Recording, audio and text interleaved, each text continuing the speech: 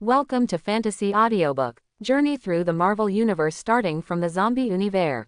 Chapter 61. The Madrox Gang. Bai Yi raised his eyebrows, then felt relieved. He and his group drove across half of South Dakota in a jeep they stole from the doppelganger, only to be seen by a gang that had a grudge against the doppelganger and wanted to seek revenge. This jeep was not open top, so they naturally couldn't recognize who the passengers were, so they just assumed they were clones and moved separately. The thug instantly caught Bai Yi's puzzled expression and immediately screamed, "Misunderstanding, Uncle, we were chasing this car, and we thought you were the doppelgangers." He had been licking blood from the tip of a knife in the wasteland for several years. If he didn't have this sharpness of vision, he would have been killed by some grumpy boss, let alone die in the fire.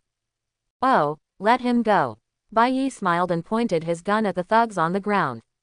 The thug felt a chill spread from his spine to his whole body, and cold sweat continued to drip from his forehead. The group of people in front of them are by no means good.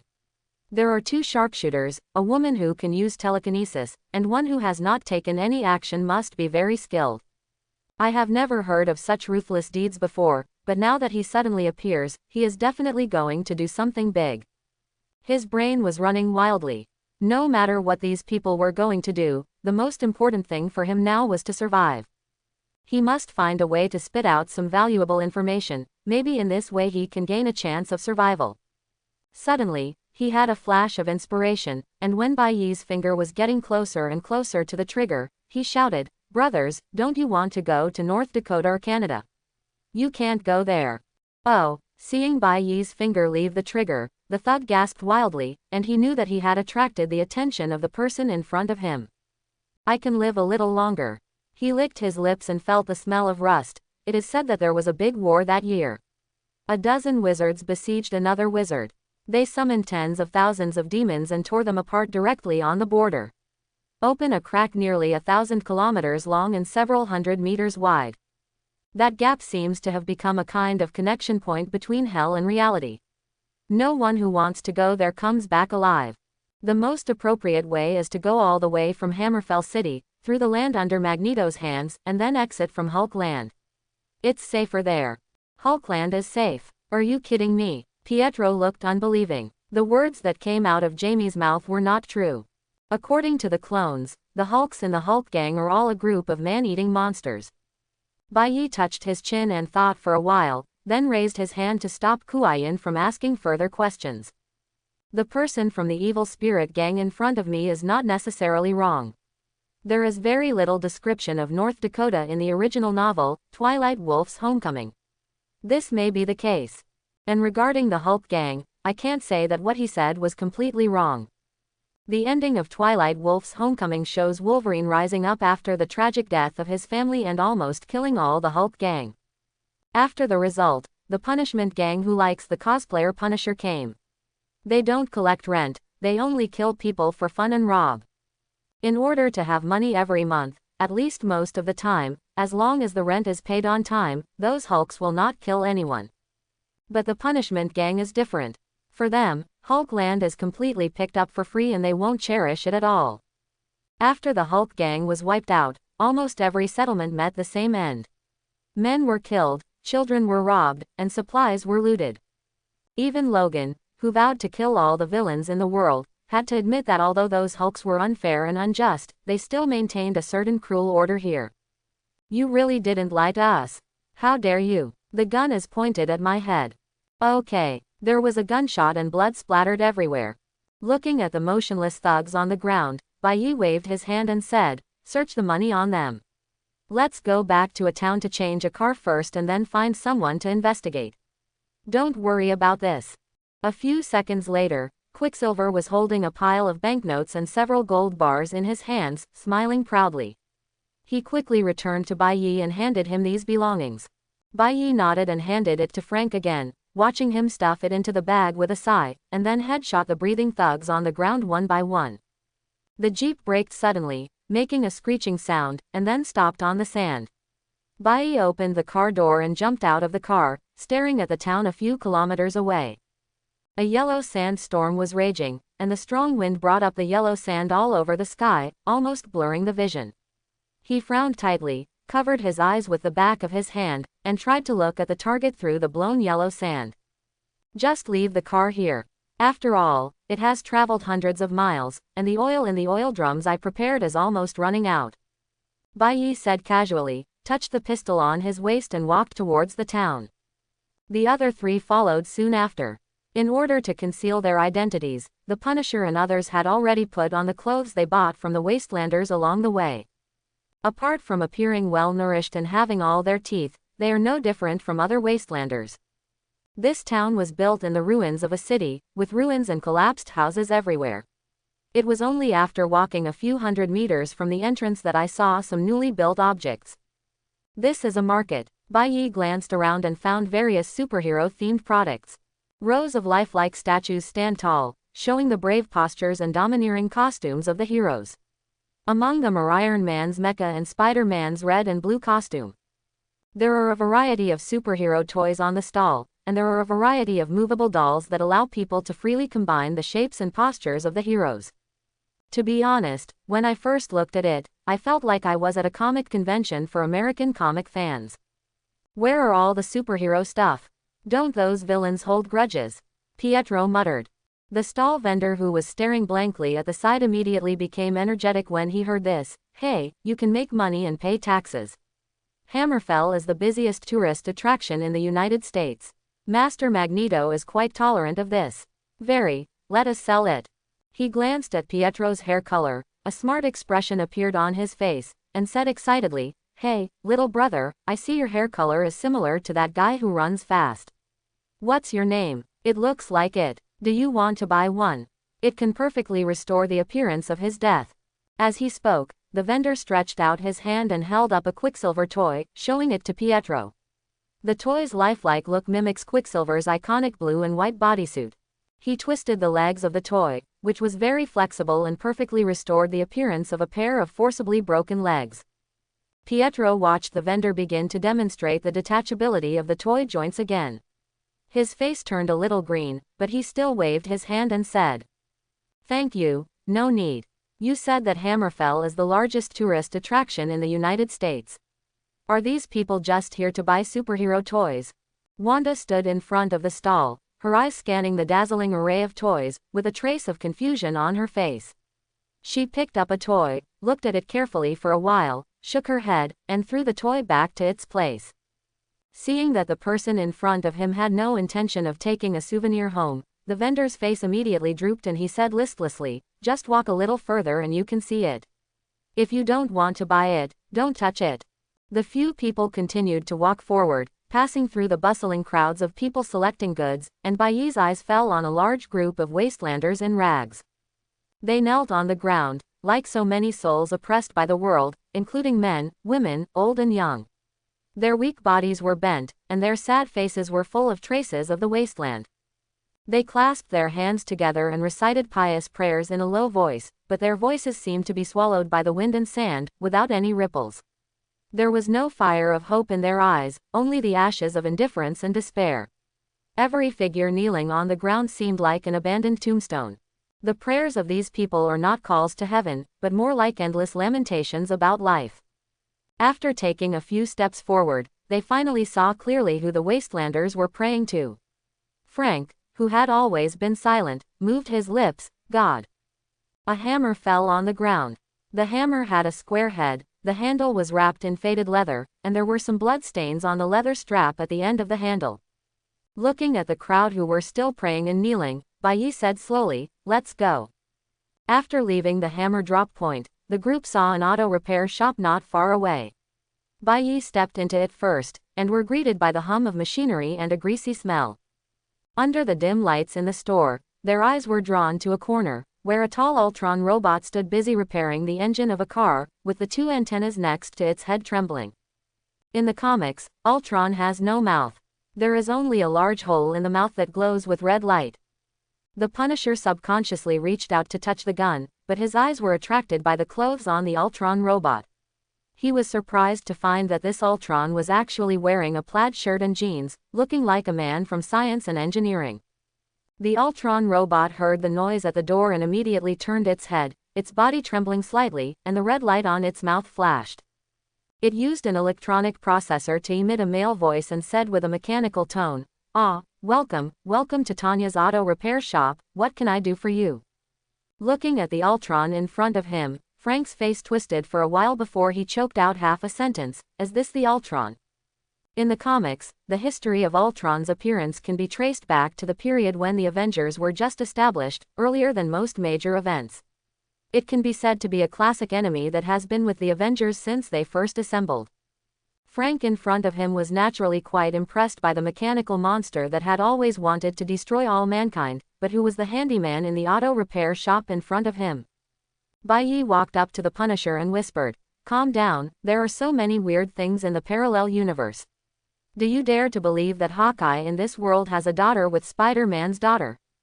The Peter of this universe gave birth to a daughter named Tanya with an unknown black woman before his death, and he did not inherit any superpowers. Peter Parker was probably still in school when Hawkeye joined the Avengers, and the age difference between the two was still 6 or 7 years old. No matter how early Peter gave birth and had children, his daughter Tanya and Hawkeye would still be more than 20 years old when they got married and had children. As for this Ultron, its full name is Ultron number 8, or that's what it calls itself. It seems to be an iterative version of Ultron that has a short circuit in the head. It has no interest in destroying human beings and just wants to survive. Run your own little life in the wasteland." After Hawkeye and Tanya divorced, Ultron 8 and Tanya came together to live together, raising Hawkeye and Tanya's daughter together, and they were also friends with Hawkeye. "I will really take care of your wife, and you will do it to the best of your ability without worrying about it." Ignoring the still dazed Punisher, Bai Yi walked to the counter and pressed the bell on the counter. The bell rang faintly. He smiled and looked at Ultron 8 and said, "Do you guys have any used cars for sale here? That bell is about to break, please don't touch it." Ultron came over and gently held Bai Yi's wrist, and then it detected a lot of abnormal readings. After taking a few steps back, Ultron said vigilantly, "Your power is beyond the scope of normal humans." There was a hint of caution in his voice. Bai Yi frowned. He didn't expect this robot to detect his body data so actively. The local wastelanders were really rude. He shook his head slightly and put this episode behind him. He pointed to the 3 people behind him, took out a bundle of banknotes from his pocket and handed them over. "Still, buy a car, and I need your help. A small favor." "What?" Ultron took the money, but did not put it directly into his pocket, looking at Bai Yi cautiously. "Is Tanya's ex-husband here? We want to meet him." "Oh, God, here we go again." Ultron suddenly slapped his metal forehead, making a crisp sound. "There are always some gangsters coming here looking for trouble, just because of the trouble caused by Clint Barton, that is, Hawkeye, outside. It is difficult for gangsters there to find Hawkeye wandering in the wasteland. But it is still very simple to inquire and find Barton's ex-wife's home. We were introduced by his friend Logan. Let's ask him if he wants to avenge the Avengers from 40 years ago." Ultron knocked on his metal skull, making a thumping sound, accompanied by a burst of red light flashing in its eyes. "I just searched my database 6 times. If you want to refer to the day when the hero fell, it should have been 43 years since that day. Your information is wrong." 43 years. Bai Yi's eyebrows twitched slightly. This sentence was a bit unexpected, but when he thought about it carefully, the clone's brain was basically damaged, so it seemed reasonable to remember the wrong date. But it doesn't matter. Do not mind the details.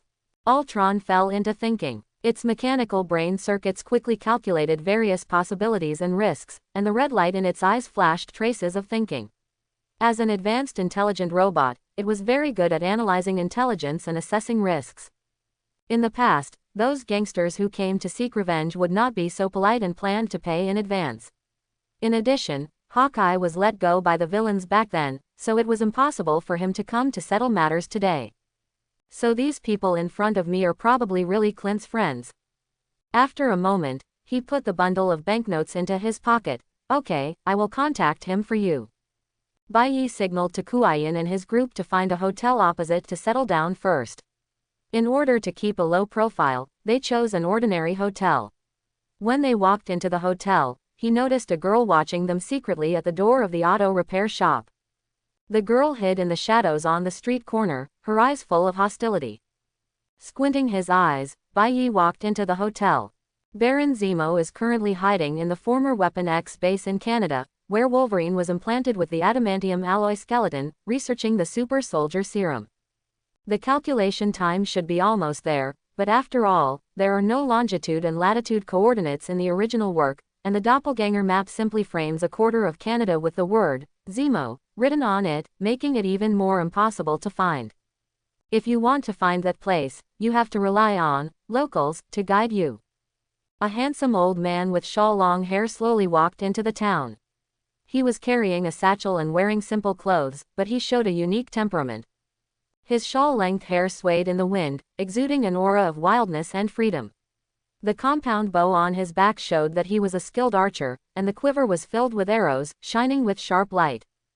As he walked through the streets of the town, people subconsciously moved out of the way to avoid his presence. They seemed to be no strangers to this person and were filled with awe.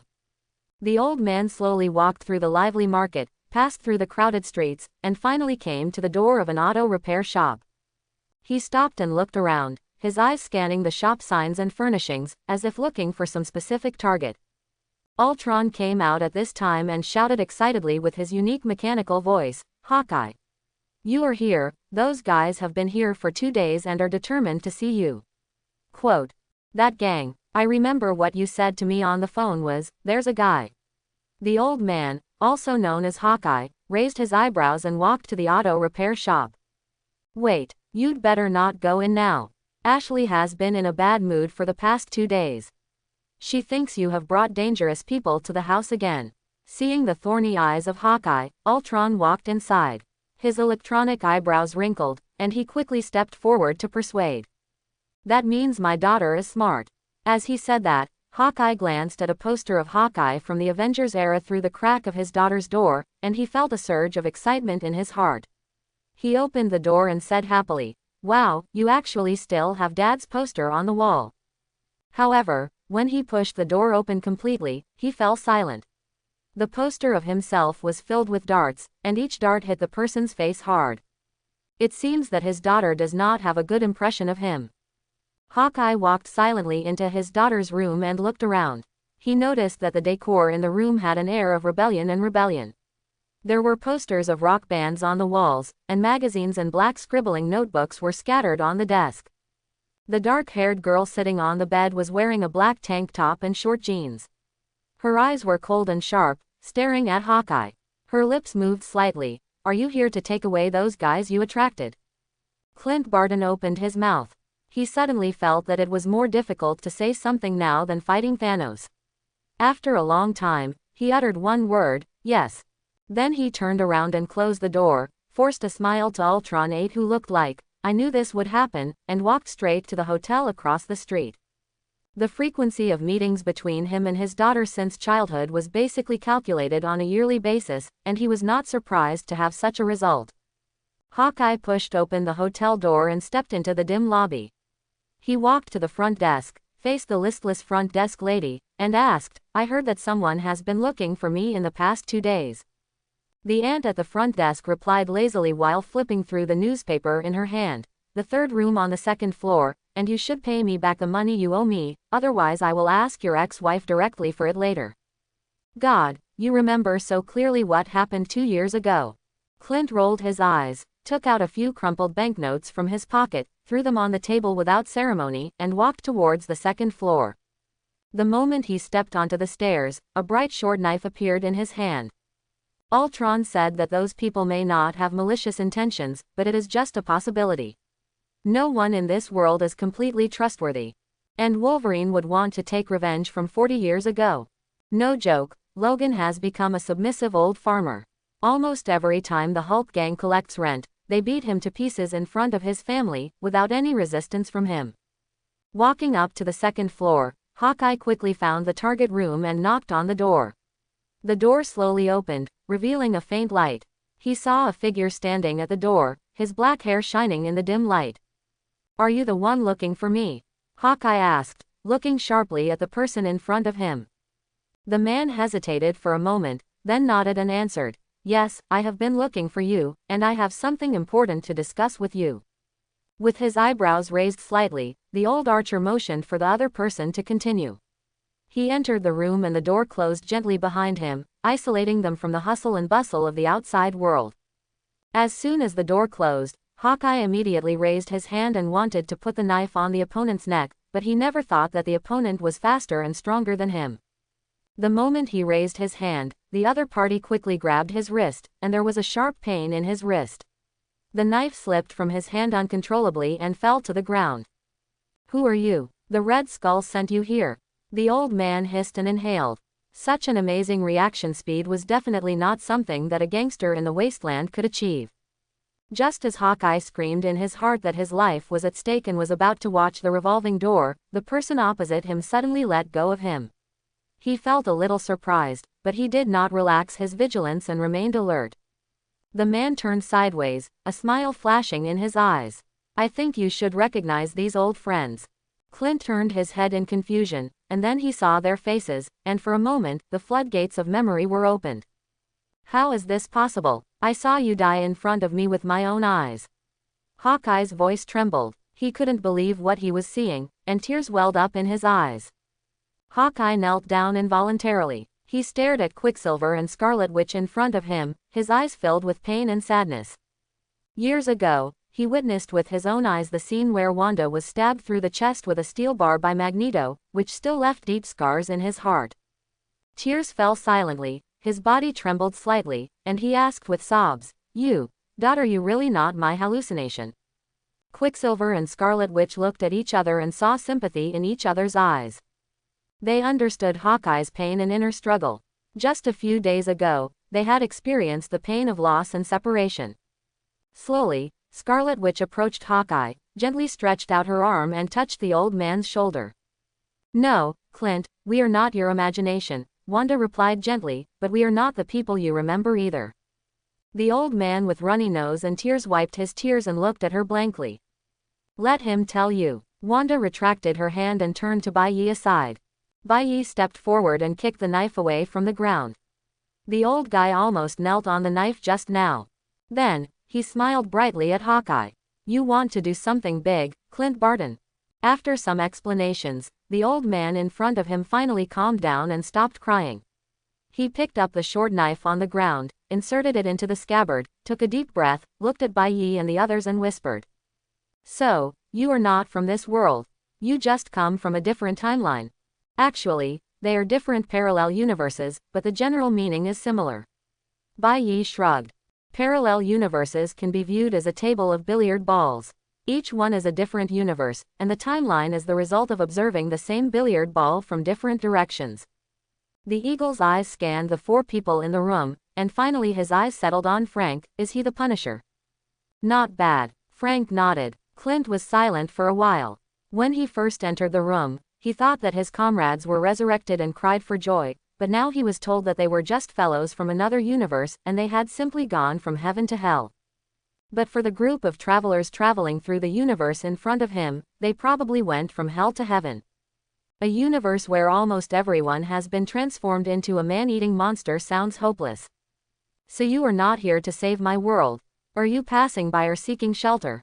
Eagle Eye sat on the ground, took out a piece of cloth from somewhere, and wiped his bow. Before Wanda wanted to say something, Bai Yi shook her head and said first. "No." Looking at the old man whose eyes were getting darker and his head lowered further, he added. "But it turns out yes." Clint raised his head suddenly, his eyes gradually brightening. "Before we talk about what we want to do, let's talk about you first. Why don't you enjoy your old age like Logan when you were so old and run around outside without even caring about your daughter?" Bai Yi pointed at the old man. Eagle Eye sighed, "Just like you said, I don't have a few years left to live. I've also suffered from glaucoma in the past 2 years. My vision will completely disappear before I die. I have already saved enough money for my daughter Ashley. I know a lot about dangerous but profitable businesses in the wasteland, but..." He reached out and touched the bowstring, then gently pulled it away from Bai Yi without setting an arrow, and then gently pulled it back.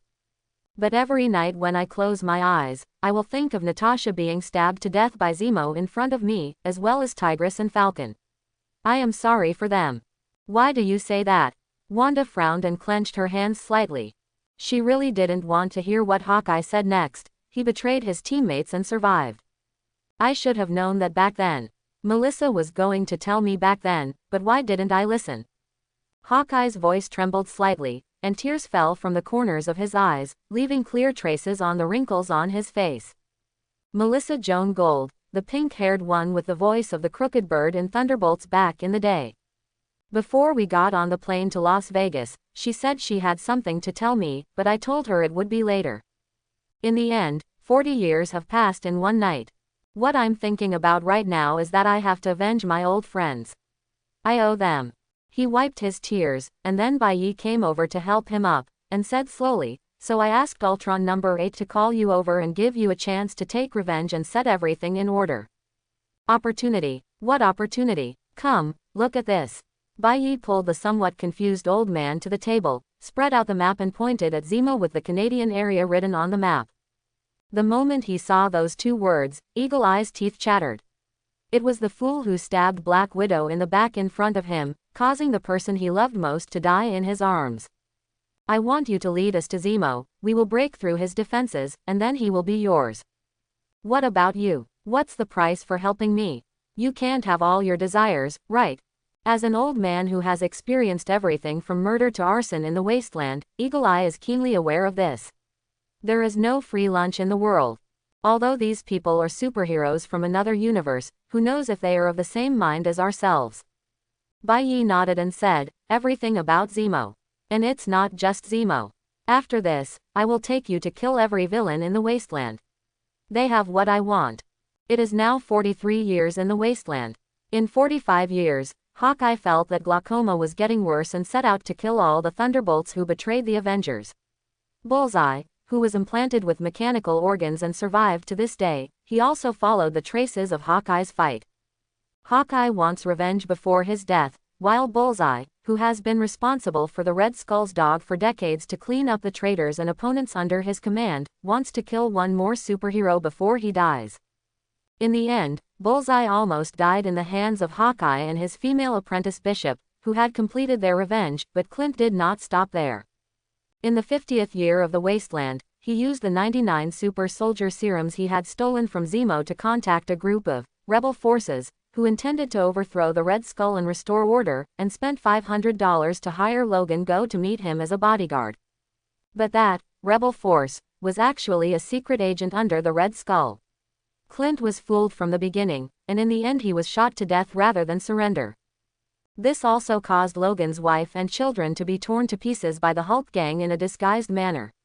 The reason was simply because Banner had itchy hands and wanted to kill a few more superheroes to add to the fun, so he used this method while Logan was not at home. A way to force Logan to take action. The result: Old Banner was disemboweled by Old Logan, and the Hulk gang was blown up into the sky by the overloaded Fantastic Four speedster. Although Old Banner was not completely dead, and the Hulk gang was not killed, that is all a story for another day. Bai Yi looked at Clint, who was still a little hesitant, and twisted his neck.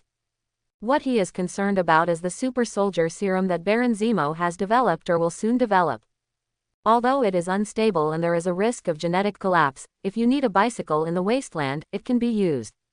It is not impossible to kill all the wasteland warlords just by killing them one by one. But if only this wasteland could be saved so easily. The Punisher of this universe is still alive after the fall, and he often breaks out in battles with gangsters everywhere.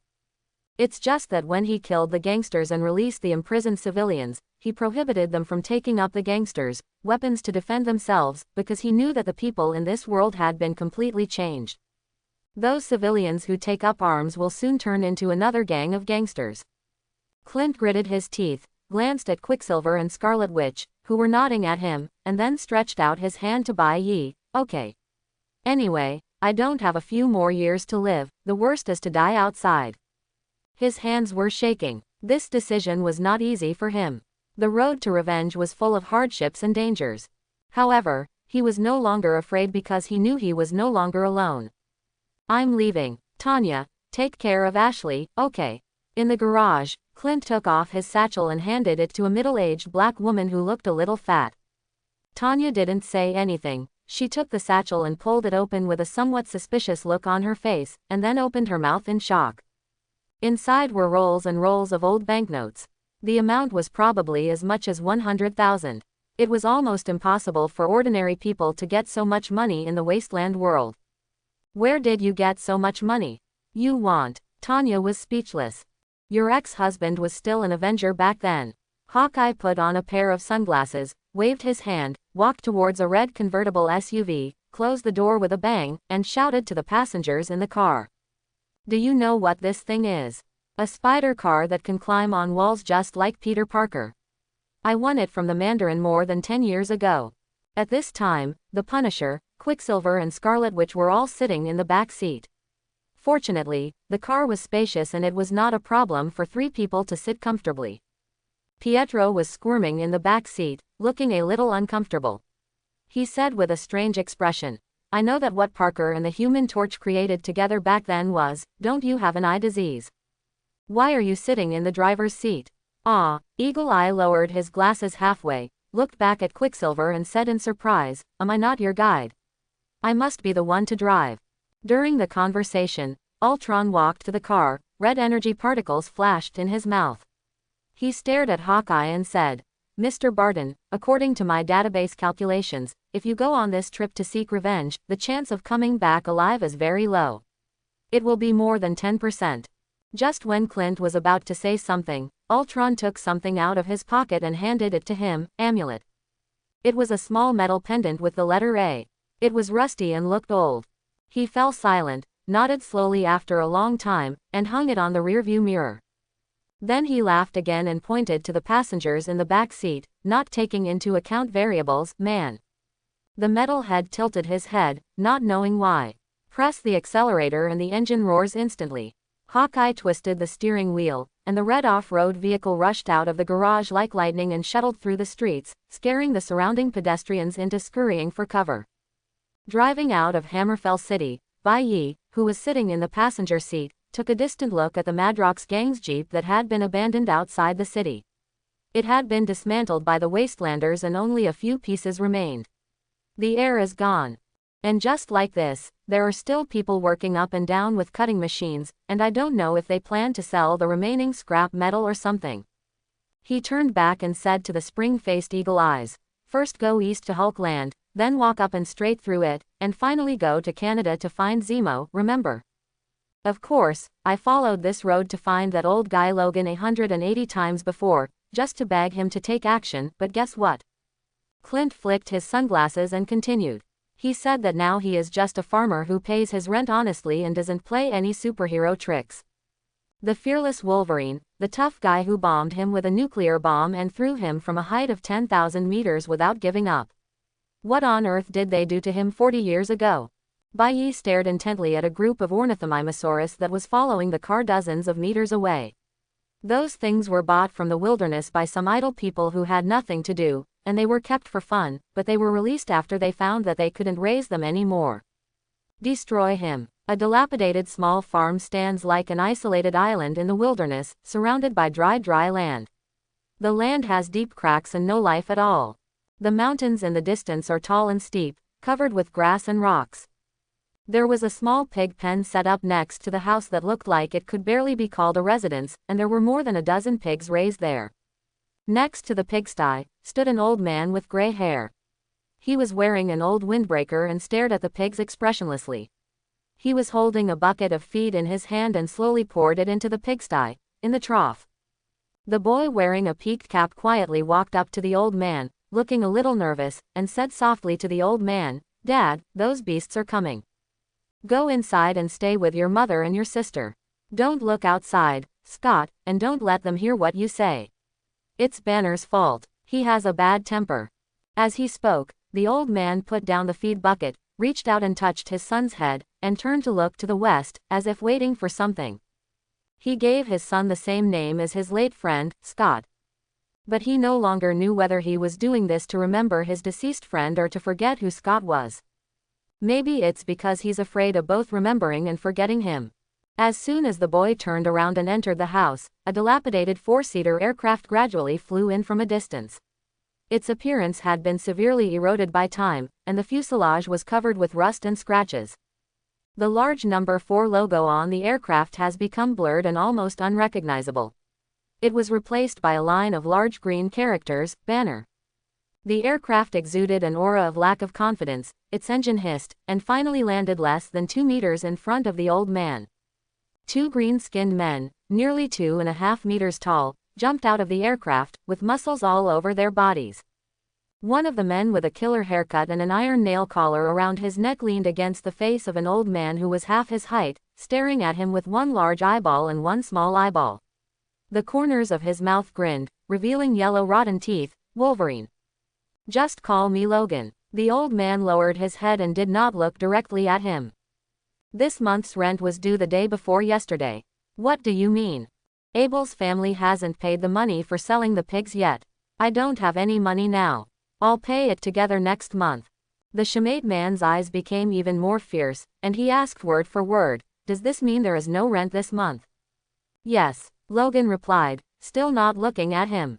The Shemate man looked into the room, smiled, put his mouth close to the old man's ear, and whispered, are those in your family members inside? Logan did not look back, but he knew very well that his wife and children were looking at him worriedly through the window. They should have listened to themselves. He finally raised his head and looked into those green eyes. It's due next month. Don't talk about my wife and children. The man who killed Matt laughed after hearing the old man's answer. Okay, then you understand the consequences of not paying the monthly rent, right? He said, his voice full of mockery. The old man replied expressionlessly, I know. He stared at the green-skinned man's raised fist and said calmly, please, sir, just fight. The green fist slammed into Logan's face, making a dull impact. The veins on his fists that had bulged from exertion were clearly visible, and blood instantly sprung up on the old man's face. Logan was lying on a simple wooden bed, with a bandage on his head, a bruised nose and face, and scars all over his body. The body trembled slightly, and there was pain in the injured area. A shabby quilt barely covered his body, but it could no longer hide his pain and exhaustion. He had his eyes closed, a look of tiredness on his face. That idiot from the Banner family was so ruthless that an ordinary person would be left with nothing but a puddle of rotten flesh. It's not like it was back then. At that time, this small injury would have healed in less than a minute. Fortunately, although his self-healing factor was as old as him, it would still start to work no matter what, and he would be fine in a day. There was a glass of warm water and a plate of simple food on the bedside table. Although it was simple, it was prepared by the eldest son Scott and the youngest daughter Xiaoyu. He felt a warmth in his heart, and the concern of his children made him feel that everything was worth it. The door creaked open, and Logan's wife Marlene walked in. She held a towel soaked in water in her hand and gently wiped the wounds on the old man's face. Marin's movements were gentle and meticulous, and she couldn't bear to bring more pain to the old man. The towel gently touched the wound and gently wiped away the oozing blood. She frowned, her distress palpable. Logan felt the moist feeling on his face, and he said softly, don't be afraid, they promised us, we will collect it together in a few days. Marlene silently held Logan's hand gently without saying a word. Dad, Uncle Barton is here, and he brought someone he doesn't know. Scott's voice came from outside the door. There seemed to be a hum of a car engine in the distance, confirming his words. Logan sighed and said, just let them in. I don't know which year started, but almost every once in a while, the old guy Hawkeye would come to chat with him, and just as he was chatting, the conversation would turn to the affairs of the Avengers and the X-Men back then. It was also the last thing Logan wanted to remember. Logan knew very well what Hawkeye had in mind. He just wanted Wolverine to come out again and join him in killing all the villains in the wasteland to give justice to his comrades. But Logan felt that he had already started over. Now he just wanted to guard his wife and children until death, and no longer thought about those superhero things.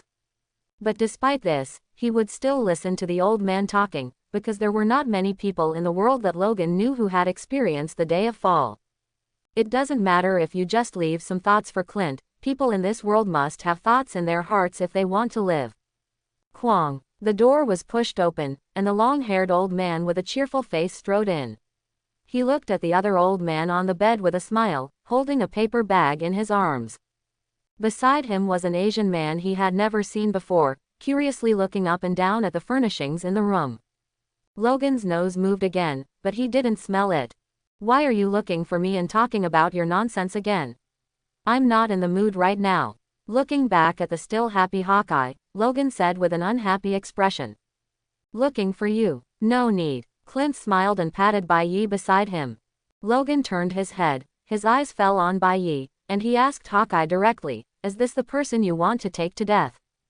Before Clint could say anything, he said kindly to Bai Yi again, boy, listen to my advice. Get out of this room now, go home and take a nap to forget all this.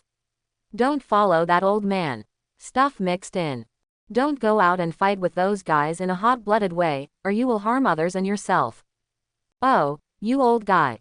Clint raised his eyebrows and was about to have love with Logan.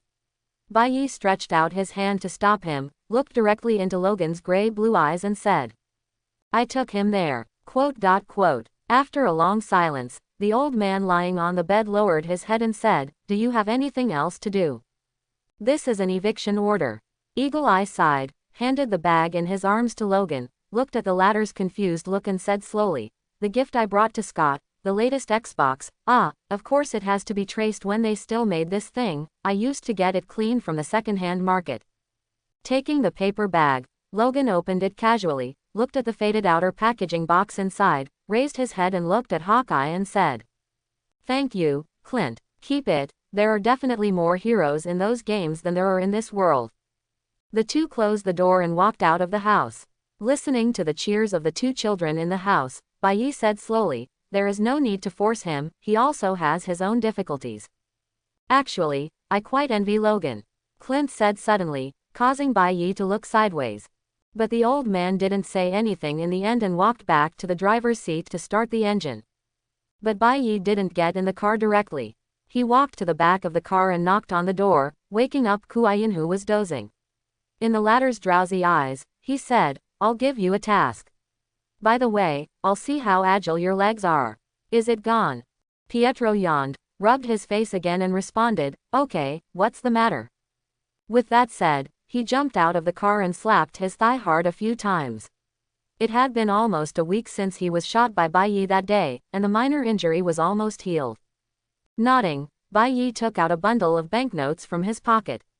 He had asked for them from Frank earlier for emergency use, run into Logan's house and put it under the third wooden board in front of the cabinet in his bedroom. That piece of wood is very loose. Just break it a few times so that he can step in and find the money when he wakes up in the morning. After taking the money, Pietro scratched his silver hair and asked doubtfully, then what if I am discovered?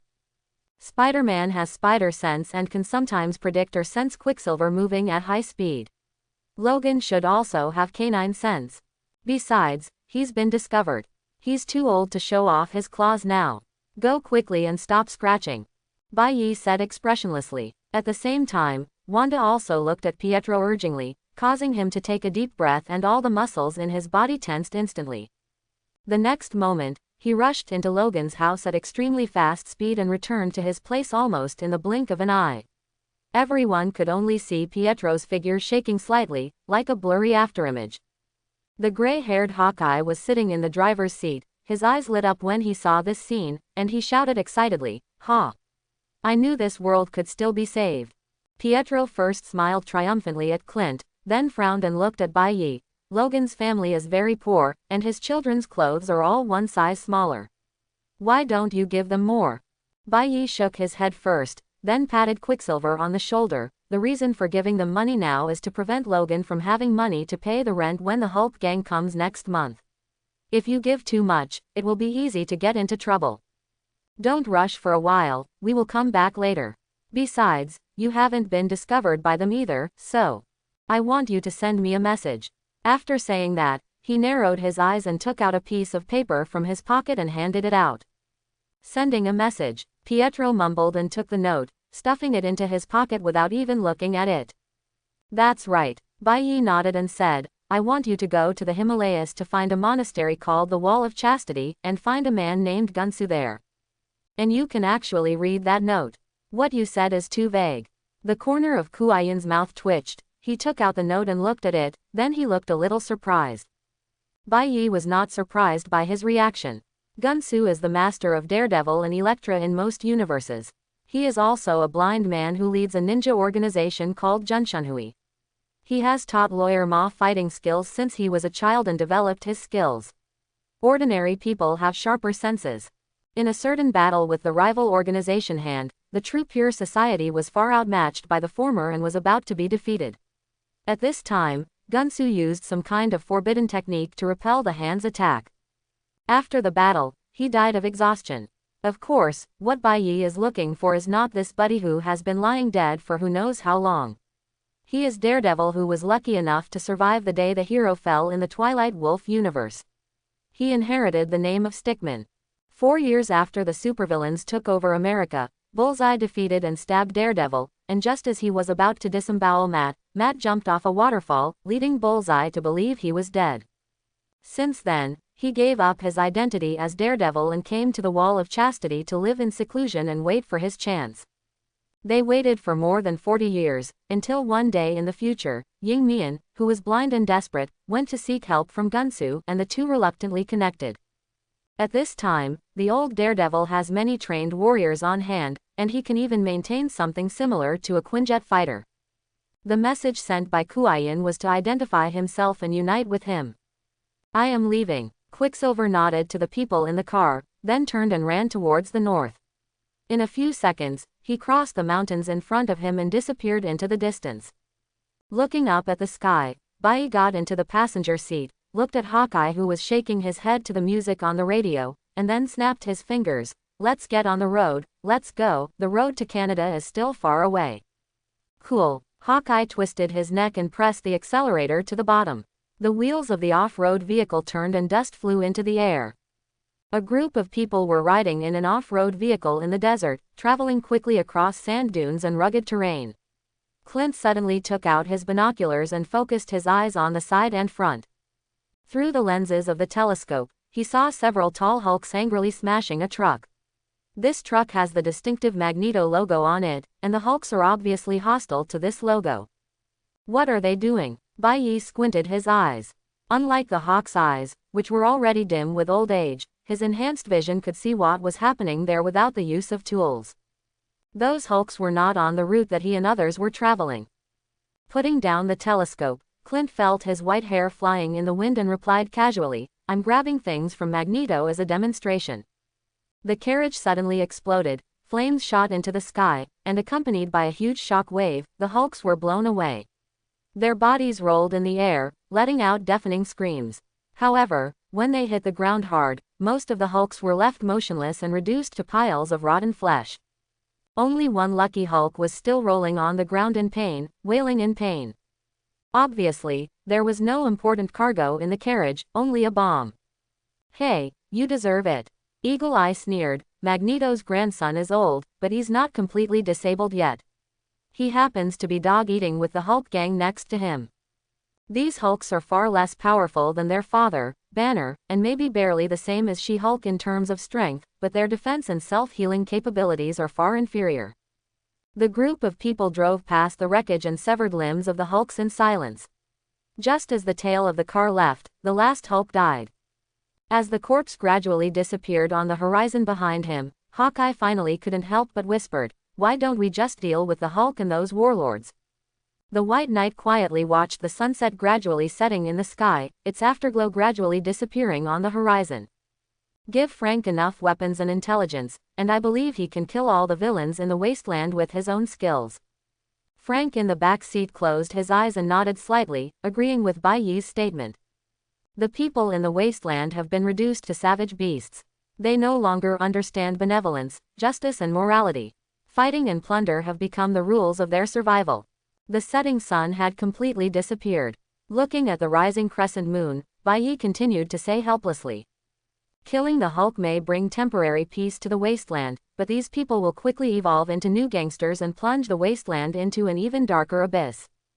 Judging from the results, in The Nighthawk Returns to the Nest, Clint, who wants to take revenge and bring justice to the wasteland, kills and kills all the way, killing 10 times as many civilians as he did, the Wicked. Twilight Wolf was not far behind either. After killing Banner, he rode a white horse around the wasteland for several years. As a result, Civilians everywhere almost knelt down and begged him not to carry out justice.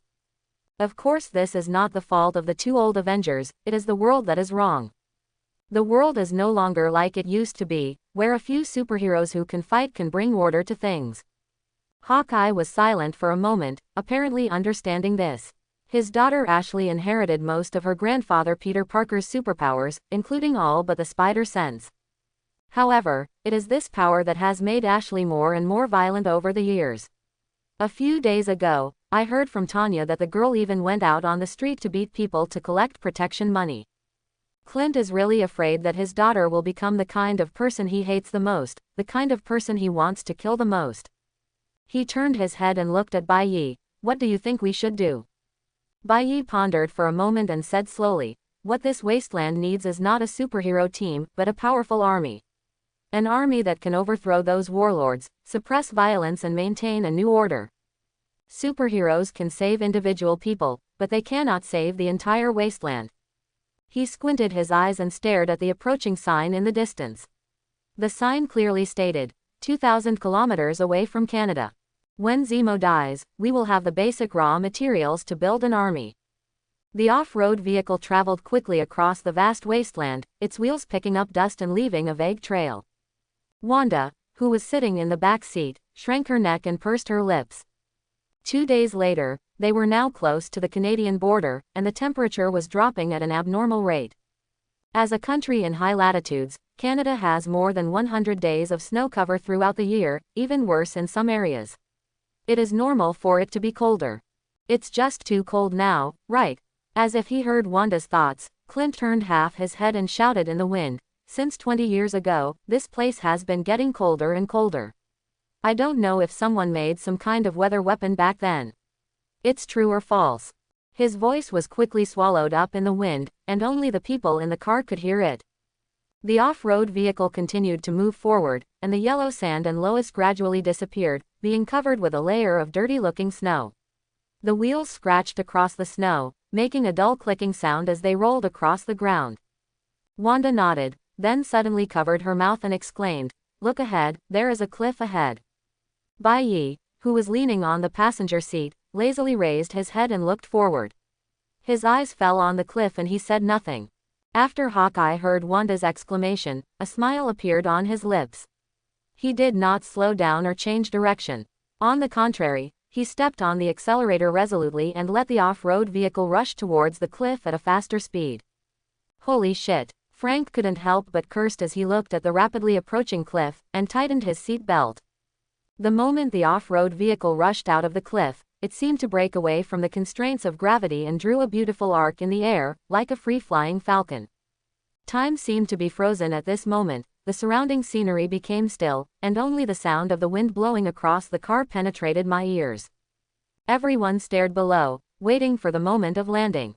Bang! The off-road vehicle landed heavily on the ground below the cliff, making a dull impact and splashing earth and rocks, but it was unscathed. Ha! Spider car, boy! Clint laughed. The off-road vehicle twisted and continued to move forward. After passing through a silver-covered pine forest, they turned onto a dilapidated black road. Bai Yi looked up and saw a rusty signboard. It had long been in disrepair and the handwriting was blurred. The sign read, "Checkpoint 2 kilometers ahead," showing the route in faded black letters. "We're almost in Canada. We're still some distance from the Rocky Mountains," he said casually. Baron Zemo is currently in the abandoned weapon. There is a desolate scene on both sides of the road, with dilapidated houses and broken walls coming into view. It's time to change cars. This spider car is too conspicuous. With that, Clint turned the car into the ruins, and several people got out of the car. Soon Hawkeye drove out another one that looked shabby. The car called for everyone to come up. "Well, don't do anything when you get to the checkpoint. Old man, I've been here before. I have a way to get through," Hawkeye said as he glanced at the passengers in the back seat from the rearview mirror. After Frank glanced at Bai Yi and nodded reluctantly, he started the engine and continued forward. At the checkpoint, 2 soldiers seemed to be sitting listlessly in the sentry box, stretching their hands toward the stove to keep warm. When they saw the off-road vehicle approaching, one of the soldiers immediately stood up and shouted, "Stop! This land belongs to the Lord of the World. the destroyer of Alpha Force, the king of the north. Lord of the world. Upon hearing this word, Wanda raised her eyebrows in confusion. Bai Yi touched his chin and replied, a caveman who has lived from 40,000 years ago to now, but our trip has nothing to do with him, so we don't need to pay too much attention to him. The master of the world, this guy's experience is basically the same as that of Vandal Savage from DC next door. They are both old guys who got some kind of adventure from ancient times and have lived to cause trouble in modern times. The car door clicked open, and Hawkeye jumped out of the car with a smile on his face. He shouted to the two soldiers, George, Jim, are you on duty today? The two soldiers heard Clint's voice, looked at each other, and then lowered their guns slightly. Bai Yi in the car watched Hawkeye and the soldiers come together. They started talking to each other, and the air inside and outside the checkpoint was filled with joy. Finally, the old man took out some banknotes from his pocket, gave a little to each person, and the roadblock was removed to make way for traffic. What? There's more to it than just fighting and killing. Clint, who returned to the car, snapped his fingers at the Punisher and held the steering wheel happily. Bai Yi glanced at the two soldiers behind him in the rearview mirror. It looks like they know you very well. That's right, I visited this place 2 years ago when I was smuggling. The mobility of people in these places is not high. As the car engine started, Eagle Eye's chat box was opened again. If we kill them now, regardless of whether the body is found when the shift is over, those people will call the police to the Lord of the World or Zemo or the like. The car was still driving, and Bai Yi narrowed his eyes. He saw a woman with tumors on her head walking hard in the ice and snow on the roadside in the distance, and immediately shouted, "Stop!" From a close look, her skin was very pale, and the twisted and deformed mass on her head seemed to be constantly squirming. After stopping the car, Clint took off his glasses and said in surprise, "What? We don't have time to care about a guy who is over-radiated right now, business is more important." "This is business." Bai Yi opened the car door and rushed over, kicking the woman to the ground. Before she started screaming, he took out a gun from her arms and then kicked her up again. Are these guys usually so violent?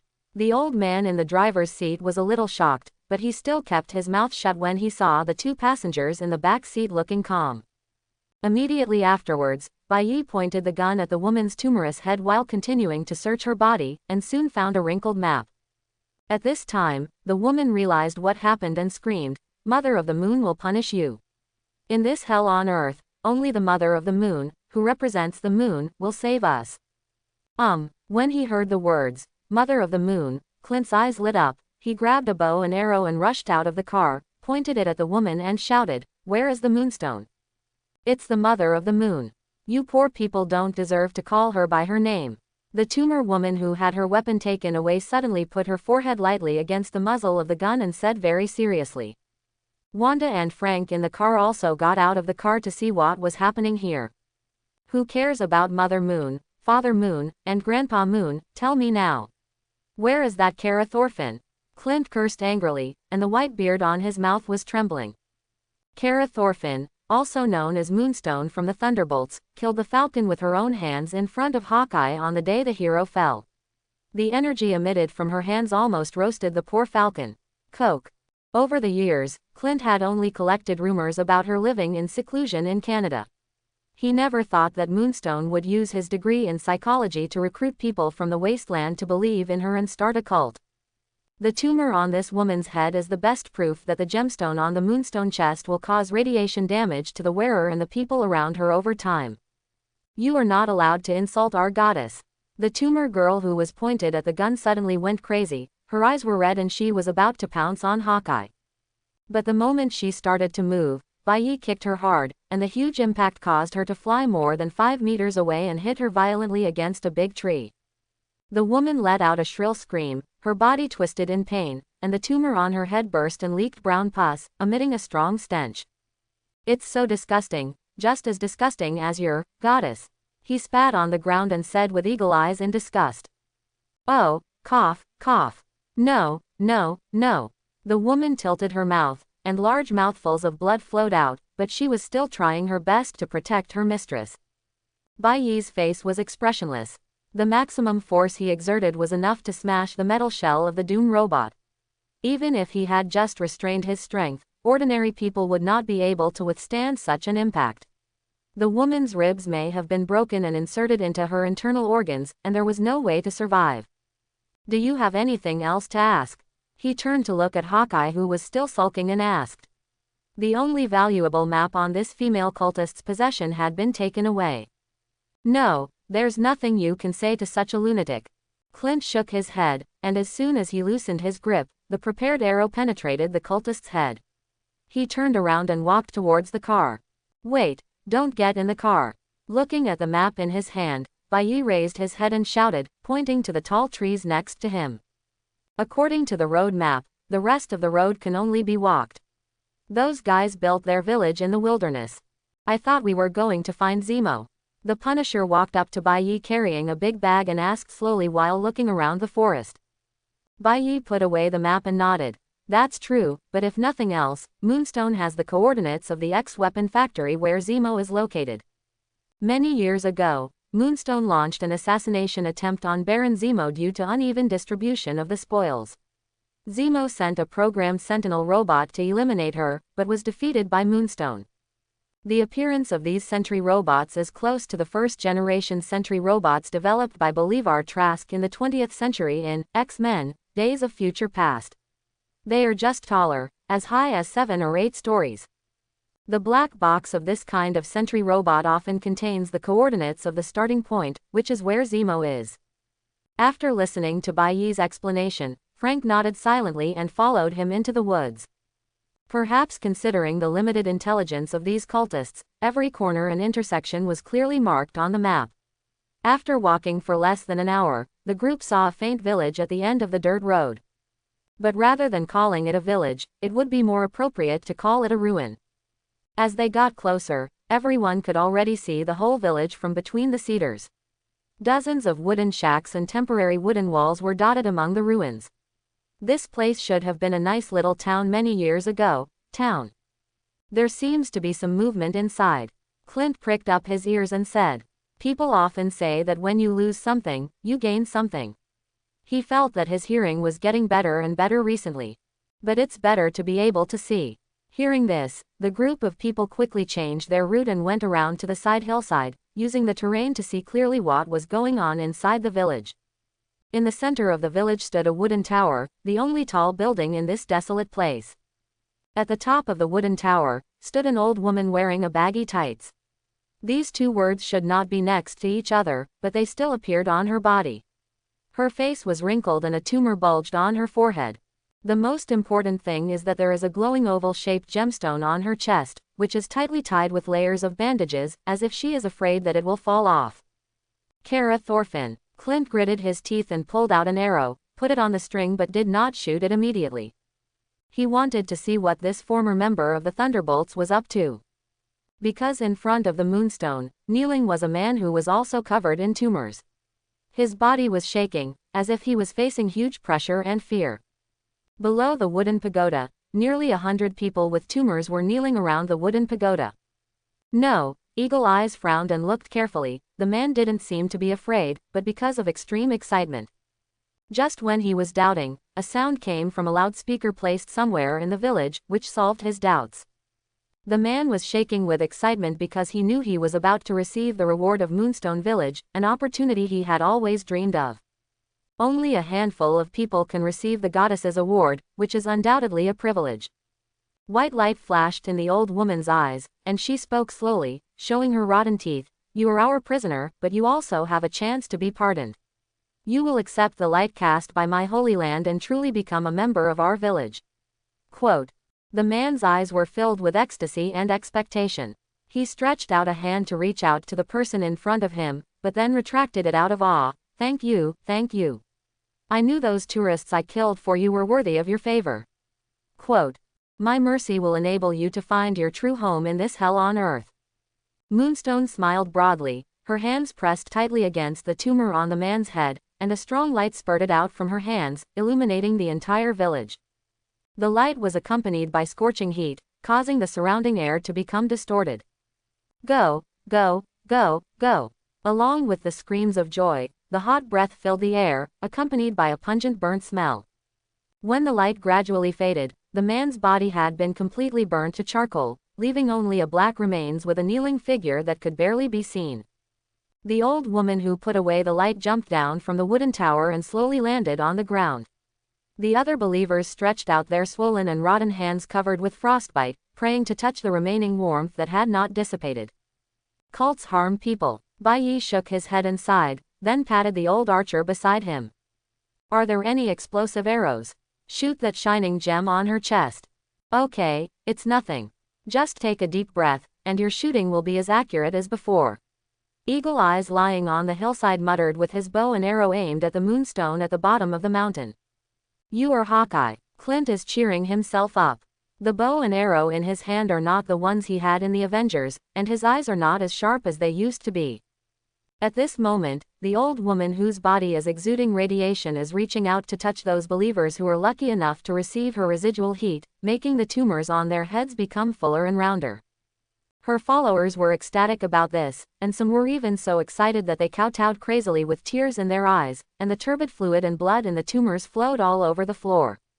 For Sam, Clint gritted his teeth, relaxed his thumb holding the bowstring, and moved his index and middle fingers away from the nock of the arrow.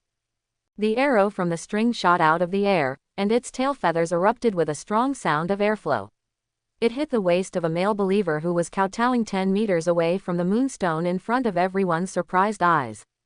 Ouch! The male believer immediately screamed in pain, jumped up suddenly, hissed and looked at the arrow stuck in his waist. What is this? Bang! A ball of fire rose from the crowd, blowing him into pieces and sending several people around him flying. Moonstone and the believers in the center of the crowd were all shocked and looked towards the explosion. Fake. Eagle Eye hit his head hard, with a look of regret on his face. He actually missed it. Will the opportunity for revenge that he finally obtained slip away from his hands like this? Why is he the one who disappoints people every time? This was true 43 years ago, and it is true now. Oh, luckily I have a backup plan. Bai Yi shook his head. If it was not necessary, he would have wanted Clint to complete this revenge by himself. It was what he deserved after so many years of suffering. But if you give this old man a chance, why won't he use it? The only alternative is to have a backup plan. Bai Yi Nunu mouthed, do it. Frank, who had already set up a sniper rifle next to him and was ready to go, understood and gently pulled the trigger. In the village square, Moonstone pushed back her withered white hair and tried to maintain her glorious image in front of the believers. She stepped back and shouted, My children, there are evil people who want to shamelessly attack your moon mother. Go find them and kill them. Moonstone, who was lucky enough to escape, was just about to command her fanatical followers to fight when a 12.7mm bullet hit the sparkling gem on her chest, causing it to shatter. No, no, no, no.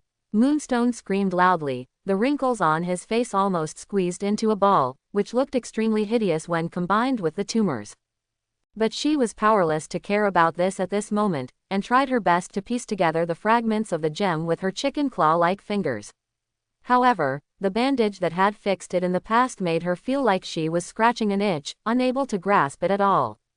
The fragments sizzled, and countless dark yellow energy threads overflowed from it, dancing wildly on the old woman's body. The tumor that would have taken several years to grow suddenly appeared on her head like it was free, and her white hair fell to the ground. Mother of the Moon is in trouble. Go and help her. We are with her. I don't know which believer shouted this. The believers who were still in shock just now cried and howled and crowded over. Several people were even trampled to death in the chaos. Clint, who had already put away his bow and arrows and started watching the show, had a very strange look on his face, stroking his white beard and said, This is really the scene I never thought my revenge would be like. Bai Yi raised his eyebrows and looked, What kind of revenge do you imagine? Fighting them for 300 rounds on top of Stark Tower, and finally shooting an arrow at the prayer of the old enemy and leaving in style, leaving only a dashing person behind. Back view. Clint's eyes lit up and he slapped his thigh. You really understand me? Go away, idiot. You are making me unable to concentrate. Moonstone shouted angrily, raising her hand and sending out a blast of energy that burned the two closest believers to charcoal, trying to drive them away. But at this time, the sound made by those fragments became louder and louder, even covering up her angry roar. Seeing the Mother of the Moon bestowing a gift that only a few people would normally receive, the believers were even more excited, thinking that the goddess was very satisfied with everything she had done.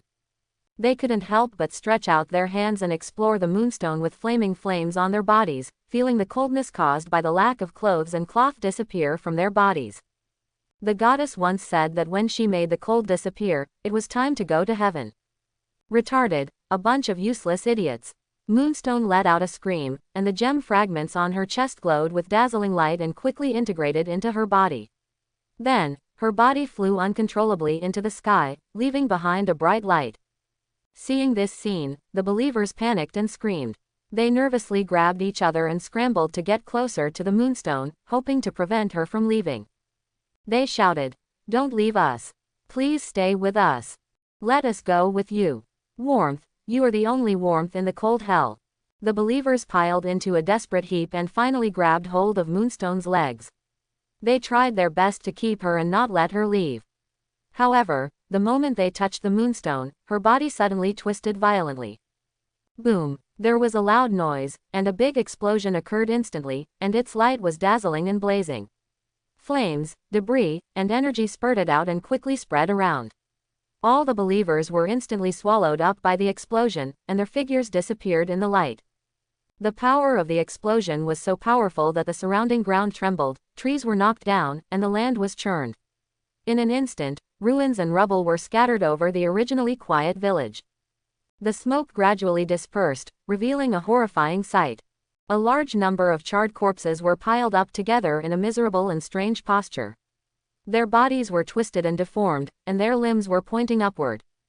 But the most eye-catching thing is the most complete and charred corpse at the highest place in the pile of corpses. Until her death, she stretched out her hands to push away the loyal believers who wanted to support her. Bai Yi smacked his lips and looked at the pile of black smoke in the Moonstone village. Tisk, tisk, tisk, the artistic content of death is quite high. Let's go down and look for the head of the sentry robot. If I remember correctly, it should be nearby. That thing is quite resistant to explosions. Clint, who was about to slide down the hillside with a bow on his back, scratched his head and looked over, a little confused. What do you mean you remembered it correctly? Ah, don't you know? I am a prophet. Bai Yi, who had already walked a few steps, tilted his head in surprise and said. Frank and Wanda behind him nodded solemnly together. Chapter 71. Because you didn't tell me. Eagle Eyes said with a drooping face. Don't worry about these details. Bai Yi waved his hand and took the lead and slid down the hillside. The height was not too high. The other three soon followed, walking towards Moonstone Village, or rather its ruins. As soon as Bai Yi's feet stepped into the dividing line of the village, he felt that the temperature here was not that cold compared to the outside world. I don't know if it was because of the explosion or because the moonstone had already used its own power to change this place. Kicking away a piece of rotten wooden board that still had sparks, Bai Yi caught Clint, who was striding forward. He looked at the pile of corpses in the distance and said, I'm afraid the amount of radiation over there is not low. You have to go back alive to take care of it. As for Ashley, that girl doesn't make people worry. When the revenge-seeking Eagle Eye heard this, he shrank his neck and retreated behind Bai Yi. He had only a few years to live and he would die soon, but his useless daughter still needed someone to teach her. Although in the original plot, Hawkeye and his female apprentice Bishop simply attached themselves to the dead moonstone and did not suffer from radiation sickness, but you can never be too careful. The appearance of his head full of tumors was really unsightly. Bai Yi reached out and patted Wanda on the shoulder again, and the latter immediately understood. Wanda took a deep breath, and her hands burst into bright red light. Her mind power wrapped around the charred corpse, forming a huge red ball of light. Her gesture changed, and the red ball of light slowly rose and suspended in the air. Immediately afterwards, the corpses were thrown away, flying over the ridgeline at an alarming speed and disappearing from sight. Before she could take a breath, Bai Yi patted Frank on the shoulder again and said, there should be a few small green bottles in the bag I gave you, which are anti-radiation drugs. Frank immediately put down the big bag he was carrying. The bag was almost as tall as himself. He leaned down and rummaged through the bag and took out two small green bottles without any production labels on them. There is only a small eagle logo. Shield would like to have this thing printed on their toilet seats. After swallowing a pill dryly, Wanda stuck out her tongue. It felt as if she was being radiated. Let's go. After watching everyone take the medicine, Bai Yi nodded, swallowed one pill, and walked forward first. Bypassing the original location of the corpses, the group quickly arrived at the other end of the village and saw what they were looking for. A purple sentry head, almost the size of a heavy truck, was stuck in the ruins of a brick house. It had previously been invisible on the hillside due to the angle. Clint aimed his arrow at the sentry's head and shouted angrily, "Say, where is Zemo?" A stone fell on the damaged head of the sentry robot with a click, making a crisp impact sound, and then rolled down to the feet of several people. "I think it's dead." After Frank finished speaking, he walked around the neck of the big head with an expressionless face, looked at the randomly tangled circuits and began to think deeply, and even stretched out his hand to pull at it. "Why don't you have any sense of humor?" Eagle Eyes put away his bow and arrows angrily, muttered and turned away from Wanda's caring eyes. "There is a black box inside. It should be about the same size as your palm." Standing on the high ground and pointing, Bai Yi could see it more clearly. After hearing this, Frank no longer hesitated, and simply leaned half of his body to rummage around, making a series of noises. A few minutes later, Frank finally found what he wanted and crawled out. His body was covered with machine oil and dust. He was holding a long metal object in his hand, with a shimmering appearance. "This thing." He looked at Bai Yi. "It looks right." Bai Yi raised his eyebrows and took over, weighed the thing, then handed it to Hawkeye and said, "You should have a decoder on your body. Read the coordinates inside." "No problem." Eagle Eye took out a smaller touchscreen from his body. As an old wasteland cannon, he always carries this kind of thing with him at all times, otherwise it will be very troublesome when making money. After connecting the cables, a series of character strings immediately flashed on the touchscreen. After more than 10 seconds, it made 2 beeps and displayed a line of longitude and latitude. After taking a closer look, Clint's face darkened and he said, "Zemo is very close to us. You can see the Weapon X base less than 100 kilometers east." He clenched his slightly frozen hands, and his heart beat faster. For 43 years, he had replayed the scene of Zemo killing Black Widow countless times in his mind, and each time the hatred in his heart became deeper and stronger. And when he proudly let himself go, he said, "They have killed all the real heroes. Hawkeye has been waiting for too long, waiting to completely crush Zemo's proud pride, and then personally let Zemo taste the pain and fear. Today is the day of revenge." Understanding Clint's mood at this time, Bai Yi stepped forward and comforted, "Don't worry, I promise you that Baron Zemo will be solved by you personally." Clint's eyelashes trembled slightly, and he forced a smile to Bai Yi, "Okay." After saying that, he turned around and walked into the ruins of the village farther away on the other side, which was relatively intact. Moonstone was a woman who was greedy for enjoyment and vain. It was impossible for her not to leave a few mobility scooters in her stronghold. Bai Yi looked at his back and said nothing. Sure enough, not long after, the sound of an engine starting sounded from the ruins, and a dusty red high-end sports car drove out, completely inconsistent with the bitter cold scene in the village. "Get in the car. Let's go kill that Zemo." The old man in the driver's seat seemed to have regained his energy. He smiled and waved to the people outside and honked the horn. After getting in the car, the sports car turned around and headed to the other side where it came from. There was a spacious dirt road there that seemed to lead to the highway. No matter how close the Moonstone village was, they would need to obtain supplies from the outside world. They were not primitive people. As the sports car drove on the road, the wind roared in through the open windows and blew Hawkeye's gray hair, making it dance in the wind like a silver flag. His eyes sparkled with rage, and his heart burned with endless hatred for those who had taken the lives of those he held dear and betrayed their oaths and trust. Those members of the Thunder Force, the Avengers, trust them as much as they trust their own team members. The scenery outside the car window passed quickly, and the scenery on both sides of the road disappeared like flowing water. Gritting his teeth, the old man stepped on the accelerator hard, and the engine roared like a beast being unleashed, making a deafening roar. The vehicle instantly burst out with powerful power, the pointer on the instrument panel rapidly rotated to the right, and the speed soared to the limit. "Zemo, I'm here." In the cedar forest, a stray deer was quietly gnawing on the grass on the ground. Suddenly, the deer raised its ears alertly, as if it heard some movement in the bushes in the distance. It immediately stopped eating, raised its head and stared in that direction. Whoosh! A sharp arrow shot out of the bushes as fast as the wind and penetrated the deer's head. The deer immediately lost its balance, its neck bent, and its limbs fell stiffly on the snow. After pulling away the branches and leaves and walking out, patting the fallen snow on his body twice, Bai curled his lips and looked at the bushes behind him and said, "I didn't expect you to still have the heart to hunt. Find out the feel first. I don't want to shoot wrong when I kill Zemo later." Hawkeye muttered as he grabbed the bow and arrow and walked out of the bushes. Behind him, Wanda and Frank also filed out. Pulling out the arrow stuck in the deer's head and putting it back into the quiver, Clint glanced at the touchscreen and pointed forward. The X-weapon factory is less than a few kilometers ahead.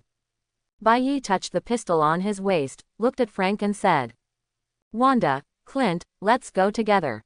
Frank, you stay behind to install the signal jammer. Also, be careful of anyone escaping. Don't let Zemo's news reach the Red Skull." The Punisher nodded and silently carried the big bag and went to do his work. The other three people soon came to a relatively low snow slope. In the open space 100 meters below the slope was a huge silver metal factory.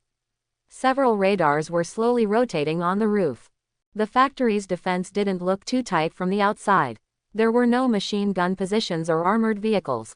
There were only 2 Hydra soldiers in coats standing at the gate. "How long until the shift is over?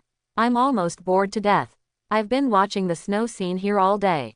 One of the younger soldiers yawned and looked listlessly at the other soldier beside him. The other soldier was obviously older and had a trimmed beard.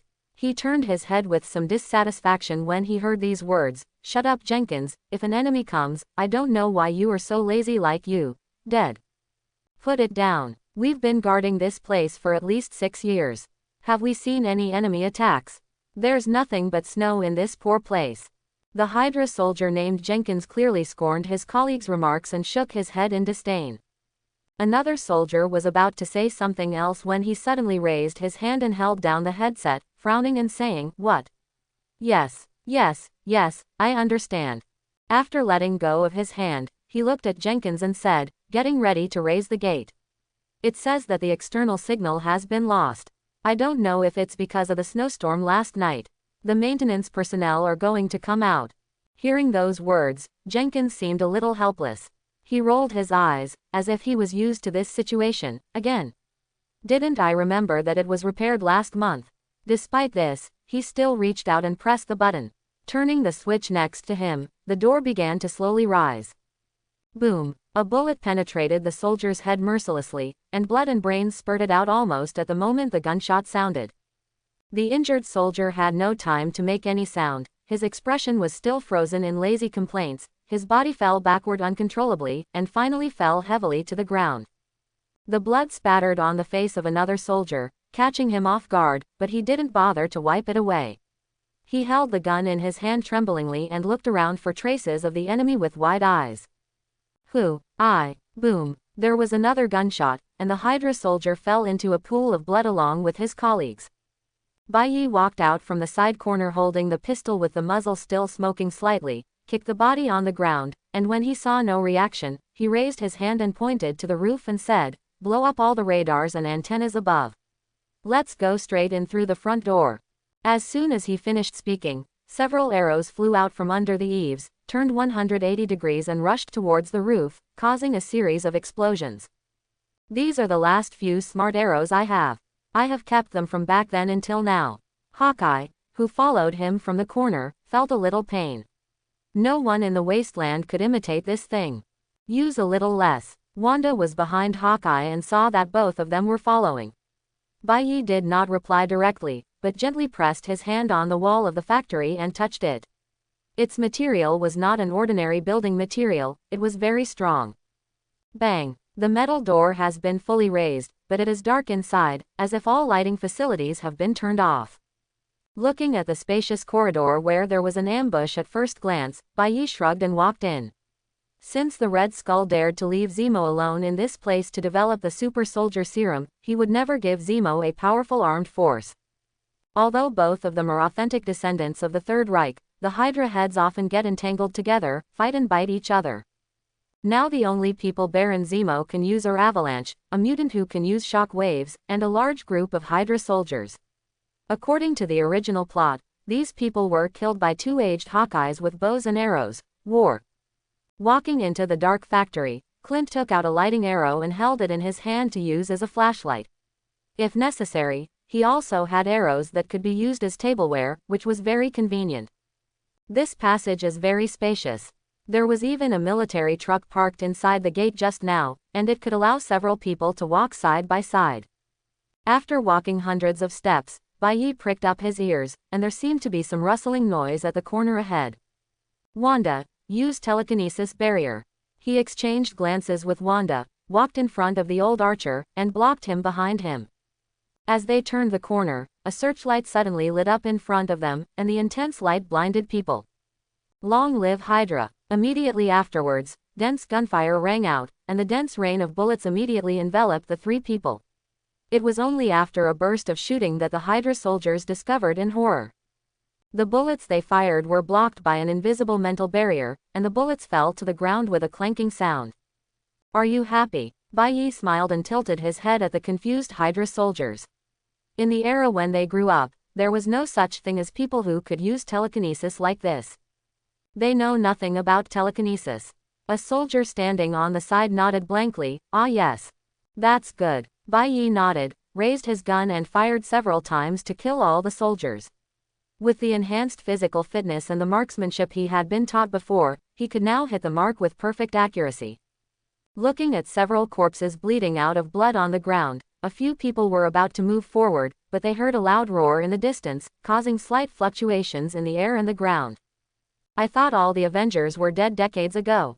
Seeing the tall man wearing a silver metal helmet walking out in front of him, Bai Yi squinted his eyes slightly and recalled the information about this guy in his heart. Avalanche, a former member of the Brotherhood of Mutants who now serves Baron Zemo. His real name was Dominique Schillard Yonald Petros. Compared to his name, which is as long as an old lady's foot wrap, his ability is very simple. Avalanche can release some kind of shock wave from his hand, which is strong enough to cause an earthquake. But it doesn't seem to be that powerful when hitting people. After the royal incident, he retained his mutant abilities, but was captured and transformed by the Red Skull not long after, using him for a short period of time before executing him. Since the Mulong universe where he and others lived was very early in time and had not experienced the M royal family, Shui Bang was very lucky to survive and even held an official position in the past few decades. Besides, this guy is basically the most powerful combat force in Weapon X Factory. Avengers, I don't know where you came from, but I know how you got in here, Shui Bang said as he squinted at Bai Yi and the other three. He raised his hands to his chest, and a burst of earthy yellow twisting waves attached to them.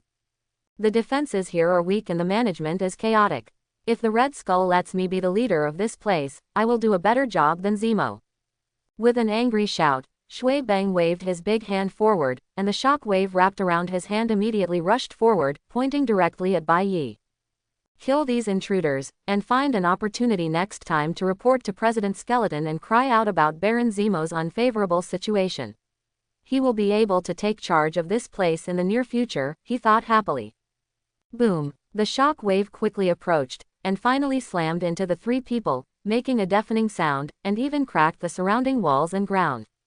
However, the picture of blood and flesh flying everywhere in Shui Bang's imagination did not appear. The energy he emitted was blocked by another stronger and more solid red energy, and was eventually completely offset. Shui Bang blinked and took a half step back. He realized that something seemed a little wrong. He was on the way when the Hydra soldiers were shooting, and he had no idea that the woman next to Bai Yi in front of him was the Scarlet Witch, and that she blocked the bullets with her mind. Wanda had already changed into civilian clothes when she was born, and she didn't look like a superhero at all. As for her face, Avalanche didn't have much interaction with her. 43 years later, she couldn't even remember the Scarlet Witch. What does it look like? However, he didn't know who the telekinesis user in front of him was, but he knew who the old man with the bow and arrow was, Clint Barton, known as Hawkeye.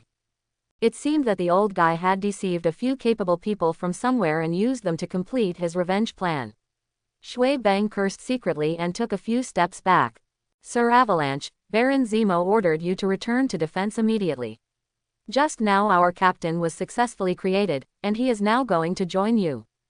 An anxious shout suddenly came from the walkie-talkie on his waist. Shui Bang looked happy and stepped back quickly. Before leaving, he did not forget to open his mouth and said harshly, "Barton, you were a useless waste 40 years ago. Do you think you can change anything by finding a few superpowers today? You're just a loser." Clint lowered his eyes, knocked his bow and drew an arrow. The arrow left the bowstring quickly, like a bolt of lightning piercing the night sky. Shui Bang's eyes widened. Before he could even utter the rest of his sentence, the arrow passed directly through his open mouth. In an instant, an arrow emerged from the back of Shui Bang's neck, and blood splattered all over the ground.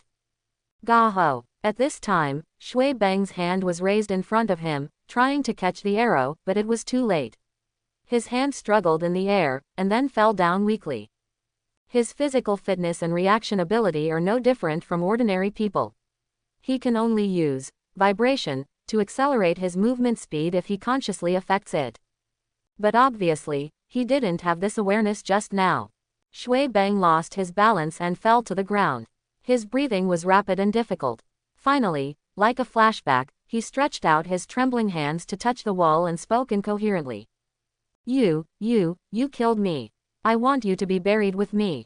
The moment he stretched his hand towards the wall, Bai Yi suddenly raised his gun and fired rapidly. The bullet streaked across the corridor like a meteor and hit Shui Bang's wrist with perfect accuracy. Several bullets directly tore through the muscles and tissues of Shui Bang's wrist, and blood spattered everywhere. The pale bones were exposed in the torn wounds, which was shocking. Shui Bang let out a shrill scream. He twisted his body in pain, trying to get rid of Bai Yi's attack. But Bai Yi's marksmanship was superb. He locked the target tightly, aimed again with the other hand, and fired continuously. More bullets penetrated Shui Bang's wrist, bones were torn, skin and flesh were shredded, and roars echoed in the corridor. In the end, Shui Bang leaned against the wall with a face as pale as paper. Only a few bones and muscles were left at the place that was originally called his wrist. "Ha!" Bai Yi blew the smoke from the gun and walked towards Shui Bang, who was still whimpering in pain. The way this guy released his abilities was the same as Kimiko's younger brother in the protagonist team in Black Robe Pickets. As long as his hands could not move, it's completely useless. Wanda, who was behind her, turned her head away. She didn't have any big taboos about killing people, but this guy looked really miserable. As for Eagle Eye, he ran over with a smile, stepped on Shui Bang's chest and started to recover the arrows. He had seen much worse things in the wasteland than this. Ah! After a scream, Clint completed the recovery, and Bai Yi also raised his hand to give a bullet to the dying Shui Bang to help him escape. The speaker on the wall made a sizzling sound of electricity, and then it started ringing. A hoarse male voice came from inside, with a hint of ridicule and indifference. "I've been watching you, Clint Barton, ever since we let you go in Las Vegas. Then I came to the conclusion that letting you go was the right choice." Clint put away his bow and looked at the speaker hanging on the wall with a gloomy expression. The speaker seemed to be waiting for Eagle Eyes to concentrate and reflect on what he had just heard. A few seconds later, the horn blared again. "All your ex-wives think you are a scumbag, and your biological daughter hates you like a mouse because you left her when she was 3 months old to sell drugs." Quote, "Ha ha ha, God, you could have told me before the war. I guarantee that all the drug dealers in San Francisco will only follow you." The sound from the trumpet stopped in the summer, and the arrow that had just passed through Shui Bang's throat now shot into 8 pieces and shattered on the ground. With a cold face, Eagle Eyes gritted his teeth and said, "You only want to hide on the radio. Come out and see me, Zemo." After saying this, he walked forward angrily. Seeing this situation, Bai Yi shrugged helplessly and looked at Wanda, who was trying not to step on the pool of blood. Did Shui Bang's intercom just mention some captain? The few people continued to walk in the black passage and looked around. It was unusually quiet here. No Hydra soldiers rushed out, and there was no taunting sound from Baron Zemo. Clint breathed a sigh of relief. He really didn't want to hear Zemo say another word about his past. The emergency lighting under the wall flickered faintly from time to time, but this light made the entire passage look even more eerie. After walking an unknown distance, the dark passage finally changed. The lights above suddenly turned on, which made people uncomfortable. The entire passage was suddenly filled with bright light, and Wanda and Hawkeye were involuntarily alert and prepared for battle. Bai Yi narrowed his eyes slightly and said softly, "Look ahead." A bunch of indicator lights the size of glass beads suddenly lit up on the wall at the corner in front of them. They gradually formed a string of flashing red arrows, as if they were guiding everyone forward. Looking at each other, they walked over. Kaka. Rounding the corner, there was a sound of a mechanical lock turning. A heavy metal door was slowly opening. As the crack in the door widened, Bai Yi looked inside and could vaguely see that the space behind the door was very spacious, as if it was some kind of arena. However, at the same moment when the door opened, a large amount of blood suddenly gushes out from the crack in the door, quickly covering the ground, exuding a strong iron smell, making the already dull corridor even more suffocating. Wanda's mood suddenly became heavy, and she felt a little uneasy and depressed. "This is," she whispered to herself, raised one hand and used her mind power to act as a mop, dragging the blood behind her. Soon, there was only a layer of blood that gradually solidified on the ground in front of them. At this time, the door has been fully opened, and a huge figure is standing at the other end of the room behind the door. Looking at that figure, Bai Yi had a rather strange look on his face and said, "Ah, is it you, Bane?" It's not that he suddenly lost his mind and couldn't tell whether he was traveling through DC or Marvel. But the man in front of him only wore a pair of black tights and was bare-chested, with 2 green potion jars stuck behind his back. He was nearly 3 meters tall, with muscles all over his body. The sense of déjà vu was too serious. Hearing Bai Yi's words, the man refuted incoherently, "Long live Nine-Headed Snake. Captain Hydra." The veins on his face jumped, and then, as if to confirm his words, he raised the Hydra shield on his arm and proudly showed it to the surroundings. "I take back what I said, Bane is much smarter than you," Bai Yi said expressionlessly, then walked into the open door and looked around. This is an extremely spacious laboratory, but part of it is used as an arena. In the corner, you can still see the experimental equipment in operation. Looking up, there are several experimenters in white coats observing. Here, nearly 100 corpses were piled on the ground, and the scene was tragic. Only a dozen of the corpses seemed to have been killed by humans. The other corpses died in grotesque shapes. Most of the heads were covered with swollen tumors, and pus was constantly leaking from the broken skin surface. The worst one looked like a piece of melted ice sculpture. The upper body was almost intact, but starting from the waist, it melted into blood and flowed all over the ground.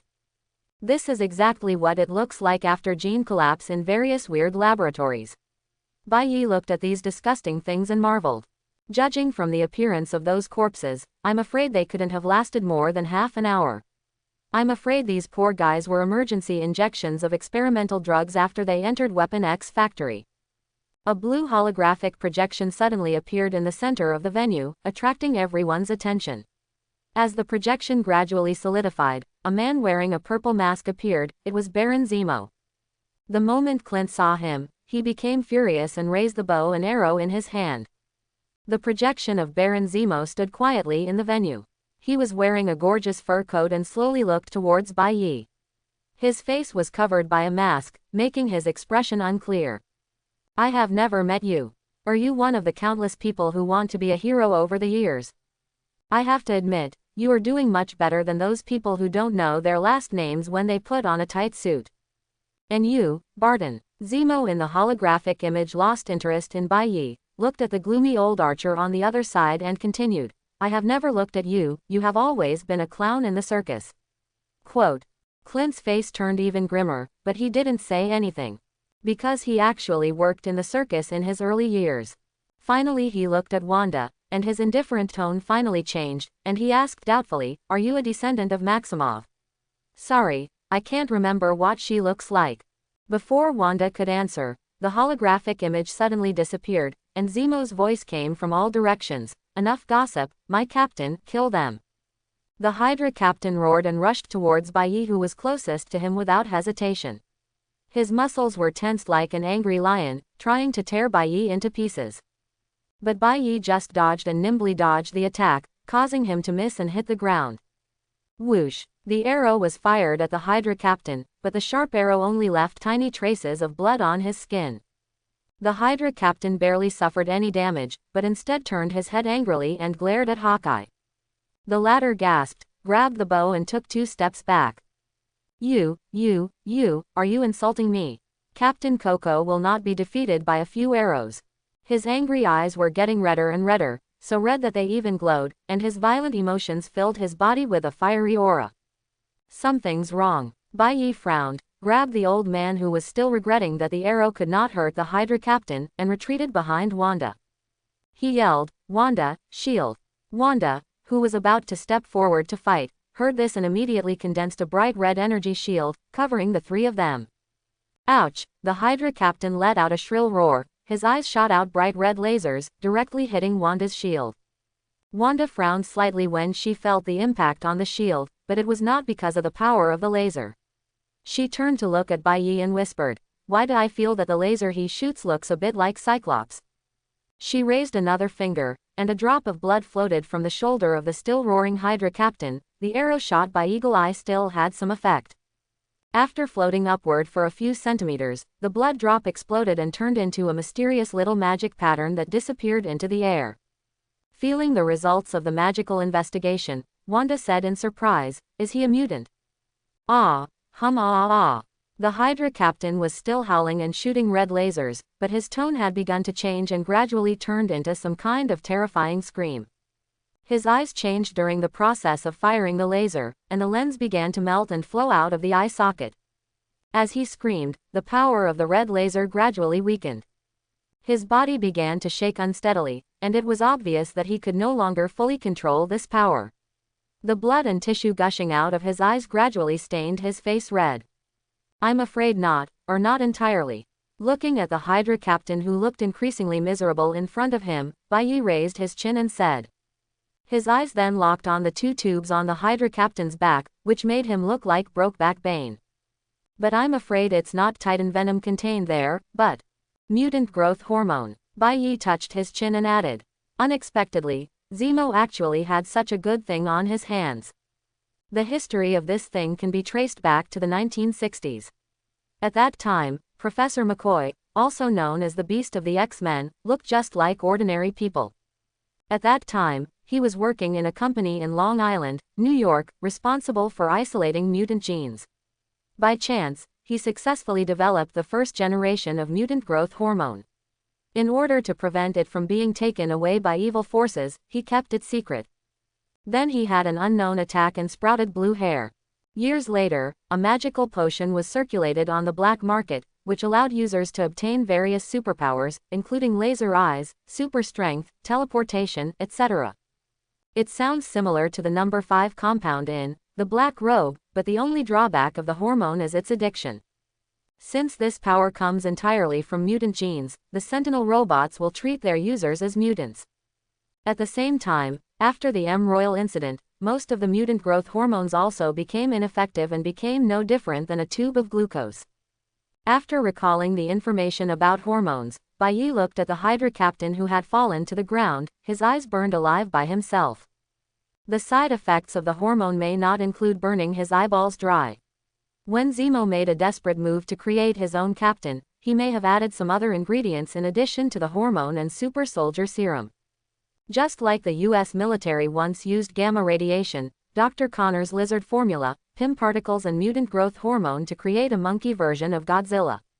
I have to say that the human body in the Marvel Universe is really amazing. Boom! A bullet accurately shot into the eye socket of the Hydra captain. He trembled all over, and then completely stopped moving. Bai Yi put away his gun, looked at the experimental staff scattered high above, and strode over, followed by Clint and Wanda. For Kutu. Boom! A Hydra soldier tried to shout for an attack, but before he could finish his words, Bai Yi had no choice but to raise his gun and shoot, knocking him to the ground. Are you repeaters? You can only say this sentence. Cut off a head and grow. Bang bang bang bang bang bang bang. I was wrong, I shouldn't have asked. Bai Yi expressionlessly raised his gun and fired again. This time, except for the first bullet, all the remaining bullets hit the second soldier's lower body. I surrender. The last Hydra soldier looked at the two fallen companions beside him. He dropped the gun in his hand without hesitation, raised his hands above his head and shouted. Walking forward, Bai Yi picked up the gun thrown away by the Hydra soldier, smiled, crushed it to pieces and threw it away, then looked at the last Hydra soldier. Where is Baron Zemo?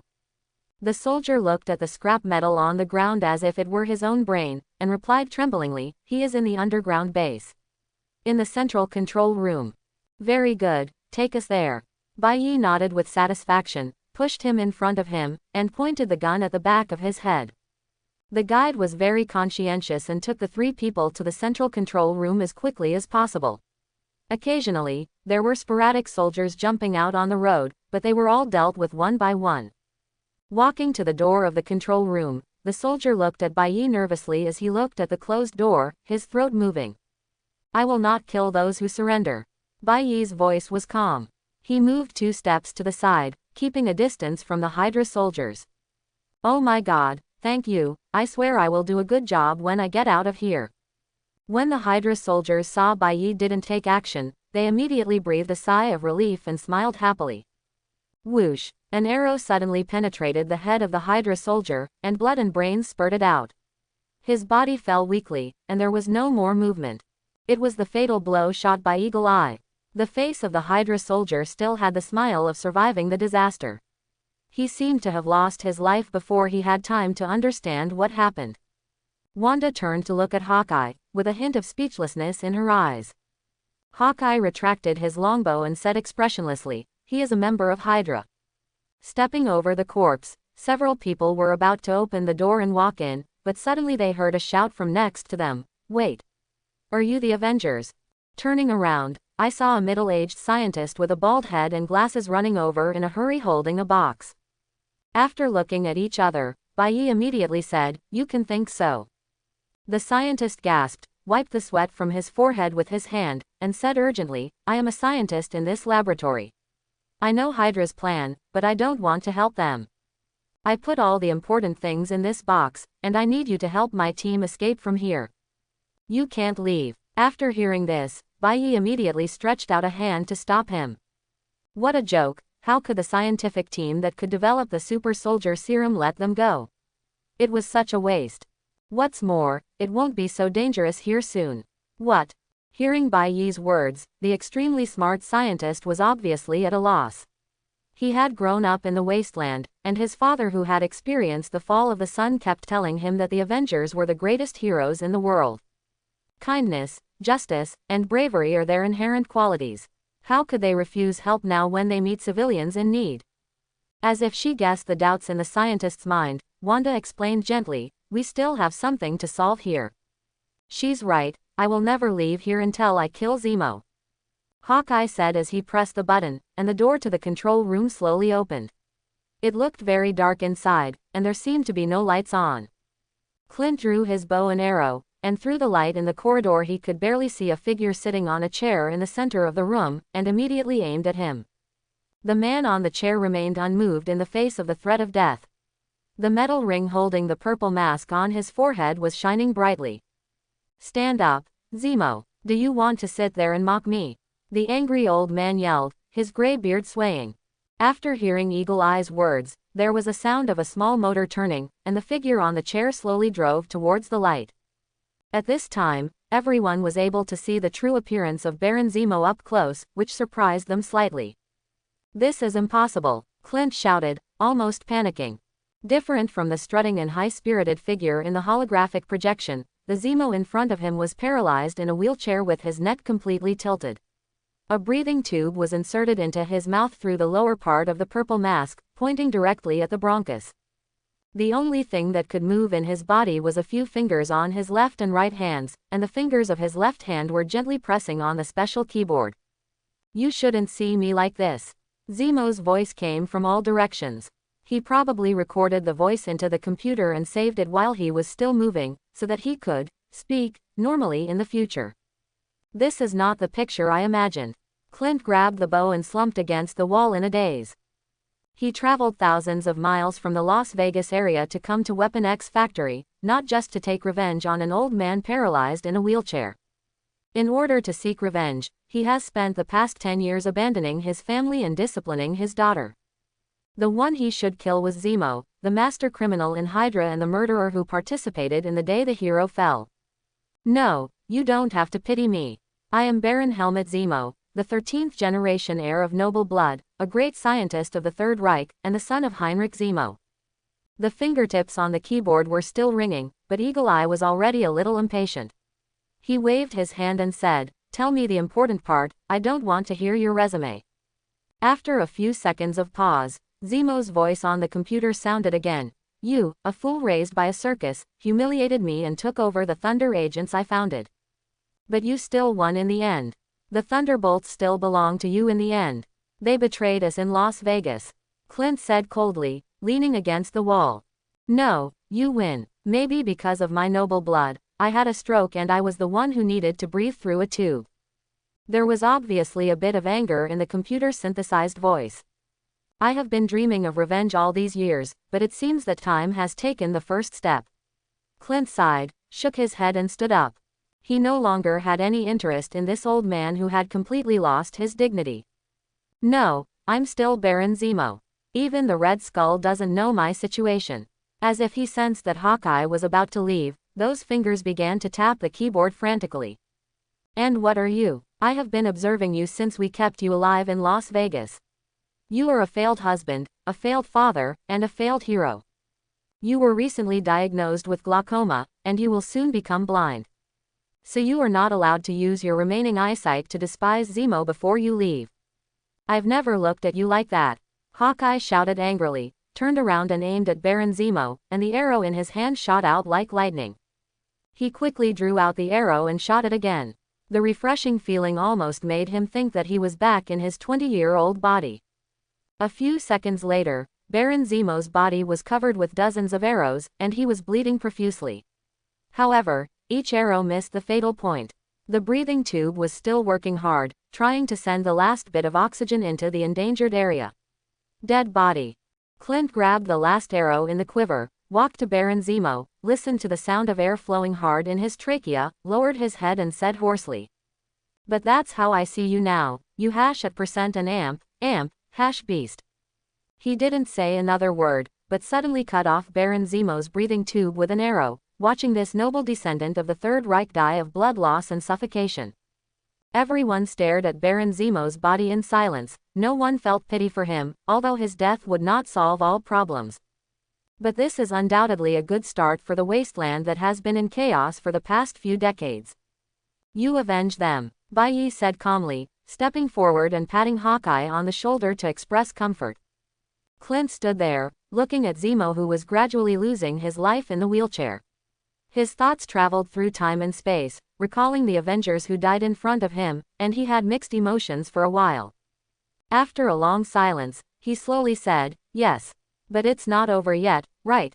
We have to kill every villain alive in this world." Hearing this, Bai Yi nodded, then walked out of the room with Hawkeye and said, "We will do it, but now I need you and Wanda to clean up all the hydras inside the base. Then we'll take a long-term view." After watching Clint take a deep breath and Wanda walk deeper into the corridor, Bai Yi smiled again and waved to the bald scientist in the distance, signaling him to come in. "May I have your name?" "Walter, sir, my name is Walter." After hearing the question, the scientist quickly replied. He walked into the control room holding the box and jumped a few steps to prevent himself from stepping on Zemo's blood. "Walter." Bai Yi looked a little weird when he heard the bald scientist wearing transparent glasses reported his name. After taking the box from the other party, he asked, "Have you won the Nobel Prize in Chemistry?" "Nobel Prize." Walter shook his head after hearing this word, which also made Bai Yi breathe a sigh of relief. But what he said next made Bai Yi's mouth twitch crazily. "Those are all from the old almanac from decades ago. But I won the Red Skull Science and Technology Chemistry Award from the Capital Wasteland. They said it was more important than the Nobel Prize that year." Bai Yi said stiffly and perfunctorily, "Yeah, right. In a sense, what Walter said is indeed correct. Civilian scientists who can become self-taught in a wasteland where rituals are ruined and are qualified to participate in the development of super soldier serum are indeed very valuable. But this is not the point. The point is that the sense of déjà vu in Walter is too strong. Could he be a different dimensional counterpart of Breaking Bad? Do you have cancer? No, I'm very healthy. Listening to Walter's decisive answer, Bai Yi sighed. Okay. This small detail is not important. What is important is the contents of the box. He placed it on the countertop and gently opened the buckle. 99 tubes of green potion lay quietly inside. This is it. He looked at Walter, who was quite proud to see his product. The latter raised his head confidently, his big bald head looking a bit dazzling under the light, and said proudly, "The semi-finished product of the Super Soldier Serum." Semi-finished product. Bai Yi picked up a bottle of medicine and shook it slightly, looking at the slightly viscous liquid inside and asked, "Yes, when you came here today, Zemo," Walter said, looked at the corpse in the wheelchair, and continued, "requiring us to immediately inject all experimental subjects with possible formulas. He said this was a proof for the Red Skull, a good opportunity for my own abilities. But only one of these subjects survived the first round of injections, and he was on the verge of genetic collapse, so we injected him with different mutant growth hormones to prolong his survival." Having said this, Walter pointed outside again. "That's the Hydra captain you just killed." After listening to the explanation of the scientist in front of him, Bai Yi fell into silence. This was not what he expected. After all, in the original work, the success rate of the Super Soldier Serum created by Zemo for 45 years in the wasteland was only 3%, and the survival rate was even lower. This kind of lucky serum requires too high a number of subjects, and the people with lofty ideals that I can find on hand cannot be wasted like this. It is even less possible to find wastelanders with no moral bottom line and turn them into super soldiers." Seeing that Bai Yi was silent, Walter thought he was dissatisfied, and quickly continued to explain, "Actually, my team ability is not limited to this, but there is really a lack of samples." "Oh," Bai Yi's eyes lit up and he said, "Go on." "Well, I don't know what happened before, but in all the years that I've been involved, we never had healthy or viable blood samples for breakdown testing. What the Red Skull sent to Factory X were either irradiated samples, or guys whose blood vessels were full of chemicals, and some were simply extracted from dead people. If there is a sample that has not been irradiated and injected with special chemical reagents, I believe we can create a real serum in half a year. No, within a few months." Walter said confidently that they have rich experience in making serum. After pondering for a moment, Bai Yi raised his head and said, "Let's go to the laboratory." In the original plot, Walter is a scientist who still has a conscience and worships the Avengers even when he is urinating. He can be trusted. The two walked out of the control room, stepped over the scattered corpses of Hydra soldiers on the ground, and soon came to another laboratory, where there were many figures in white coats walking around. Those people were shocked when they saw Bai Yi, who was armed and with bloodstains on his trousers, and then fell into chaos. They thought it was Hydra who sent people to silence him. Seeing this, Walter quickly stepped forward to calm the frightened crowd. "Calm down, everyone, he is a member of the Avengers and is here to help us. And Zemo is dead, and the remaining Avengers are clearing out the remaining Hydra soldiers inside Weapon X factory." The crowd fell silent, then burst into loud cheers. The scientists jumped with joy and hugged each other with uncontrollable excitement. They didn't develop the serum for Hydra out of their own free will, and Zemo forced them to work by threatening their lives and the lives of their families. After half a minute, these people barely calmed down. One of the elders came out and tentatively asked Bai Yi, "Are you really a member of the Avengers? Didn't they all die 40 years ago?" Quote, "Exactly, the other person's information is too ill-informed. Not all the Avengers are dead." Bai Yi shook his head and replied. Another person asked, "Will the Red Skull know about this? If he finds out, he will send people to destroy us." Hearing this, the crowd that had just calmed down suddenly became restless again. "He won't know. Before entering here, we have destroyed the communication facilities and placed signal shielding devices." The scientists whispered to each other for a while, and the older man finally asked the question that everyone was most concerned about, causing a bunch of people to look at Bai Yi, expecting his answer. "Are you going to let us get out of here and see our families?" Bai Yi touched his chin, thought for a while and said, "No, at least not now." "Okay." Before those people could react, he raised his hand and clapped his hands. "The interview session is over. Now I need you to take a rest and prepare for a new round of serum research and development." As he spoke, He asked for a blood collection device from Walter, inserted the needle into his own blood vessel, and a tube of bright red blood was sucked into the blood collection device, and its color looked particularly bright under the light. After the collection was completed, Bai Yi turned around and walked towards the experimental table, placed the blood collection device on it, looked at everyone present and said, "I will not force you to conduct research and development like Hydra, nor will I threaten your lives. But if the serum is not developed, the Avengers will not be able to defeat those villains, and you will live under the shadow of the Red Skull. That way, even if Zemo dies, nothing will change for you and your family. I think you should be able to understand this." After saying that, Bai Yi looked at the scientists looking at each other, nodded to Walter, and then walked out of the laboratory. Either run out of the factory and run around in the ice and snow for a few days, and then be discovered and executed by Hydra, or create serum under the supervision of the Avengers in order to save this wasteland. These scientists are all smart people, and they will not be unable to figure this out. Wait, Walter chased out and held Bai Yi. It's hard to say this, but after we have clean samples, we still need some human experiments. At this point, the bald scientist was a little speechless. Bai Yi raised her eyebrows and gestured to him to continue. Most of those dead experimental subjects are innocent people captured by Zemo and the others. It was Avalanche and Zemo who forced me to do this before. Now I don't want to and can't use innocent people for experiments anymore. Yeah, Bai Yi touched his chin. Walter's words made sense. A guy who completely lost his humanity in order to do something big would be considered a hero even if he did something big. I will find you some usable experimental subjects. They will definitely not be ordinary people. You can rest assured on this. After saying that, he glanced at the relieved bald head and continued to walk forward. After walking along the fresh corpses for a while, Bai Yi soon saw Eagle Eye and Wanda walking side by side. He walked up quickly, patted the two of them on the shoulders, and asked, "How about cleaning up the Hydra soldiers inside the factory?" "It's almost done." Zemo didn't have time to inform those brats what happened here. Clint said and touched his bow. It still feels a little unreal to him. A great revenge has been avenged, and he also sees new hope for the world.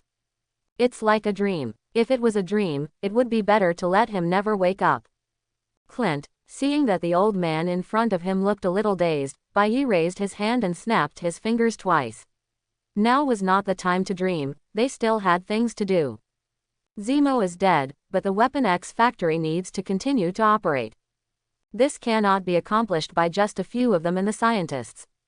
"Ah, I'm here." Shaking his head, Eagle Eye brought himself back to reality, and he and Wanda followed Bai Yi, who was walking forward. After a brief exchange, the three of them soon arrived at the door of a warehouse, where they saw two Hydra soldiers standing guard at the door. Without hesitation, Bai Yi raised his hand to kill them with 2 shots. Their bodies fell to the ground, and the blood stained the ground red. Walking into the warehouse, a group of maintenance workers and cleaning staff were huddled in the corner. They were probably driven here for supervision after the fighting broke out. After seeing the person and the body lying on the ground, they looked at each other, a little surprised and nervous about the sudden appearance of this group of uninvited guests. They don't seem to know what's going on here yet. This group of people is usually responsible for maintaining the base's internal chores in the factory, as well as being used as backup experimental subjects. Ahem, don't be nervous, everyone. Have you heard of the Avengers? We are them, and we have just solved those Hydras. Clint grabbed the bow, coughed twice and went up and said, he had wanted to say this for a long time. Among them, a man who looked like the foreman walked out of the crowd and asked with some uncertainty, "Then what should we do now?" Regardless of whether they are Avengers or not, neither Avalanche nor other Hydra soldiers have appeared so far. They are at least the current owners of the factory. To be honest, this kind of thing is not uncommon in the wasteland. One day the boss is the punishment gang, and tomorrow it becomes the evil spirit gang or someone else. It is really not unusual. It's just that the boss who died this time was Hydra. Everything is business as usual. Bai Yi replied calmly, "Continue to maintain the operation of this base." Another cleaning staff member said hesitantly, "But now that Hydra is gone, is our work still necessary?" Bai Yi smiled and explained, "Of course it is necessary. Although this base no longer belongs to Hydra, it still has value. Although our work is ordered by Hydra, we do it for a living. The foreman thought of something again and said quickly. He didn't want to be thought by this group of people that he was an accomplice of Hydra. I understand. Bai Yi shrugged. You don't have to feel embarrassed, just continue to follow the previous work arrangements, and I will ensure your safety. Besides, I don't know what your original salary was. From now on, everyone will pay double. After saying a few more words to calm these people's emotions, Bai Yi led the two of them out of the warehouse while watching them whisper to each other. As soon as he went out, he turned to Wanda and whispered softly, after I leave, I want you to go through everyone's brains in the factory. You don't need to pry into their private lives, you just need to take a look at their position. If there are Hydra supporters inside. He paused and looked at Clint and added, don't be soft. Wanda nodded thoughtfully. What Bai Yi said made sense. Weapon X factory cannot be operated by just a few people. It also requires a large number of maintenance personnel. But it is unknown whether there are people who have a favorable impression of Hydra among these low-level people, so be careful. Then she looked at Bai Yi and asked doubtfully, you want to leave here? Alone? Bai Yi shook his head. Frank and I will go back to Hammer Turn. He should have already taken care of the things I gave Pietro before. We agreed to meet there before. You and Clint stay to manage these people. Send them to repair the communication facilities and turn off Frank's shielding device. In addition, Zemo's control room has a holographic device that he uses to pretend that he is not paralyzed. He can use that to fool the Red Skull. After all, that's what Zemo did before. After explaining all the important matters, Bai Yi walked back to the corridor he came from, but this time the corridor was no longer dark and there was no obstruction. Ignoring the bodies that were getting colder and more coagulated along the way, he walked out of the factory door and saw a land of ice and snow in front of him. Looking around, without the Hydra, this huge factory area seemed particularly peaceful. Snowflakes were falling quietly, and the distant mountains looked particularly sublime under the cover of ice and snow. Bai Yi moved his shoulders and walked briskly into the distant woods. He cleared his throat, and then shouted loudly, Frank. His voice echoed everywhere, and the silent winter was broken by his shout, but the woods seemed still silent. After a slight rubbing sound, a tall figure walked out from the depths of the woods. It was Frank. He was wearing a heavy leather jacket, holding a rifle in his hand, and carrying a large black bag on his back. Is it done inside? The Punisher said, with a puff of white air floating around his mouth. The temperature here was a bit cold even for him wearing a coat. No wonder the Weapon X factory chose this place to be located. Normal people would never find this place no matter what season it is. Bai Yi nodded and led him back the way he had come. During the time they entered the factory, the original footprints had been buried by ice and snow. But after being injected with the serum, his memory also improved exponentially, and he could identify the way out just based on the growth and location of the trees. Zemo is dead. The factory is now completely under our control. The two of them stay. Then what should we do now? Aren't we going to form an army? Frank twisted his neck. He had just been squatting on the tallest tree like a monkey, observing the surroundings. As a result, he spent most of the day watching the snow scene here, and it was really itchy to not go in and kill a Hydra or something.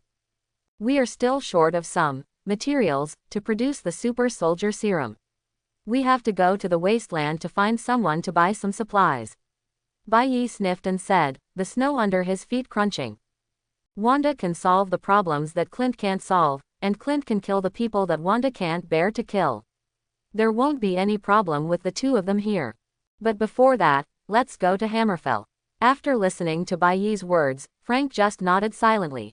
He has always been a man of few words, perhaps because he has always considered himself a soldier, and a soldier's duty is to perform tasks and does not need to say much. The two of them just drifted away in the snow, gradually leaving the factory behind, turning into a tiny black dot in the snow. The engine of the red off-road vehicle roared through the streets, galloping into the wind. There were spider web stripes on both sides of the hood, attracting passers-by's glances. Finally, the off-road vehicle slowly stopped in front of an auto repair shop, and the door opened and two expressionless people stepped out. I've heard this engine sound 800 times, Clint, you. Tanya, the eagle-eyed ex-wife, was wearing work clothes and holding a rag to wipe the engine oil on her hands as she walked out of the garage. Just walking to the garage, the only people who got out of the familiar off-road vehicle were the people who went out with him before. Thinking of Clint's farewell look before leaving, combined with the heavy expressions of the two people in front of her, she understood what happened within a few seconds. No, Tanya let out a cry of despair, her vision began to blur, and the surrounding scenery became distorted. Ultron 8 heard Tanya's call and reacted immediately. It rushed out of the garage and held her firmly with both arms to prevent her from knocking her head. Tanya, how are you? Ultron 8 asked anxiously, with worry and concern in his electronic voice. Although its various scanning instruments indicate that the woman in front of it is not in danger, its human module is urging it to say greetings. Tanya's consciousness was still chaotic, but she could feel someone calling her name beside her. She opened her eyes with difficulty, and saw a mechanical head in her blurred vision. While wiping her tears, she said out of breath, "Why are you so stupid? You still want to take revenge when you are old. It's okay now. You won't even come back with a body if you die outside." After choking for a few times, she could no longer control her emotions and cried truly, "Ooh." Tanya. Ultron lowered his electronic eyebrows, looking a little sad. Clint just pursued his beliefs. Although he said that Clint was his ex-husband, logically speaking, the two of them should not be said to be incompatible, but at least they should be strangers to each other. But in the past few years, Ashley has been very noisy, either beating people or setting fires. Ultron's central processor has been worried about it. In the end, she still jumped out and spent money or relied on connections to smooth things over. Over time, the ex-husband and his current husband reconciled and became good friends. Now that Clint's revenge is gone, it makes him very sad. What are you doing? Frank, who was carrying a big bag, looked at the crying people in the garage and rubbed his head, not knowing why. Bai rolled his eyes, went up to Tanya and Ultron and said, "Then the old man is not dead." Before the two of them could react, he pressed a wad of money and a car key on the counter and said, "He won't be back for the next 2 days. Check the car for us and fill it up with gas." The two people who were crying together looked at Bai in shock. Tanya stood up, picked up the money and car keys, wiped the corners of her eyes and asked doubtfully, "Are you sure he is okay?" It's no wonder she misunderstood. Clint usually treasures the spider car he won and spends more time with it than with his daughter. "It was the first time today that I saw people and cars separated, and I was really nervous." Bai hummed, then walked to the door of the hotel opposite the auto repair shop, and looked up at the window of the third room on the second floor. Suddenly, a gust of wind blew by, causing his clothes to flutter slightly. He lowered his head and found that there was a piece of paper in his hand. Spread out the note, and there are 2 concise words written on it, "Yes." He smiled, then opened the door and walked into the hotel with Frank, ignoring the aunt at the front desk who was reading the newspaper, and she didn't seem interested in them. The two walked past the front desk and headed straight for the stairs. Bai stopped in front of the third room door. Instead of knocking, he turned the handle and the door clicked open. The first time the door opened, I saw a silver-haired man leaning against the wall, twisting the Rubik's Cube in his hand. Surprisingly, the Rubik's Cube was turned into a blurry afterimage in his hand. The man raised his head, first smiled at the two people at the door, and then began to complain. "The place you mentioned is too remote, you know. What is the Himalayas? And that wall of chastity monastery? Oh my God." Pietro's subsequent complaints were automatically filtered out by the White Knight. He turned to look at an old man wearing a brown cassock who was sitting on the edge of the bed with his back to the door. "Gunsu?" Bai asked tentatively. The old man turned around slowly. He wore a pair of red blind glasses on his face. He was obviously a blind man. He suddenly laughed. "You don't have to be so outspoken, Bai. Just call me Matt." When he smiled, the wrinkles on his face became more obvious, but the kindness and warmth in his smile made people feel reassured. "This is the Hell's Kitchen lawyer, Matt Murdock, who escaped Heroes Fall 43 years ago and Bullseye 39 years ago." Of course, more people are familiar with his other identity and name, Daredevil. "I have already talked with Quicksilver, and he told me a lot of things, including how you escaped from another universe and your plans to bring order to this universe, so I want to know." As he spoke, his glasses slipped halfway down, and his pair of cloudy and blind eyes looked straight at Bai, are you here to save my world, or are you using it as a springboard to go to the next universe? Hearing these words, Bai Yi raised his eyebrows. These words were not what he expected, but coming from Gunsu's mouth was not that surprising. Yes, stickman, not daredevil. Although Matt still has a daredevil lining under his cassock, his traces as a hero have become less and less over the past few decades, becoming more like a reclusive monk. Hear about the world. Even though Hawkeye found him in the original plot and wanted Daredevil to come back, Stickman only taught him the ability to listen and argue, hoping that Clint would learn to let go. But has Matt really let go? If he really planned to forget the past, why would he still be wearing the clothes with the Daredevil logo? Gunsu has just figured out that even if he kills those evildoers, people like them who have half a foot in the coffin cannot save the world. Bai Yi thought about it and touched his chin, but when the stick man came to him, he was definitely not here to teach him how to let go. If that was the case, he could just stay in the monastery.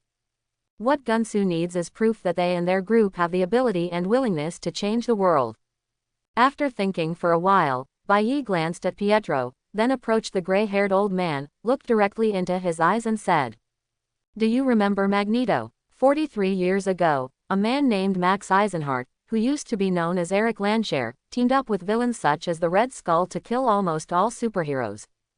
In order to achieve great things, Eric Landshare did not hesitate to kill his beloved daughter with his own hands. After his death, he became a warlord in several states.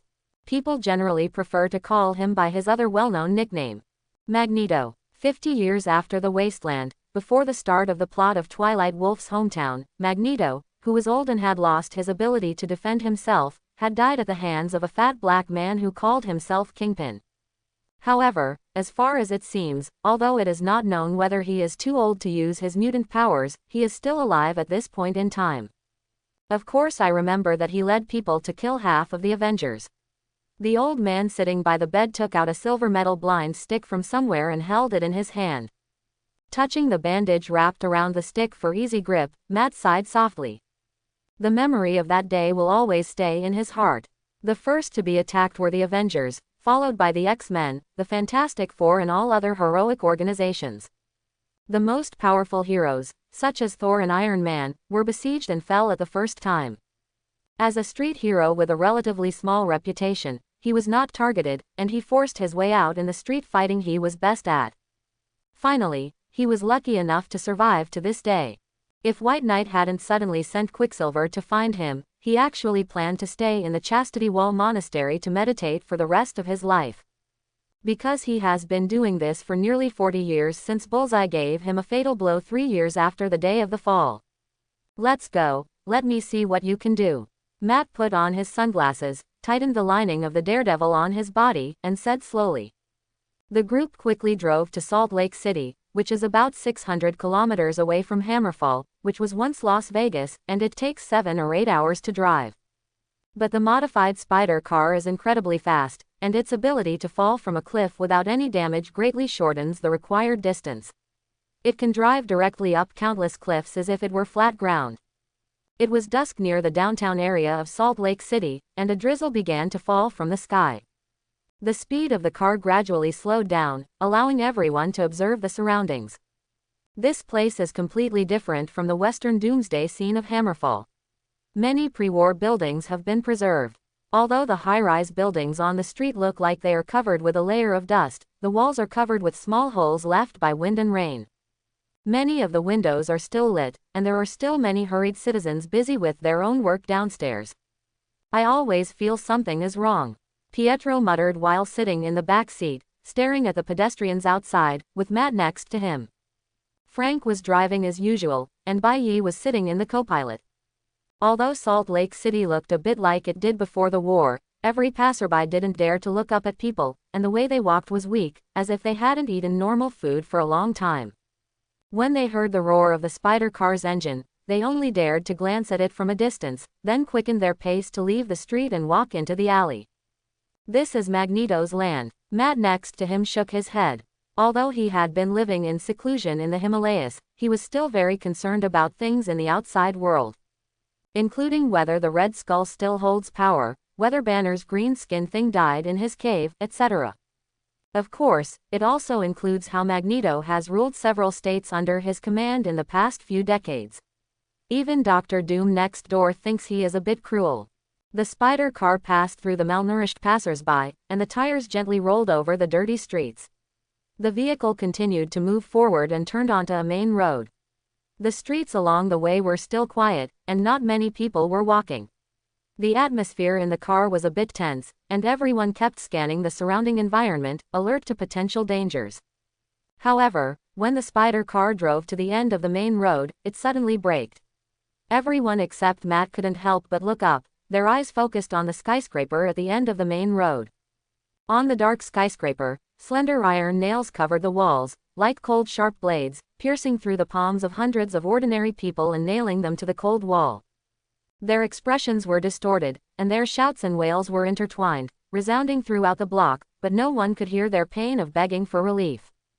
Their hands were firmly fixed by nails, but they tightly grasped these nails that brought pain, and their feet stepped on the rusty iron rods as the only support. The blood flowing from those innocent people was like a wailing hymn, gradually condensing into drops of deep red blood beads, constantly rising. In the gloomy rainy night, if someone could get closer, he could see that the blood beads were intertwined with some iron filings floating in the air, forming a weird and bloody picture. The large words originally written in blood on the wall gradually lost their color, as if they were faded by the erosion of time. However, as the blood and iron filings were smeared on them, the large words once again showed a bleak brilliance. Those large words redrawn in bright colors appeared in front of everyone: mutants, the future. It seems that Magneto is indeed crazy. Opening the car door, Bai frowned and got out of the car and said. There were no pedestrians or lights around at this time, and only the top floor of the skyscraper seemed to have a single light on. No wonder that in the future, after Black Gold and killing Magneto, he found a stadium and fed people to the dinosaurs on the lawn every day, and there were still a lot of people supporting him. Without him, Magneto has been too inhumane for decades. In fact, if you think about it for a moment, you can understand why he became like this. 43 years ago, in order to allow mutants to gain a place in this world, he killed his daughter with his own hands and watched his son die in front of his eyes.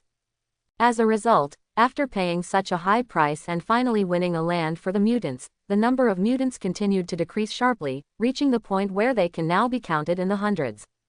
The so-called next stage of human evolution, boasted by mutants, has also become a joke. Part of the inspiration for the movie, Wolverine 3 Inches, came from this. Judging from the reason why the number of mutants in the movie has decreased, I am afraid that the Red Skull in this universe added some kind of medicine to the water and food, making mutants the birth rate is getting lower and lower. After Bai Yi got out of the car, the Punisher was the first to jump out of the car, holding a gun in his hand. He looked at the people nailed on the skyscraper, his eyes burning with anger and his teeth chattering. No one is allowed to kill him, let me do it. After saying that, he took off his coat and threw it on the driver's seat, revealing the pale white skull on the t-shirt on his chest. Chapter 81. In the quiet corridor, the rain outside the window knocked on the glass window, making a faint sound. On the gray wall, the dim light cast a faint halo.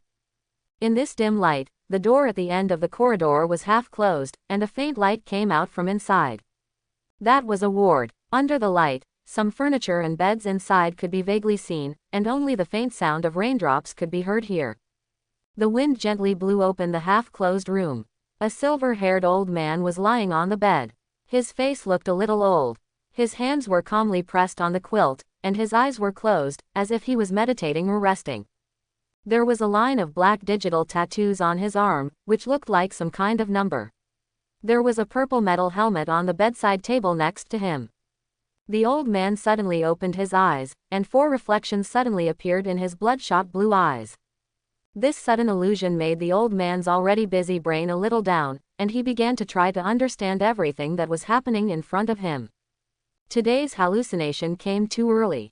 In the past, these ghosts crawling out of his memory would only come to him when he was about to fall asleep, rather than when he was punishing those lower species. But he still calmed down and began to analyze the hallucinations in front of him one by one, acting as a seasoning to kill time. The old man holding a metal stick on the far left could kill him with just a slight move of his fingers. The 2 people in the middle were unknown. The skull seemed familiar, but the familiarity quickly slipped from his mind. And the fourth one, the old man lying on the bed. When he saw the fourth hallucination person, the familiar face and the same silver hair as his appeared in front of him, his eyes widened, and he was at a loss for a while. His thoughts began to become confused, as if he was touched by something important, and then his face twisted and he burst into tears. The iron nails that nailed those poor people outside the building also loosened and fell off. Their weak legs could hardly support themselves on the 2 iron bars, and then they fell. However, before the face came into close contact with the ground, everyone showed a relieved smile. Tears welled up in his eyes, and the uncontrollable emotions made the old man lose control, and the sobbing sound echoed in the ward, "I'm sorry, I'm really sorry for you." The Punisher looked at the old man lying on the bed crying. His face did not fluctuate at all, only indifference. He pulled out a pistol from his waist, and the transparent parts on the gun body flickered faintly. He always carried a gun and bullets without any metal materials on his body, just for such a time. I thought the Magneto I killed should not be a mental patient lying in bed. He had a hint of anger. His eyes were fixed on the old man's forehead, and the muzzle of the gun also moved up. Bang! A gunshot broke the silence of the ward. Blood was sprinkled all over the white bed, and the lights in the room went out, leaving the whole building completely dark, and the rain was still falling. The figures of the 4 people appeared on the street a few seconds later. There was still no light or figure here, but there were countless broken bodies on the ground near the building. Then what? Magneto is dead, what's next? The old stick man said slowly, and then he hammered his back. At his age, he really couldn't stand the toss of Quicksilver running with people. But compared with the discomfort in his back, he cared more about what Bai wanted to do next. Frank's behavior was in line with human nature, but it was not what the stick man wanted. This world is definitely not short of revenge and blood. Early tomorrow morning, the rain will stop, and the citizens of Salt Lake City will find the bodies on the ground. Bai wiped the raindrops on his forehead, and the cool feeling penetrated into his skin. At first, they will think that this is another brutal venting of their master. And after a while, the servants who serve Magneto will discover the fact that he is dead, and those who have been prepared to replace Magneto will also rise. Matt nodded and reached out to wipe the raindrops on his sunglasses. Although he didn't need and had no eyesight, he was no different from ordinary people in this little habit of life. It sounds like there is no difference from when Magneto was here. Asked the old man with the stick. Bai waved to Frank and Pietro to get in the car, and then looked at the old man standing in the rain like himself and said calmly, "There are still some differences. In order to win people's hearts, they will temporarily treat their subordinates better. At the same time, there are not many people who can do as much as Magneto. Besides, this is only temporary. We will be back here soon." "Really?" Matt shrugged, somewhat disapproving of Bai's words. "Then what are you going to do next?" "Kill Hulk. If that's the case, spare my old bones." In the vast wasteland, there are a total of 4 biggest super villains who are ruling in the order from left to right: Hulk, Magneto, Doctor Doom, Red Skull. Now that Magneto is dead, the closest one is the Hulk land next door from a geographical point of view. Bai listened quietly to the teasing words of the old man with the stick. He did not speak, but just silently raised the purple metal helmet in his hand and looked at it carefully. After Frank put a bullet into Magneto's head, Bai did not rush to leave, but took what he wanted first. This helmet can protect the wearer from all forms of telepathy and psionic damage. Wanda will not read other people's minds because of her moral level, but other people in the wasteland are not necessarily good or bad. And such a good thing would be a bit too extravagant for only one person. "No, we won't go looking for Hulk, let's let those greenskins have fun for a while longer," Bai said and put on the helmet. He checked it before taking it. There were no traps on it and it was very clean. After moving his neck and getting used to the feeling of multiple things on his head, he opened the car door and got into the passenger seat. He said to the old daredevil who was still standing outside, "Let's go find an old friend of the X-Men first, then you will identify with me." After hesitating for a few seconds, Matt sighed, "Let's do it." Then got in the car. Next to a canyon in the desert, several men who looked exactly the same stood together. Their hairstyles, bandages on their foreheads, and looks were all the same, as if they were copies of the same person. And these identical people were working hard to carry several corpses. The corpses had begun to rot, but they could still see similarities with this group of people. The group of men carried the body toward the large hole dug with shovels in front of them, and there were faint whispers and curses coming from their mouths. However, due to the desolate wind and the surge of air above the corpse, these sounds were very vague. Suddenly, they stopped what they were doing at the same time, raised their heads together, and focused their eyes on the yellow sand in the distance. There seemed to be a low roar of an engine over there. The spider car nimbly passed through the cedars, making a low roar of the engine, and the friction of the tires against the ground could be clearly heard. With a burst of dust and the sound of brakes, it finally stopped in a large open space in front of the factory. This sudden noise made the birds in the woods chirp and fly away to stop somewhere else. Bang! Bai Yi opened the door and jumped out of the car, turning to look at the back of the spider car. There were the goods he brought back from this trip, as well as one of the most important former X-Men members. A strong tow rope was tied to the rear bumper at the rear of the car, connecting it to another somewhat rusty car. Get ready to unload. He waved to the spider car, then walked towards the metal gate of Weapon X factory, and knocked on the electronic doorbell on the touch screen next to the gate. I really don't know who designed this place. There are no traces of the damage caused by the exploding arrows when leaving. The antenna and radar on the roof have also been completely repaired, which is the result of the busy work of the maintenance workers. Frank, who was in the driver's seat, heard Bai Yi's words, turned the key to stop the engine, and walked with Pietro to the large car being towed behind. After looking at each other, Frank grabbed the gun and took a half step back, letting Quicksilver step forward to unlock the iron lock that locked the carriage door. He then pulled the bolt of the gun and pointed the black muzzle at the door that was gradually opening. Ooh! The door had just opened a crack, and a bit of cold wind poured in, and several whines with different pitches came from inside. They sounded like prayers and anger, but they all sounded like a rag was stuffed in the mouth. Shut up, I'll blow the brains out of anyone who moans again. Frank, who was a little upset by the voice, frowned and cursed.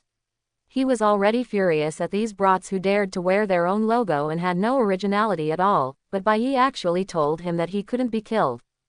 This made him even more upset. After hearing this, the interior of the carriage finally became quiet. Frank also put away his gun, stepped forward and pulled out a young man with coxcomb hair from the carriage. The man's hands and feet were tied tightly with hemp ropes. Really, my face was bruised, and my nose was crooked. Of course, the most eye-catching thing is the white skull printed on the t-shirt on his chest, which is stained with a lot of dried blood. Combined with the crooked nose, it is not difficult to see what this member of the punishment gang has gone through. Although Bai Yi said he couldn't kill, he was not prohibited from beating him. Looking at the miserable state of the punishment gang in front of him, the Punisher felt a little happy, and then he followed the same pattern and pulled out a dozen people in different costumes from the carriage, but they all looked like punk-style gangsters. Those people quickly formed a line after getting off the bus. They were not all members of the punishment gang, but some were from the Ghost Gang cosplaying Ghost Rider, the Daredevil Gang cosplaying Daredevil, etc. When Frank stopped pulling out the goods from the carriage, a middle-aged man with a beard wearing a metal collar around his neck and looking a little listless walked out of the carriage. He wore a green bandage on his forehead and was wearing a jacket and sequined shirts. It was the doppelganger, Jamie Madrox. Jamie raised his head and squinted at the Weapon X factory in front of him, which seemed a bit eerie to him, shrunk his neck and sighed. Although his mouth was not gagged, his hands and feet were tied, and the mutant limiter around his neck made him even more weak. Just one day ago, he and his Madrox gang, a gang splintered off by the doppelgangers, were heading to Tinbaum Canyon to join up with another Madrox gang, only to find that all the clones are dead. Out of sympathy for themselves, this group of clones decided to dig a big hole and bury all the dead Jamies together, and then went to the wasteland to find out which blind thing dared to kill Madero. Someone from the KX gang. Offending one Jamie means offending all Jamies at the same time. As a result, they had just painstakingly dug a pit with shovels big enough to bury a dozen people, and when they were about to throw the bodies into the pit despite the pungent rotting smell, an off-road vehicle suddenly emerged from the yellow sand. The people in the car shot several times before the Jamies could react. Only one Jamie was left. Then without saying a word, he tied up the surviving Jamie with a restraint, kicked him into the dark car, and threw in other tied people throughout the next day. But these people killed a lot of themselves, and why did they arrest themselves? Could it be that Jamie accidentally touched someone who was related to a big shot before? But that shouldn't be the case. In this case, just arresting Jamie for revenge would be enough. Why arrest a bunch of people from other gangs? Just when Jamie's mind was in a state of confusion, Bai came over at some point, hugged his neck, and said with a smile, "Jamie, my good brother, how are you doing recently?" This sudden cordial greeting made the clone tremble with fright, and then he replied with some trepidation, "It's okay, it's okay." He remembered clearly that it was this guy who killed Jamie who was carrying the body. Really, have you ever felt uncomfortable being Avatar recently? Or is the Avatar constipated? No. Jamie rolled his eyes and finally decided to answer honestly. Then you'd better pray that you can replicate yourself normally today. He suddenly found that Bai in front of him was taking off the purple helmet on his head, and then stretched out his hand to press a few times on the mutant limiter. With a crisp click, the locks on the collar popped open. He slammed the purple helmet in his hand onto the clone's head, and then punched him in the face unceremoniously. Ouch! The clone received a heavy punch, let out a cry of pain, and then began to split into two people from the upper body. Their bound hands intertwined in the air, trying to catch each other, but in the end they were unable to prevent themselves from splitting. After a few seconds, the two identical clones fell to the ground at the same time. Jamie gasped and looked at his other self. Their presence is so similar, as if they were two people in the mirror. However, their faces are full of different emotions, one is anger, the other is pain. Of course, these are not the main points that Bai cares about. What he cares about is that the two clones are wearing dark purple metal helmets on their heads. Okay, what are you and amp% at Hashbrats waiting to do? Seeing that Bai's busy work had come to fruition, Frank fired a shot into the air, and then drove the group of wasteland gangsters towards the opened factory door. Bai looked at the still weak clones with a smile, picked up the helmet on one of the heads and tucked it under his arm. Watching a worker run out of the factory with a mutant restraint in his hand, he put it on both Jamie's and took them away. Bai touched his chin and put on his helmet again. He is not the first person to use the ability of a doppelganger to produce a product in this way. In the 1610 Ultimate Universe, Quicksilver once used a clone to copy Magneto's helmet and sold it at a high price when the anti-mutant craze was at its peak, making a lot of money. Are you still worried that your mutant daughter will hear your voice and feel your disgust for her every day? Are you still afraid that Jean Grey will get into your head every day and observe whether you want to persecute your daughter? Now, with a perfect replica of Magneto's helmet, you can be like him and block out all the dirty little things that are eavesdropping on your mind. And when you opened your daughter's door at 2 in the morning with a loaded pistol and pointed the gun at her head, she had absolutely no idea of any of this. This product has been well received since it was launched. Even people who don't have mutants around them have bought several for use at home. Who would want others to probe their thoughts? I don't understand. You copied Magneto's helmet and tied up some gangsters. What on earth do you want to do? Gunsu finally got out of the car at this time and came to Bai's side and asked rather confusedly. He is not as angry as Frank towards the villains who imitate him, wishing to kill them with 1,000 knives. Logically speaking, it was a good thing that there were fewer rogues in the wasteland, but everything Bai did made him feel like he couldn't understand, and he couldn't help but ask questions. Let's come in and talk. Hearing Matt's question, Bai nodded and led him into the interior of Weapon X factory.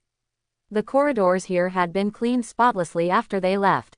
The two quickly walked through the long corridor and the laboratory that was once used as an arena, and finally arrived at the new laboratory where Walter and others were. Bai and Stiku walked into Walter's laboratory, and instantly, a strange atmosphere hit him. The lights in the laboratory were dim, filled with the buzzing sound of machines and the faint sound of electricity.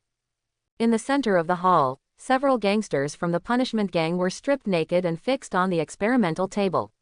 They looked horrified and struggled, but they could not get rid of their restraints. The other experimenters were busy around them, preparing to carry out the experiment without any emotion. They have done this kind of thing countless times under Hydra. They were already numb when they used innocent civilians as experimental subjects, let alone using this group of criminals for experiments now. On one side of the laboratory, a group of people are studying a complex instrument, while on the other side there are people operating computer terminals. It is not difficult to see that this is a highly technological laboratory, with various equipment and monitoring devices everywhere. Corner. When Walter saw Bai Yi and Gunsu coming here, a flash of excitement flashed in his eyes. He quickly stepped forward and said with a smile on his face, "Mr. Bai, you are finally back. The new helmet is good, and there is this bit is." His eyes paused as they shifted to Matt. "Gunsu," Matt replied calmly, as if those two words were insignificant. "Hello, Mr. Gunsu." Walter nodded to the old man, then adjusted his glasses and looked at Bai Yi. "The samples you provided were separated smoothly. We are preparing to test the conditions of these gangsters. And Miss Maximoff is here to assist with our experiments." He pointed to the side. Wanda, who was sitting in the corner, waved to Bai Yi. She was sent here to hold down the formation to prevent those gangsters from really becoming super soldiers. Quicksilver was talking happily next to her about his trip to the Himalayas and the deeds of Magneto in the universe, which made her frown repeatedly. Is the father of this universe really that bad?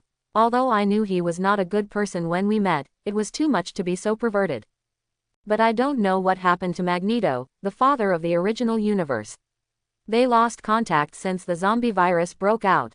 Thinking of this, Wanda's eyes felt a little sad. Nodding slightly to Wanda, no longer paying attention to the greetings between the siblings, Bai Yi turned to look at Walter and said, "When can we start the experiment, and where is Clint?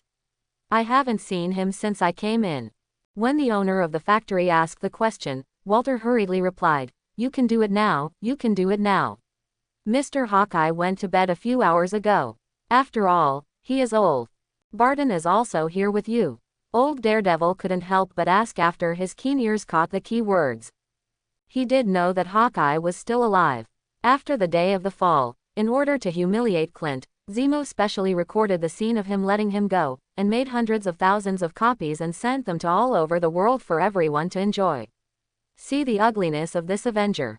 There is a copy left in Matt's Wall of Chastity Monastery. And he could only lament about it, not being able to do much. After so many years, everyone in the world, including him, had forgotten about that incident and Hawkeye. He never expected to hear the news about Clint Barton here today, which really surprised him. Yeah, Bai Yi hummed lightly. Gunsu's information was too ill-informed. Start recording. Experimental subject number 1, 24 years old, male, is a member of the Punishment Gang. The experimenter carefully injected a light blue medicine into one of the Punishment Gang members. Ah. The moment the medicine was injected into his body, his eyes immediately bulged out, and his screams of pain echoed in the laboratory. Immediately afterwards, his body began to tremble uncontrollably, his muscles swelled, and his bones made a slight clicking sound. Bai Yi's brows furrowed slightly as he watched the changes in this member of the Punishment Gang intently. The experimenters communicated with each other and recorded the reactions and changes after the drug injection. Walter's eyes flashed excitedly, and he was full of anticipation. He once read in a book about the deeds of Dr. Abraham Erskine and the first Captain America in his early years. After that experiment, a heroic era slowly began. It's just like it was then. It hurts, it hurts. The experimental subject, who was screaming in pain, suddenly had veins popping out, releasing a powerful force, breaking the belt that bound him with a snap, and grabbing the head of the experimenter closest to him with his huge palm. The experimenter's pupils shrank instantly as he had no time to dodge. At this dangerous moment, a red power of thought quietly wrapped around the subject's thick arm, and then wrapped around the subject's body, causing it to roar angrily, but its hands could no longer move at all. It was Wanda who had already turned a deaf ear to Pietro's complaints and had been observing the experiment, and she took action. The experimenter who escaped the accident wiped his sweat, cast a grateful look at the Scarlet Witch, then quickly grabbed the record board and stepped back. They didn't get this treatment in the past. Zubang might care about the life of a top scientist like Walter, but he would never care about a passerby like him. At this moment, the experimental subject changed again. The next second, the subject's screams echoed in the laboratory, and his face swelled even more horribly. His body was stretched by an invisible force, and the blood vessels on his body rolled like snakes. The numbers on the instrument next to him indicated that his blood pressure was rising uncontrollably, reaching an alarming level. This terrible pressure caused the subject's facial muscles to continuously distort. Boom! There was a loud bang, and his head instantly exploded like a watermelon run over by a truck. Blood and flesh splattered everywhere, and bone fragments scattered. At the same time, the ventilation fan above the head started and whirred, sucking the strong smell of blood out of the room. "Clean up those things and bring number 2 over," Walter said calmly, raising his hand to push up his glasses slightly along the bridge of his nose. This result was not unexpected. In the past 10 years, he had seen countless people die in various ways under that small injection of serum. There are many people who are worse than this and don't know where to go. He has long been used to it. And for the sake of science and the world, I believe those little gangsters will feel honored. Several cleaners in blue uniforms quickly walked into the laboratory, holding cleaning tools to carefully clean up the blood stains and body fragments on the floor. The whimpering and pleading of the second member of the punishment gang was ignored by the experimenter who pushed him and was brought to the center of the laboratory. Gunsu looked at everything in front of him without showing any anger or sadness about these experiments. Let's go somewhere else." After nodding to Walter in the laboratory, Bai said softly to Matt, "I won't continue to study how many pieces a person's head can explode into here. It's better to leave professional matters to professionals." In the corridor, Bai and Gunsu were walking side by side. The light from the long lamps illuminated the entire corridor brightly and even made people feel a little hot. However, the two of them didn't seem to care and just walked. Conducting human experiments and using clones as means of production is not what a hero would do. Gunsu's tone was a little light, like a breeze, and then he suddenly changed the subject. "And I'm glad you're not. Superheroes are often bound by ideals and creeds, and the world's problems are often more complex than they imagine. They may be able to defeat monsters or villains and save a few innocent passers-by." The old daredevil did not continue speaking, but sighed and shook his head. In fact, in the past 43 years, there are still many living or emerging superheroes fighting against those villains, but they either died tragically directly from the gun, or were forced by the situation to go into hibernation. These dormant heroes can only live hard while waiting for the villains to grow old and become useless as time passes. But aren't the heroes getting older? Every time he thought about this, Matt couldn't help but sigh, feeling the marks that time kept leaving on his body, and he felt like his shoulders were coming back to life. Gunsu, who was thinking a lot, looked at Bai, who said nothing next to him. Just when he was planning to give up completely and meditate all day long in the monastery waiting to die, this man suddenly jumped out from the crack in the stone. He also sent someone to contact him, saying that he was going to do something big. To be honest, he was actually a little disappointed when he saw Byakuya letting the Punisher kill Magneto, because it was no different from his former self. After that, I followed him to the X-Weapon factory with the thought of coming back, but I didn't expect an unexpected surprise. From what you said, did you do it with us? Come on, I'm going to grow hairy after sitting in the Himalayas all day. Gunsu shrugged when he heard Bai's question, as if he was talking about a trivial matter. After walking some more in the corridor, we came to the prison door inside the base, where several maintenance workers with guns were acting as guards. When they saw Bai appear, they hurriedly raised their hands and gave a crooked salute, acting very restrained. Bai waved his hand and motioned for them to lower their arms. "You don't have to be so formal. Where is the mutant I captured today? Take me to see him."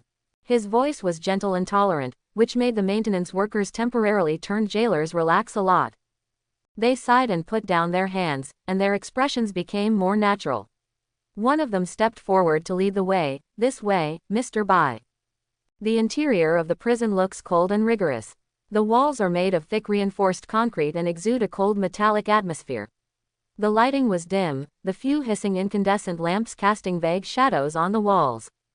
Iron bars stood tall, separating the cells from the outside world. There is a simple iron bed in each cell.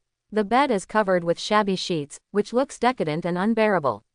Next to the toilet in the corner, there is a simple faucet. Water drips from it, making a faint noise. The furnishings inside the cell looked exactly the same, and so did the people inside. Several Jamies with swollen faces and restraints around their necks were lying on the bed to rest. There is mutant growth hormone in Baron Zemo's warehouse, so the corresponding mutant limiter is naturally indispensable. The guard led Bai Yi and Gunsu to one of the cells, pulled out a heavy iron rod from his waist, and knocked hard on the iron railing of the cell. Get up, all of you. You mutant scum. You guys will sleep there after you die. The guard roared loudly, his voice echoing in the narrow corridor. The clones in the cell shivered when they heard the guard's roars, and quickly got up from the bed. Some had fear on their faces, while others had angry looks on their faces. Bai Yi and Gunsu stood aside, their eyes calm and indifferent. They didn't speak, they just quietly observed the scene in front of them. The guard was still banging on the iron bars hard, making a clanging sound, making no secret of his disgust for mutants. When he felt that the prisoners were almost awake, he turned to Bai Yi and showed a flattering smile. Well, those mutants are all locked up here. After we brought them in, we copied a few helmets as you requested. As he spoke, he pointed to a wooden table at the end of the corridor. On the table were neatly stacked the same number of Magneto helmets as the clones.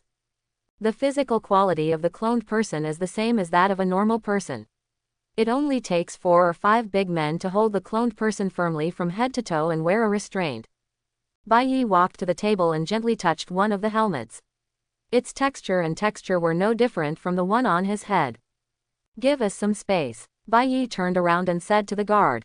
Seeing the latter put away his stick and walked aside to stand at attention, he picked up one of the helmets and handed it to Matt next to him.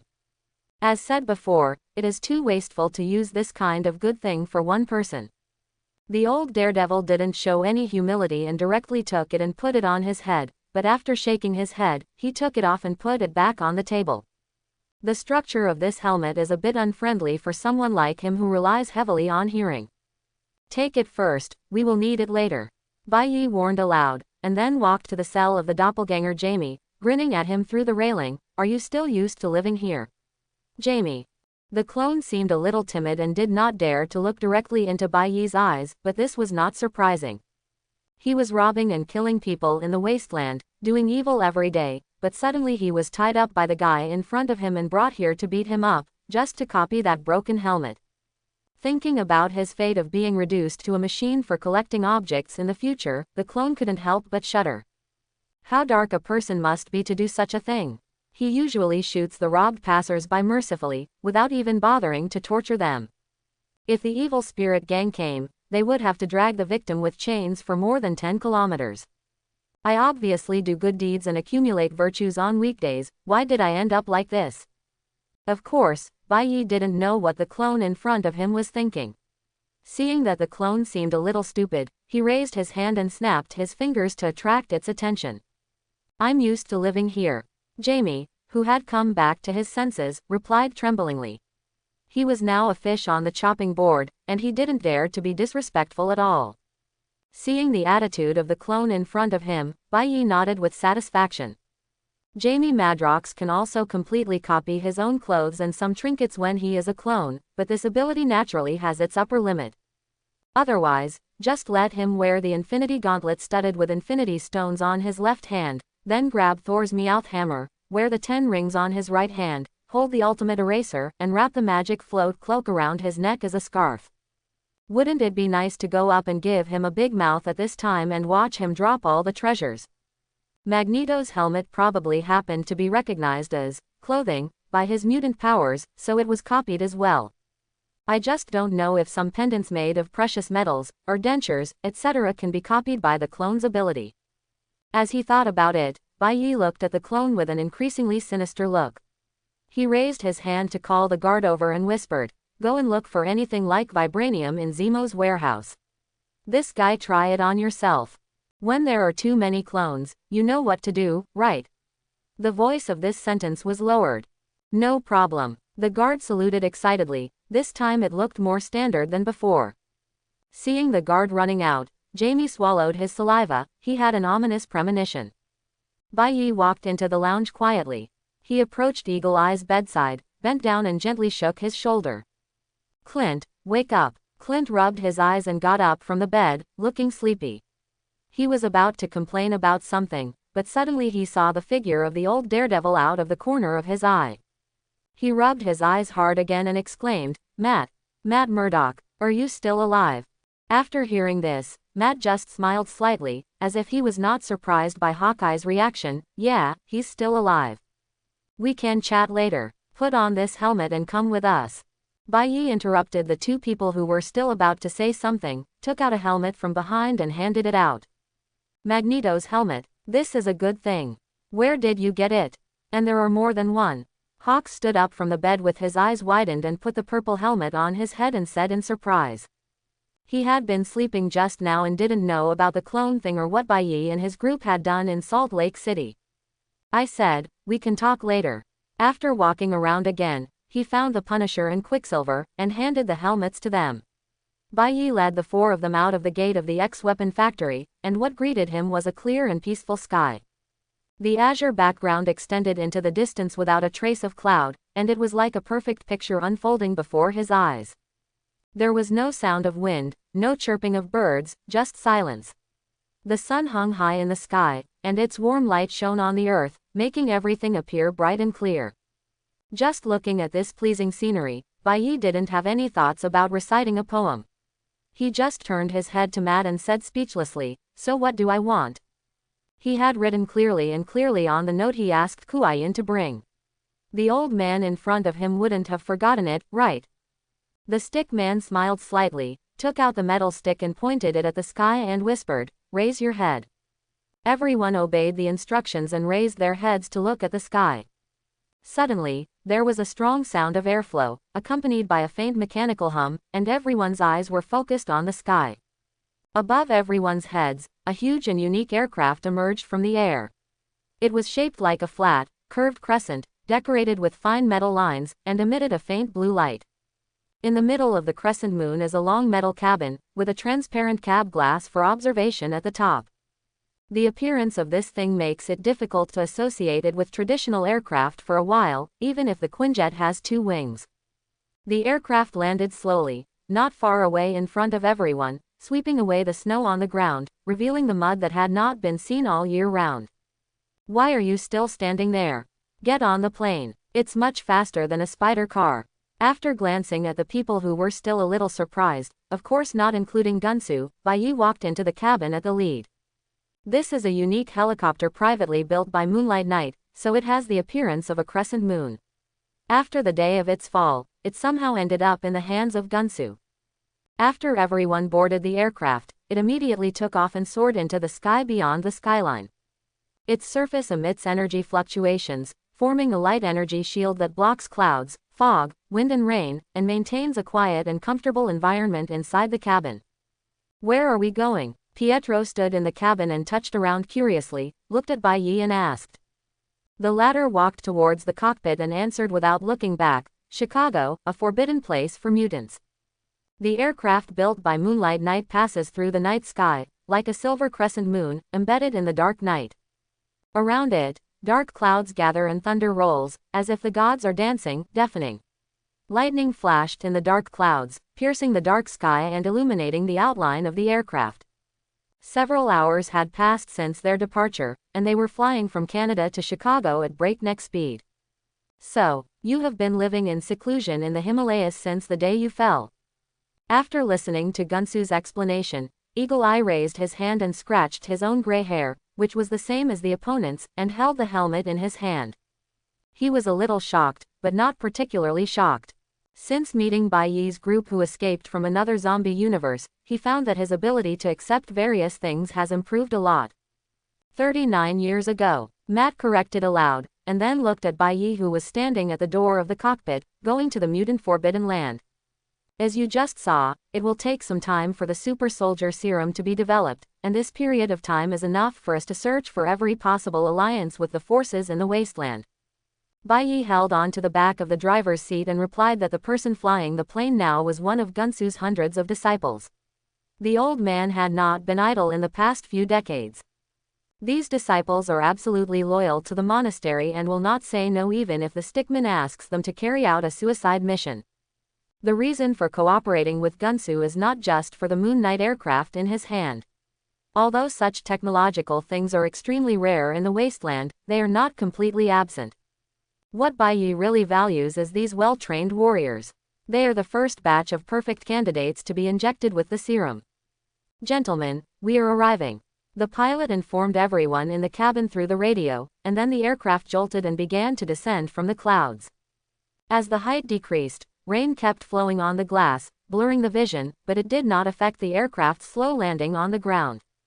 The moment it came into contact with the ground, a splash of water appeared, and water droplets splashed around.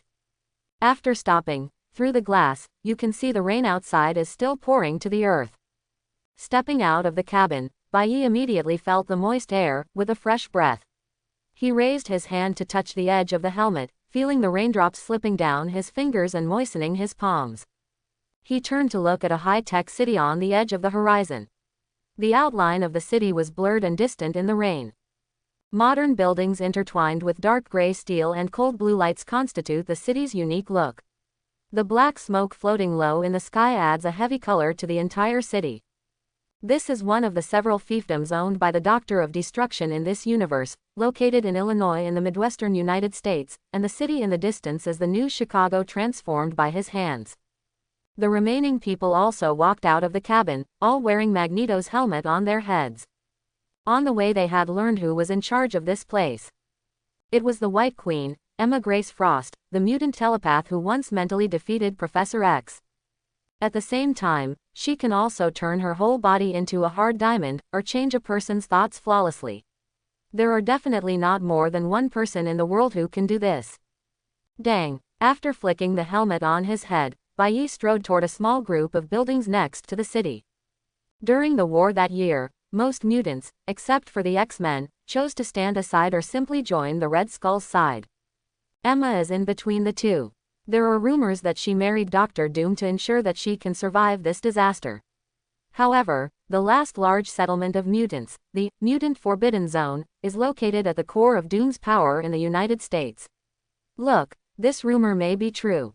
After Bailly led the group of people away, the driver quickly pressed a series of buttons and switches on the console.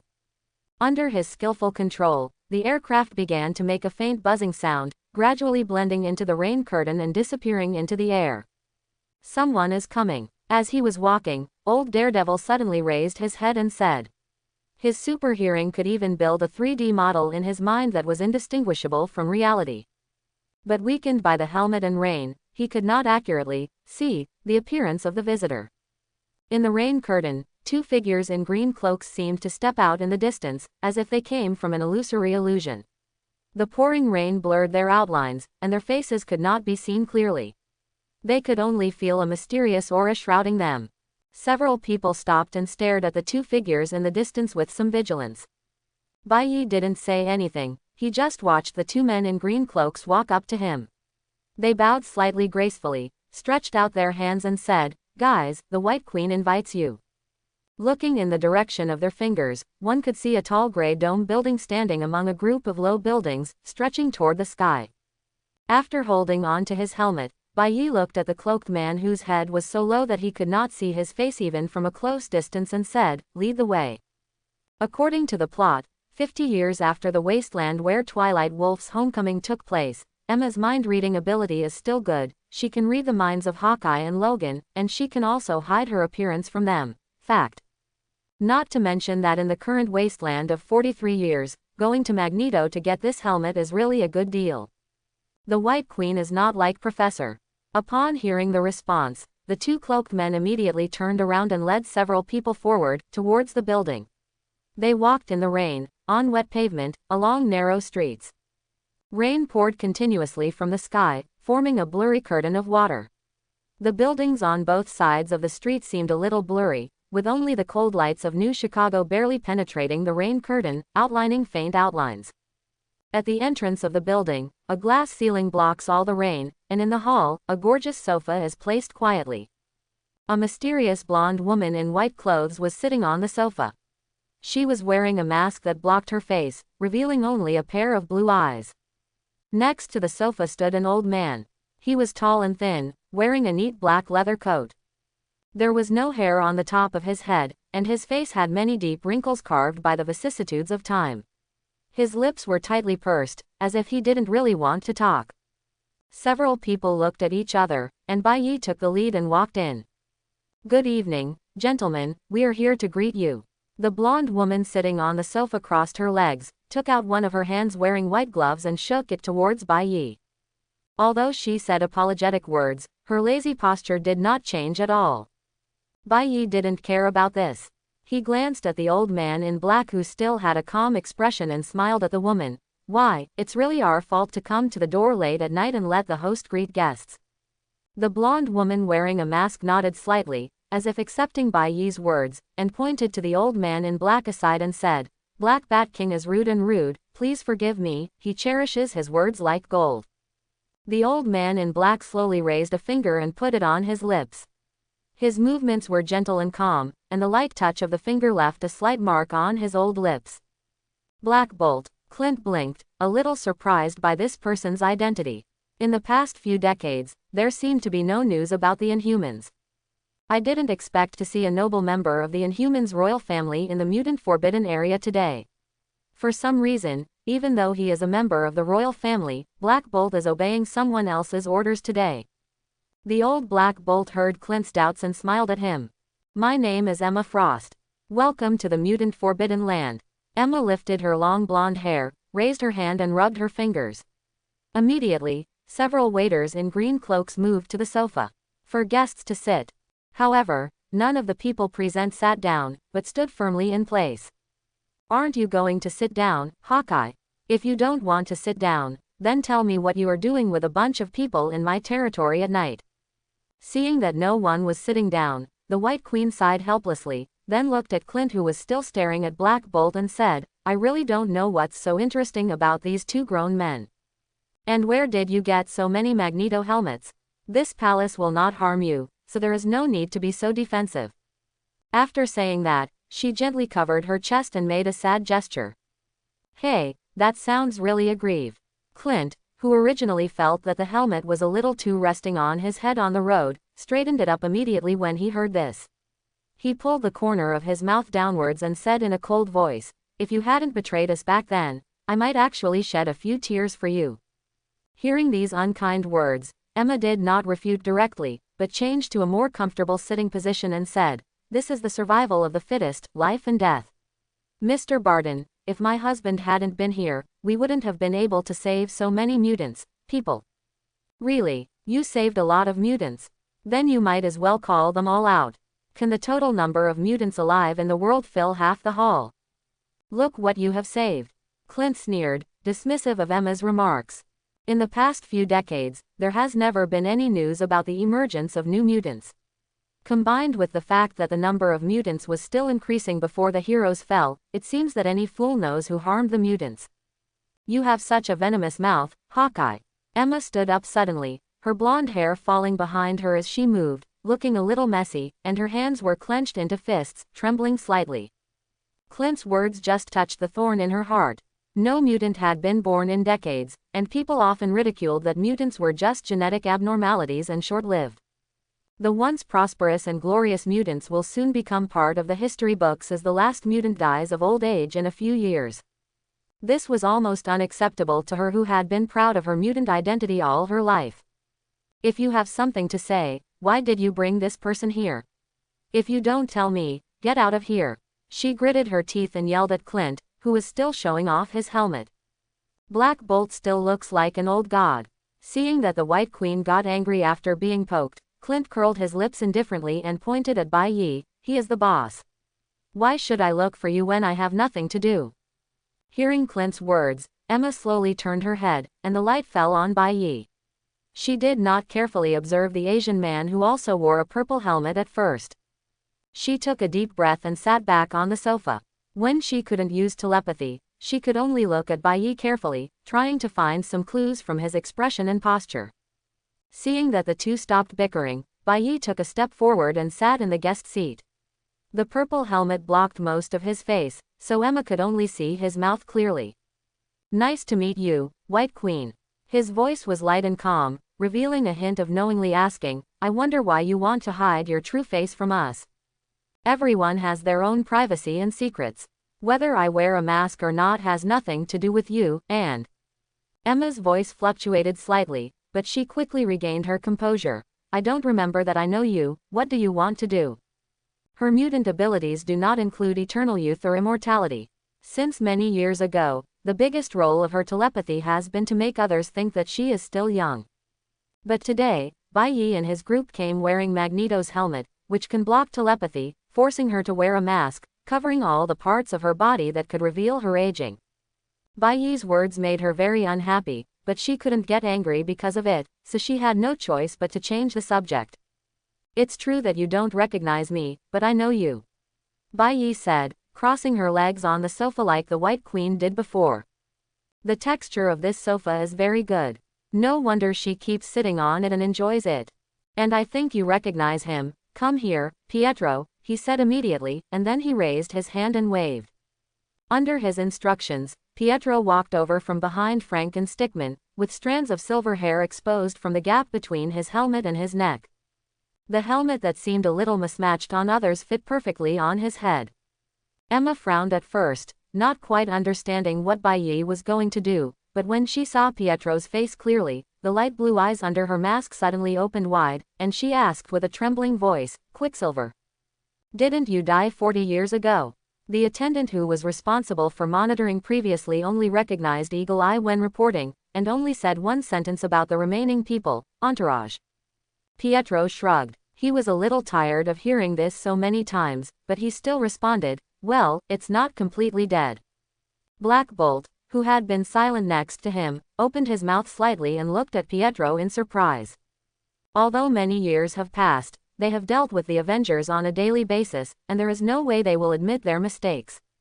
After calming down, Emma touched the edge of the mask with her fingertips and asked softly, what on earth is going on? When the Great War occurred 43 years ago, she herself did not participate in any of the battles. When most of the members of the X-Men died in the Together, without participating in the war. However, some of the old friends from the Hellfire Club rolled up their sleeves, but the results were not very good. One of the reasons why she didn't deny what Clint said before was because she really betrayed the superheroes back then. Now, Quicksilver suddenly appeared in front of her, which really surprised her. When Quicksilver's Avengers team fell, the whole process was broadcast live on the TV station. Afterwards, countless people went to Las Vegas to check whether this was true or not. They finally got the exact answer on the hammer that fell on the ground. Pietro did not answer directly. He blinked and looked at Emma, then at Black Bolt, and finally turned his inquiring eyes to Bai Yi, meaning, should I say it? Bai Yi gave him an affirmative look. After taking a deep breath, Pietro recounted it all, starting from the lightning flashing across the sky in the zombie universe to the death of Magneto in the Wasteland universe. He has no feelings for the father of this universe. If he dies, he will die. As for the relationship in the original universe, it is not much better. When he and Wanda joined the Brotherhood of Mutants, it was not completely voluntary. One day when the two siblings were teenagers, Wanda accidentally lit a house on fire due to her uncontrolled ability. The frightened and superstitious villagers tried to kill the witch with pitchforks and sticks on the spot. Pietro initially tried to use his abilities to protect his sister, but due to his immature strength, he was quickly subdued by the villagers. At this dangerous moment, Magneto suddenly appeared and rescued the two, and then threatened him with the favor of saving his life. The two joined the fraternity. It's actually like this. Emma, who was sitting on the sofa, touched her chin and sounded as usual, but there was already a turmoil in her heart. She calmed down and looked at Bai Yi, who was directly opposite. According to Cosmic Quicksilver, the man in front of her led them to escape from the zombies and killed many villains in the wasteland. Then what do you want? Mr. Bai, you have traveled all the way to the mutant forbidden area just to come and chat with me. Emma took a glass of champagne from the hand of the waiter next to the sofa, gently touched the glass with her fingers, and watched the countless tiny bubbles floating in the glass, as if she had returned to the past. Or, kill us like you killed Eric, she said slowly, her voice a little low and with a hint of evil. As soon as these words came out, the scene suddenly became a little tense. Bai Yi rolled his eyes, and his enhanced vision keenly captured the Black Bolt King slowly inhaling through his nostrils. Behind him, Kuayan's leg muscles were a little tight, and the others were also ready to fight. Of course not, we are not barbarians who kill everyone on sight. He waved his hands and said. As soon as he said these words, the tense atmosphere just now disappeared. Everyone present breathed a sigh of relief. At this moment, the waiter came forward with a silver tray and gave everyone a glass of champagne. Taking the wine glass and placing it on the glass coffee table, Bai Yi looked directly at Emma and said, "Before I tell you our true intentions, you might as well tell us why you betrayed the heroes back then." "That's important," he added. Listening to Bai Yi's words, Emma's blue eyes flashed with complicated light, as if she was weighing whether to tell her true thoughts. Her lips moved slightly, as if she wanted to say something, but she didn't know how to say it. The entire hall fell into silence, except for the faint sound of champagne bubbles. After a long time, she finally said, "They have Dr. Doom, Loki, Red Skull, Dormammu, Magneto and almost every villain you have ever seen or heard of have joined the attack plan. We have no chance of winning at all. Quote, the marriage between me and Doom is a last resort." She said these words not to explain away the mistakes she had made, but just to let everyone know that she was forced to make some difficult decisions in order to protect herself and the future of mutants. "Is this your reason?" Clint shook his head in disappointment after hearing this. He would rather hear that the White Queen simply degenerated into joining the Red Skull's side, rather than surrendering without a fight. After Bai Yi heard this answer, he tapped his fingers lightly on his thigh. His expression was a little indifferent, and he was noncommittal about it. After thinking about it, he stopped his fingers and said, "You can betray the heroes for the sake of yourself and the survival of the race, but can you betray Dr. Doom again for this?" "What do you mean?" The White Queen's blue eyes narrowed as she examined the man in front of her. "Literally, judging from the way you couple are separated, your relationship doesn't seem to be very good." Bai Yi turned his head and looked at the hall, with a playful tone in his words. This once seemed to be a luxurious banquet hall, beautifully and magnificently decorated. Ornate chandeliers hang from the soaring ceilings, emitting a soft glow. The walls are inlaid with luxurious murals and sculptures, showing a strong artistic atmosphere, and the floors are covered with gorgeous carpets, which are soft and comfortable. However, if you look closely, you can see that there are already signs of decay here. The murals have begun to fade, and there are some signs of damage on the sculptures. The attendants are not able to repair the building used as a palace. The expression on Emma's aging face under the mask suddenly changed. Deep down in her heart, she knew that Bai Yi was right. This place had long lost its former glory. Although he originally married Doom out of profit and political considerations, Dr. Doom still made a generous promise, which is nothing more than what every man in love would say. As she grew older, the two of them basically had no contact. Doom was naturally not affected by her telepathy. In a few years she would have to make everyone think that this place was still glorious, just as she made them think that she was still young. Bai Yi raised his head and glanced at Emma. His eyes met her light blue eyes through the shadow of the helmet, then he raised his wrist to let her see the blue veins and said, "I will give you what every old woman wants."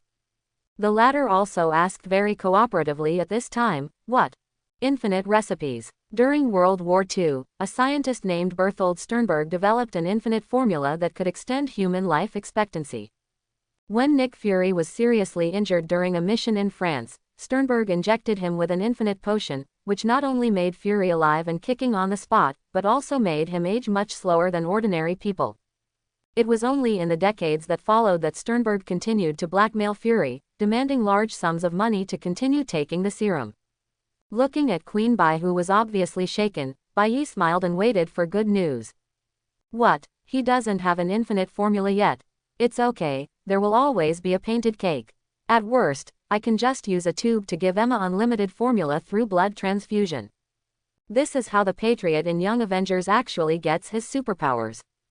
The super soldier serum injected by oneself is blended with the infinite formula, and the injector of the super soldier serum will secrete the components of the serum regularly, so his blood contains a trace amount of the infinite formula. "Do you really have an infinite formula in your hand?" Emma was a little moved. She was afraid of the moment when she got up and looked in the mirror every day.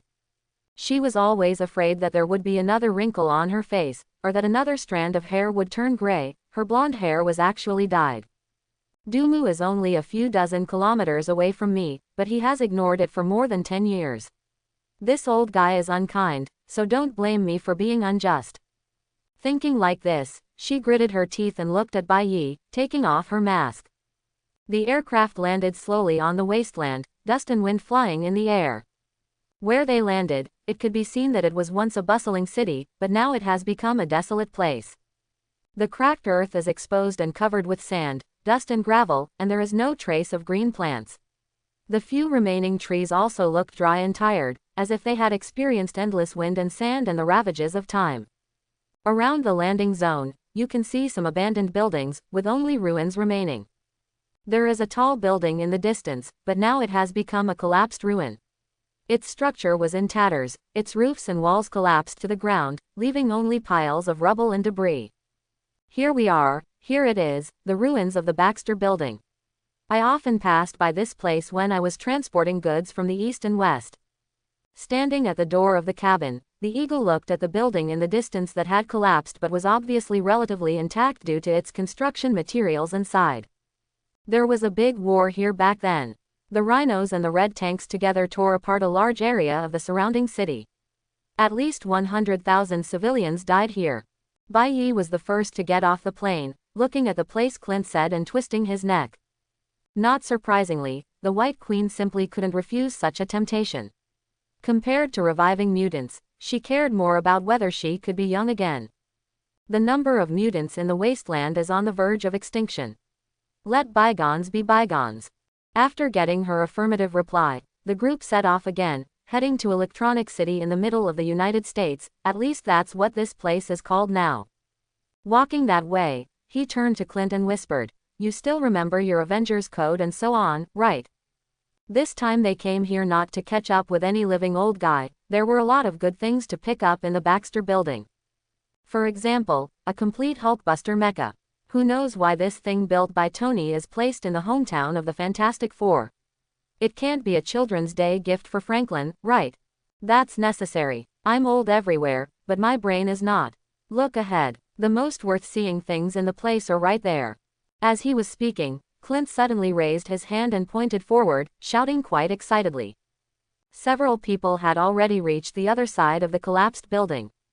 The huge faded number 4 logo fell to the ground, giving people a feeling of desolation, but this is not important. Because under the ruins of the building, there was actually a huge skeleton, with a towering body that was almost as tall as the collapsed building. The skeleton is huge and majestic, and it can be seen that it was once a powerful and majestic being. There is a faint white reflection between its bones, making it look even more mysterious and awe-inspiring. The skull wears a huge golden antlered helmet on its head. The gorgeous patterns and decorations on the helmet shine with golden light and are quite Nordic style. Reed and Susan blew up the Baxter Building before they disappeared. Good guy, you don't know how spectacular that scene was. Hawkeye touched his chin and walked towards the skeleton. One finger bone of the skeleton was taller than his entire body. Frank, who followed behind and barely spoke a word along the way, came closer and touched the bones, turned around and asked, "What next?" At that time, I heard. Clint cleared his throat, walked to the skeleton, and simply leaned on it and said, "Thor's brother Loki was hitting Buck hard with his fist." The shield of the stern building was blown away in the next second, and then was crushed under the rubble. Quote, "I heard from the old people in this area that he was not dead when he was pressed, but died screaming for several weeks. He was still crying and apologizing to Thor before he died. After saying that, he clicked his tongue and stood up from the skeleton. Loki's death was so shameless, and there was no dignity at all. But that's fine, this is how these people deserve to die." After admiring the beautiful scenery of the Baxter Building, everyone walked to a small hole in the ruins, which was dark inside. The darkness seemed so thick that it was almost touchable, boundless, covering the cave like a bottomless black curtain. "Go in from here." Pietro scratched his head and muttered a little. Buzz. A holographic image of an old man suddenly appeared at the entrance of the cave. He was wearing a blue postman uniform and gold-rimmed round glasses, looking like an old scholar. "You want to go in, don't you?" The image stretched out its hand and pointed back. "This is not a good idea.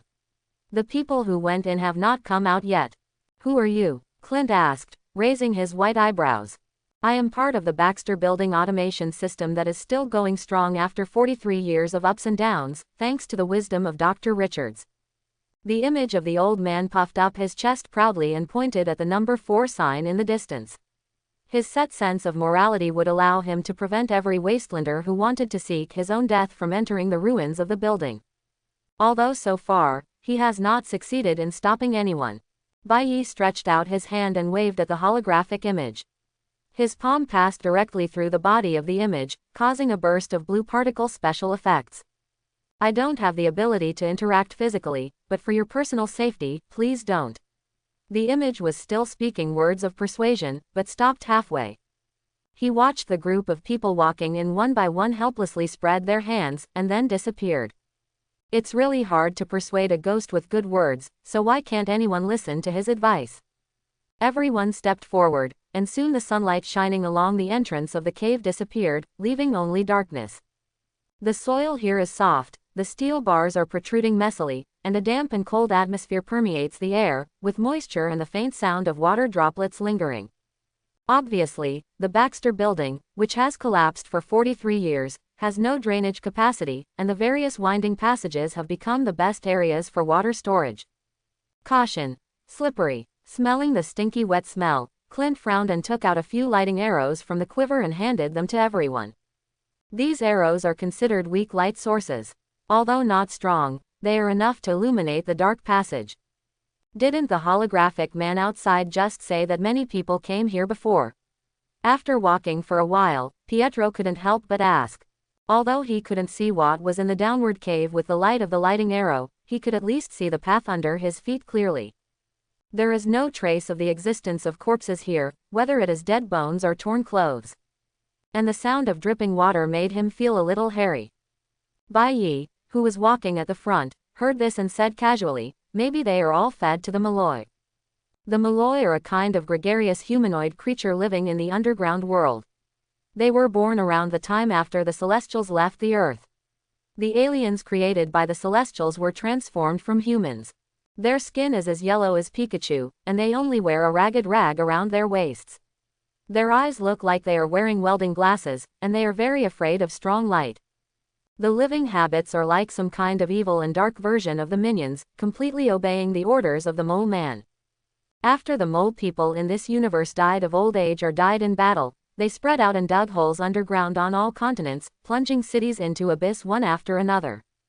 It seems a little more spacious in front, Bai Yi said with squinted eyes. He took a few more steps and then suddenly stopped.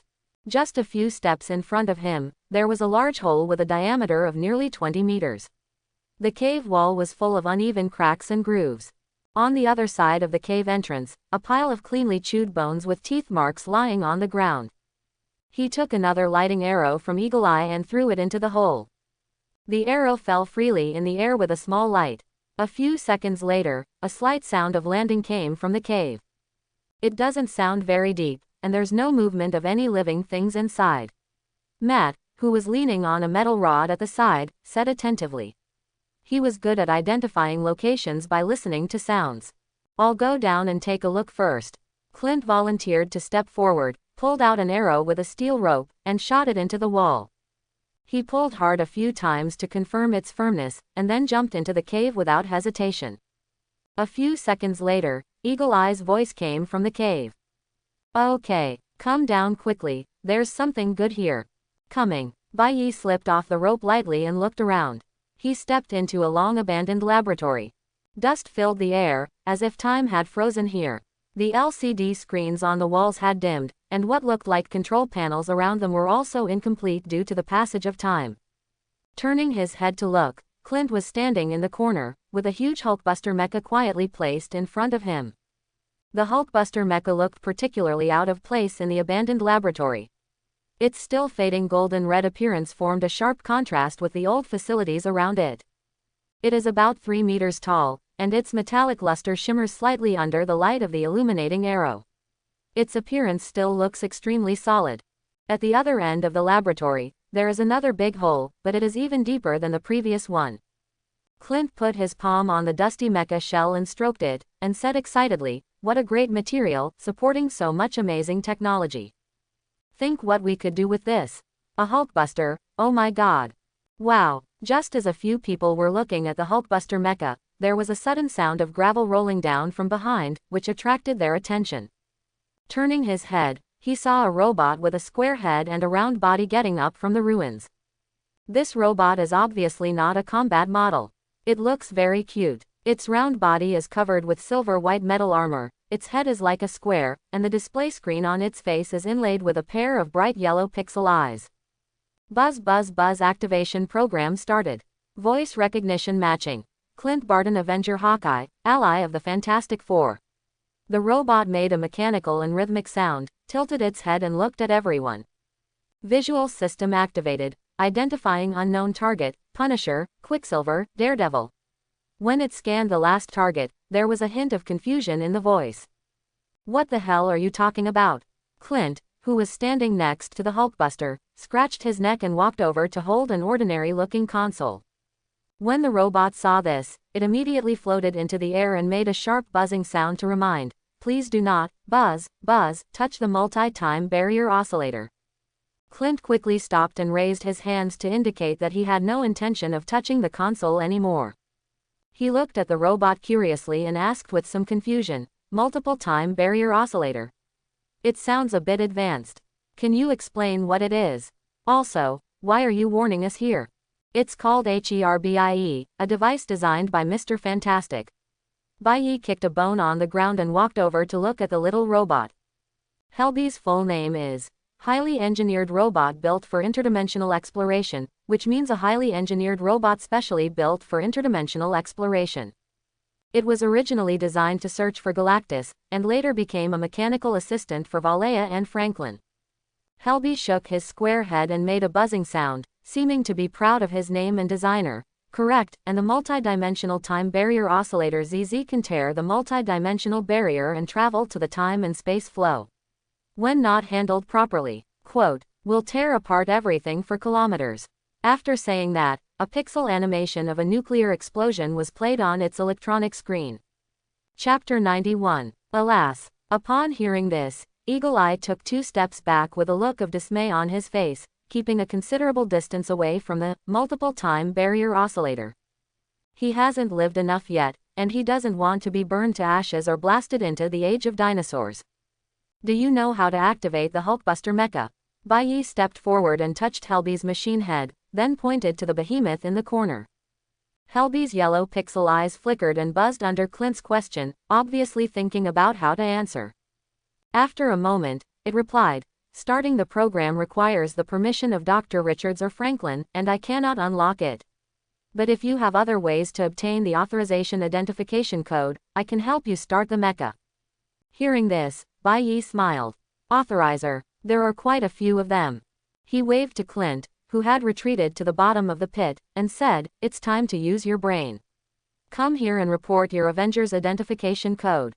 Clint heard Bai's words, walked over, cleared his throat, and said a series of codes to Helby. Avengers Identification Code A17, Command Code Eagle, Identity Confirmation Code Clint, Permission Code Avengers, Access Level Code Omega. The Avengers Identification Code has been verified, authorizing activation of the Hulkbuster. Instructions confirmed, permissions confirmed, access levels confirmed. Helby's voice echoed throughout the laboratory. It dragged its spherical body and flew to the control panel on the wall. 2 robotic arms stretched out from its spherical body and were linked to it. At the same time, a progress bar appeared on Helby's display, showing that the mecha's system was starting. The progress bar advances slowly, accompanied by a mechanical hum. The backup lights in this abandoned laboratory that had been dormant for 43 years gradually came on, illuminating the entire laboratory. After glancing at the advancing progress bar, Bai shifted his gaze to the console that Helby had just forbidden Clint to touch, which was the multi-time barrier oscillator. This thing is not very useful. If one rushes through the time rift it creates without protection, the traveler will age thousands of years in a matter of seconds. 55 years into the wasteland, the plot of Afterglow officially begins, telling the story of the elderly Star-Lord and his imaginary friends coming to Earth together to find the ultimate eraser to defeat Galactus. The ultimate eraser is a metal gadget that looks like a lighter. It can destroy enemies of a corresponding level based on the user's willpower. If a person with weak willpower uses it rashly, it will only turn themselves into a ball of nothingness. If used by a person with strong willpower, it can destroy a strong person like Galactus, or even destroy the entire universe. But when he arrived on Earth, the ultimate eraser had disappeared 55 years ago, the day the hero fell. When he was cornered by the Church of Cosmic Truth, which worshipped Galactus, the old Star-Lord triggered the oscillator, creating a space-time rift. Later, with the help of others, he returned to 55 years ago and tried to obtain the ultimate eraser. Unexpectedly, after using the time sled to return, the eraser was crushed by Dr. Doom, who came to check the situation. The time sled's ability to travel through time relies primarily on a small fragment of the time stone embedded in its console, which Quill later shot into Galactus' mind, killing him. All in all, through the oscillator, you can get a fragment of the time stone and an ultimate eraser, which is quite a gain. But such a high-energy reaction would be immediately noticed by Dr. Doom, especially when it occurs at the site of the Baxter Building, which is owned by the Fantastic Four. He will immediately send a large number of Doom robots, or even come in person to see what happened, and whether the old rivals who were lost in the turbulence of time, Reed and Susan, have returned to this world. Now that the augmented human army has not yet taken shape, it is not appropriate to have a direct conflict with Doom. Bai rubbed his chin and thought. D. Helby made a sound, and at the same time retracted the mechanical arm and looked at everyone. Startup completed.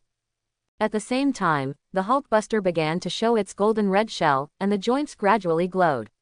The dust and rubble that fell on it were scattered, revealing the smooth metal surface of the mecha. The light gradually illuminated the entire mecha, showing its tall and majestic shape. The golden red mecha shell shines with light, giving people a powerful and mighty feeling. In front of Bai and Clint, the mecha's dome helmet slowly opened, revealing a spacious cockpit. The cabin is dimly lit, with some control panels and displays arranged around it. The little robot was suspended next to the mecha and continued to make slight sounds, as if telling Bai and Clint that the Hulkbuster mecha was ready to enter the battle. Clint shrugged and gestured to Bai to draw a bow, and said with a smile, "Old man, I can't use this thing." Looking at the other people, Pietro slapped his thigh, indicating that he relied entirely on running, while Frank simply shook his head. As for Matt, he's blind. Bai rolled into the spacious cockpit, sat down, and gently touched the control panel. Some parameters and instructions appeared on the display screen. He clicked one by one to confirm. The interior of the mecha is comfortable and fully functional, and there are some displays on the sides of the driver's seat that display real-time images of the outside of the mecha. His heart beat a little faster and he felt a little excited. Quang. The mecha helmet slowly closed, and then several blue holographic screens lit up in front of Bai's eyes, and a gentle electronic female voice sounded inside the helmet. An unauthorized visitor and a fully passed Avengers identification code were detected. Do you want to register a new identity? After thinking for a moment, Bai understood what was going on. It was Hawkeye's Avengers code that had just passed, not himself. But now it seems that the computer of the Hulkbuster mecha has not driven him away, but has determined that he is some kind of Avengers ally, so that he can enter an identity. Register, name Bai, he said calmly. After a beeping sound, the mecha's authority was fully open to him.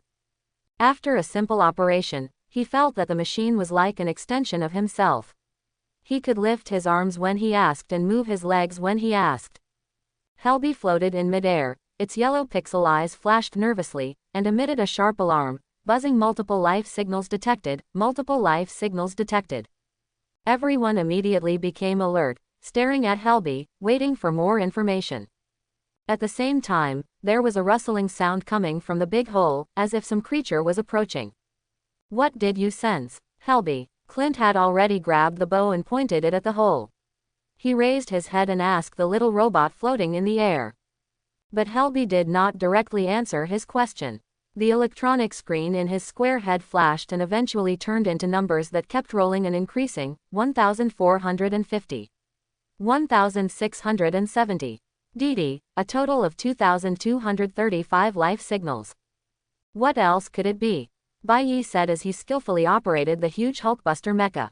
The cockpit was very spacious, and even though he was wearing Magneto's helmet, he didn't feel the slightest bit crowded. Taking heavy steps to the entrance of the cave, the white lighting on the mecha's helmet turned on, illuminating everything in the cave, and the scene inside the cave was instantly visible. Those creatures almost covered the cliffs of the cave, and their bodies exuded a deep yellow sheen, which contrasted sharply with the darkness around them.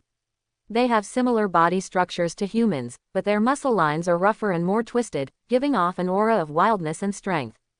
The rags around their waists seemed to be their only clothing, but these cloths were in tatters and wrapped around their bodies in a messy manner. The swollen and protruding fish-like eyes are their most unique feature. These eyes flash with green light, as if they are constantly searching for something. Fark, Eagle Eyes, who stuck his head into the cave entrance, couldn't help but scream, and immediately pulled out an arrow and shot it into the cave. After the arrow was inserted into the wall, it made a crisp sound, and then the entire cave was engulfed in strong white light. The next second, countless sharp screams came from the cave, like countless beasts roaring at the same time. Not only were the Malloy not forced back by the bright light, but they climbed up even faster because of it. Their roars burned like wildfire, filling the entire cave. Chi-chi-chi-chi-chi-chi. The screams were full of anger and hatred, as if they were about to pour out all their dissatisfaction and resentment. These sharp sounds were mixed together, and the entire cave was echoing with their roars, as if it had become a huge cave of magical sounds. Isn't this right? The underground people are most afraid of light. Clint swallowed and slowly backed away. He had encountered this kind of monster before in the western region, but at that time he only used a few sticks. Glow sticks and shouting succeeded in driving them away. Now why is this happening? Could it be that these things can evolve while they are alive underground? Or are they really, like the rumors circulating in the wasteland, white blood cells created by the Earth's ecosystem to eliminate humans? I'm afraid these people have been hungry for too long. There isn't much to eat under the Baxter building. Don't even come here, let me try. Bai Yi said, raising his left hand and clenching it into a fist, stopping several people who were about to step forward to help. The double-barreled energy cannon on the left arm of the Hulkbuster mecha began to emit a faint blue light, and the energy gathered in the barrel to form a bright ball of light. At the same time, various graphics and numbers flashed on the holographic screen in front of him, showing the energy cannon's charging status. Charging is complete and you can launch. The electronic female voice on the mecha reminded. A dozen Malloy have crawled to the ground at this time, their ferocious faces and ferocious movements showing their primitive and terrifying side. Whether it was because they were so hungry that they had no fear, or because they knew nothing about the power of the Hulkbuster mecha, they just got on all fours and rushed forward with a strange scream. However, Bai Yi was unmoved. With a slight movement of his hand, the energy cannon on the left arm of the Hulkbuster mecha immediately ejected a blue laser, accurately hitting the dozens of Malloy. In an instant, they turned into charred remains, emitting a pungent burnt smell. It stinks. Worse than the sewers in New York. The smell of burnt corpses combined with the unpleasant body odor of the Malloy who lived underground all year round and never bathed, formed a disgusting stench that made several people in the distance cover their mouths and noses involuntarily. 2,219 signals remain. The little robot floated next to Bai Yi and announced the number of remaining enemies. Its sensors told it that the man in front of it wearing a Hulkbuster that had not been activated for 43 years was the leader of the team, and it should follow him. Only in this way can we hope to avenge the Fantastic Four. Bai Yi stood on the edge of the large hole, with gravel and soil falling continuously from the edge of the hole. He stretched out his left hand, and the laser cannon on the back of the mecha's hand shone brightly, continuously shooting at the Malloy who were crawling out from below. 2,174 remain. Helby's voice rang in Bai Yi's ears, reminding him of the current number of Malloy through the scanner.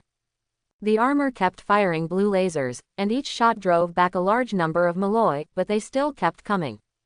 With each shot, Irby announced the remaining number, 1,985 remaining. The roars in the cave became more and more manic, and the roars and screams of the Malloy intertwined to form a terrifying sound wave. However, the roar of the laser cannon continued to sound, like a war drum. 1,870 remaining. Helby continued to report, and the voices in the cave gradually became lower. The battle rhythm in the White Knight was tight and orderly, and every shot was accurately calculated, beating the Malloy back step by step. His mecha was tall and mighty, standing at the entrance of the cave like a patron saint. The beams of laser cannons were like rays of death, passing through the entrance of the cave, defeating the Malloy one by one. 1,530 remaining. Helby reported the number again, but the laser cannon still showed no intention of stopping. Finally, when the number reported by the little robot dropped to 1006, there was no longer the crawling sound of those little monsters living underground in the cave. These imbecile guys were finally scared away. Glancing at the slightly smoking energy cannon on the left hand of the armor, Bai looked at the display screen in the cockpit and asked, "Report the remaining energy level." A pleasant electronic female voice immediately sounded, "This battle took 9 minutes, and the remaining energy is 98%. Walking to Clint, who was dozing in the corner, Bai gently raised his arm, and then suddenly snapped his metal fingers with the mecha. "Ah, what's wrong?" Clint opened his eyes at the sound of metal. He touched his beard. He had been having a sweet dream just now. "Let's go, there's basically nothing here." Bai directly grabbed Clint, who was still a little confused, put him on his shoulders, and did the same to the remaining 3 people. When they walked under the big hole they came from, blue flames shot out from the soles of the Hulkbuster suit and flew up, followed closely by Helby. The armor flew out of the big hole with a few people, and landed on the ground with a clang, leaving 2 shallow footprints. More than 10 years after the main story, the old Star-Lord will come here and activate a vibranium gate to avoid the brainwashed Sheer Empire guards. Several people jumped off the armor, and Bai turned to Helby, who was floating around and looking a little excited, and said, "Inquire about the location of the vibranium gate inside the ruins of Baxter Building." The little robot hasn't left the abandoned underground laboratory in decades, having been dormant since the attack on Baxter Tower by Red Tank, Rhino Man, and Loki. Today I was finally able to see it again, and it was so exciting. However, although it was excited, it responded immediately and very professionally. Several virtual interfaces flashed on the electronic screen, and a series of codes and data scrolled rapidly.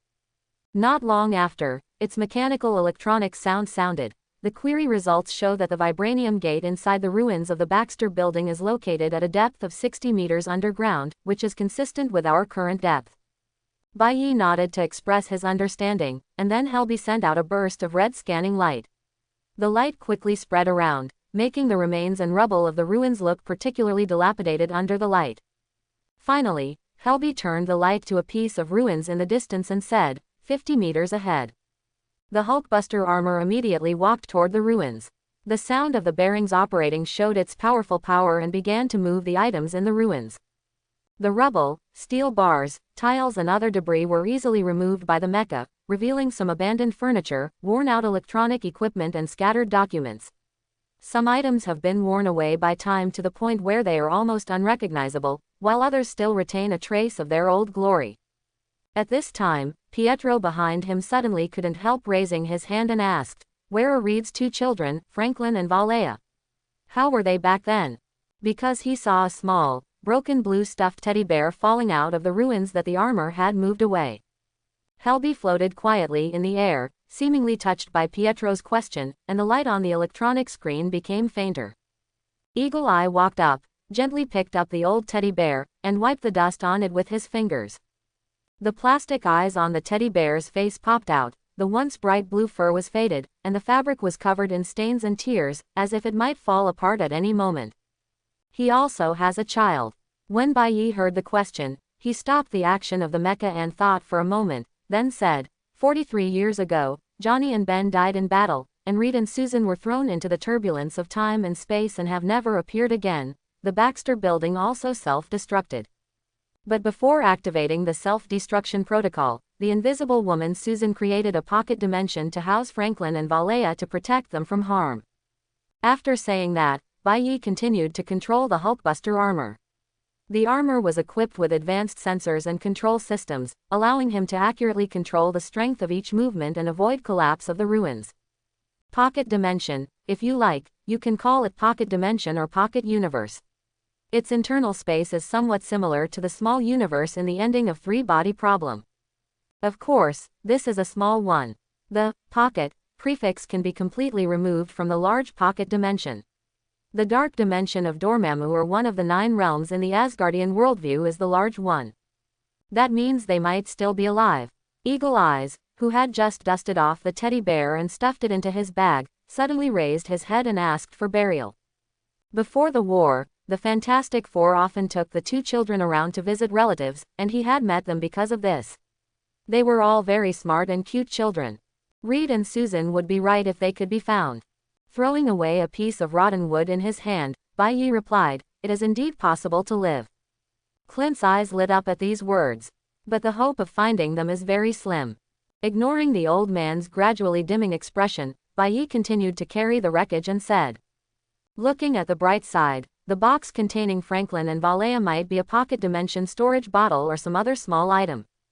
At that time, if we dig out all the tens of thousands of tons of rubble and screen it cubic meters by cubic meters, we may be able to find it. But think about the worst, if the connection point between that pocket dimension and our reality has been completely destroyed. Then they have either died in the collapsed dimension, or are trapped in the gaps between various dimensions." After hearing these words, there was silence for more than 10 minutes. In the end, the large area of ruins was cleared by the Hulkbuster armor controlled by Bai Yi. The technological power of the Stark family is fully demonstrated here. In the center of the ruins, the heavy metal door finally revealed its true identity. After 40 years, it exuded a silvery white light and had a delicate surface texture. It was obviously made of some kind of material. "Computer, scan the material of this door and surrounding walls," Bai Yi said in the cockpit. The eye on the armor responded quickly.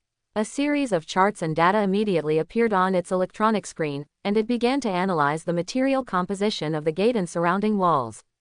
Scan results show that this door is made of high-strength vibranium material, which has extremely excellent impact resistance and damage resistance.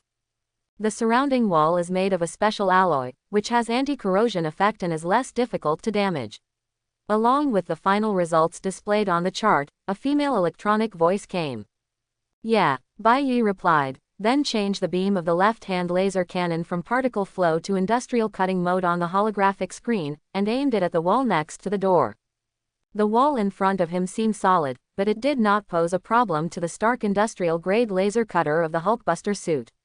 He gently pulled the trigger, and an extremely small blue laser beam shot from the laser cannon. The jet shoots out and is accurately aimed at the wall. The thin laser beam cut a circle along the edge of the door, like a precise scalpel performing silent operations. As the cutting progressed, tiny sparks flew on the wall of the hole, as if dots of light were shining in the darkness. The wall began to emit a faint molten smell, and Bai Yi steadily controlled the direction of the laser to expand the crack. Bang! The thick vibranium door finally could no longer be connected to the alloy wall, and the entire door fell heavily to the ground, kicking up a cloud of dust and gravel. The armor that had already taken a few steps back stood firmly. Bai Yi looked at the fallen vibranium gate in front of him, a trace of satisfaction flashed in his eyes. Perhaps this is what people often call the joy of harvest. The crescent-shaped aircraft landed slowly outside a canyon. Its surface was as smooth as a mirror, reflecting the scenery around the canyon, making the surrounding rocks and vegetation appear distorted and psychedelic. The jet outlet was 100 meters away, next to a large pit that had been dug for some time. There were more than a dozen identical corpses scattered around. Several vultures were happily eating among the corpses. Their sharp claws were like sickles, tearing at the corpses. It's hard to find a sumptuous meal like this in this desert. Stay where you are and don't move. I'll be back soon. The hatch opened, and the Hulkbuster armor jumped out, shooting blue flames, and strong air currents spurted out from the soles of his feet, setting off a gust of wind on the ground, rolling up yellow sand all over the sky. Gah! Gah! The vultures were startled by the sudden movement. They flew up from the corpse with flapping wings and landed above the canyon. They stared alertly at the landing aircraft and the flying Hulkbuster suit. Bai Yi continued to control the Hulkbuster armor to fly over the canyon, holding a metal box in his hand.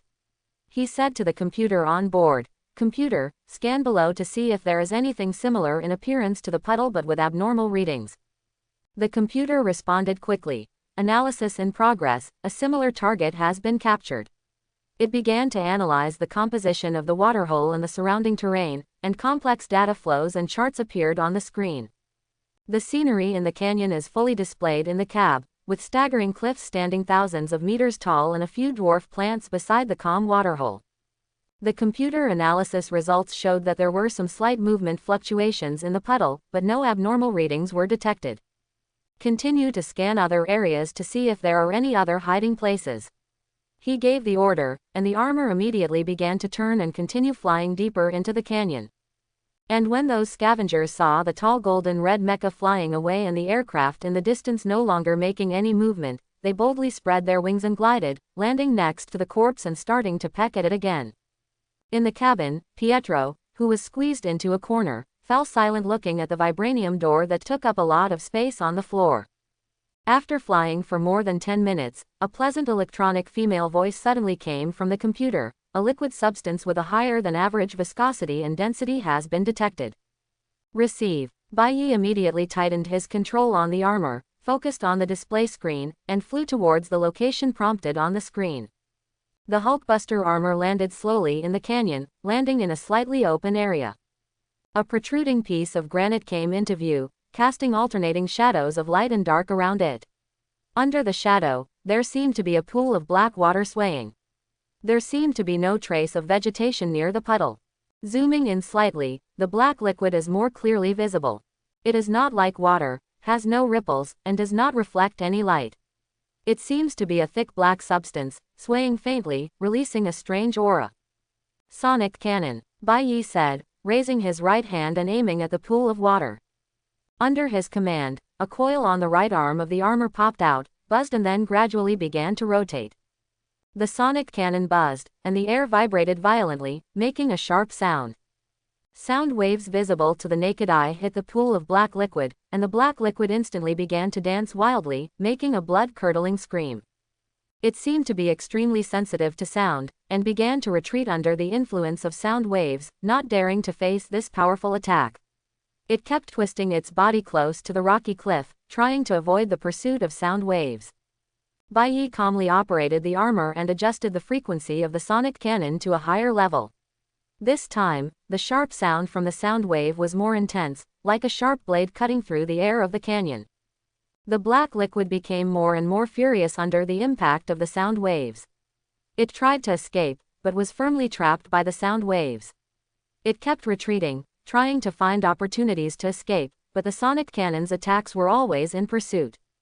Seeing that the guy was still alive and kicking, Baiyi silently turned up the frequency of the sonic cannon.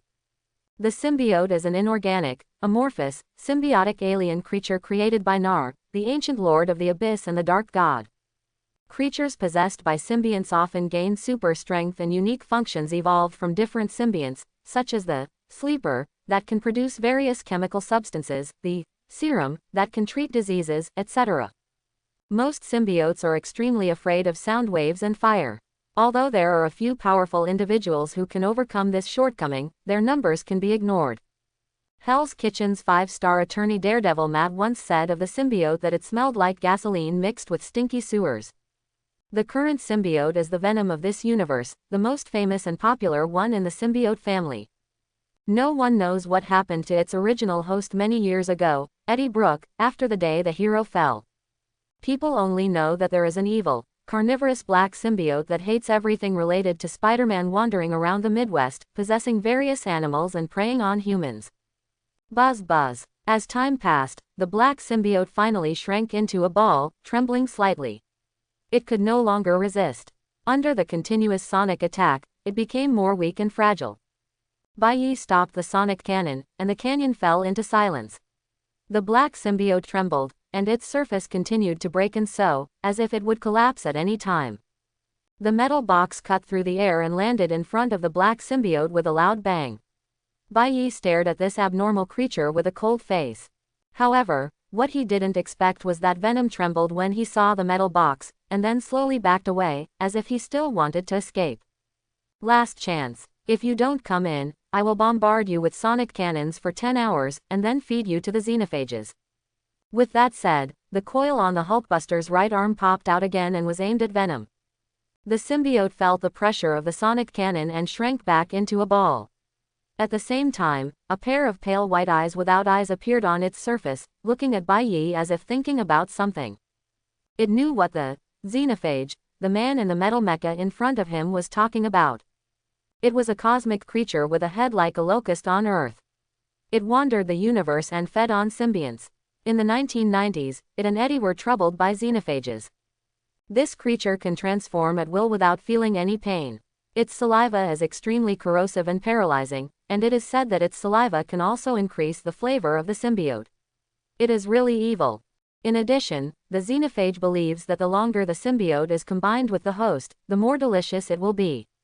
Symbiotes like venom that continue to possess it as soon as they escape from the symbiote planet are simply delicacies rarely seen in thousands of years.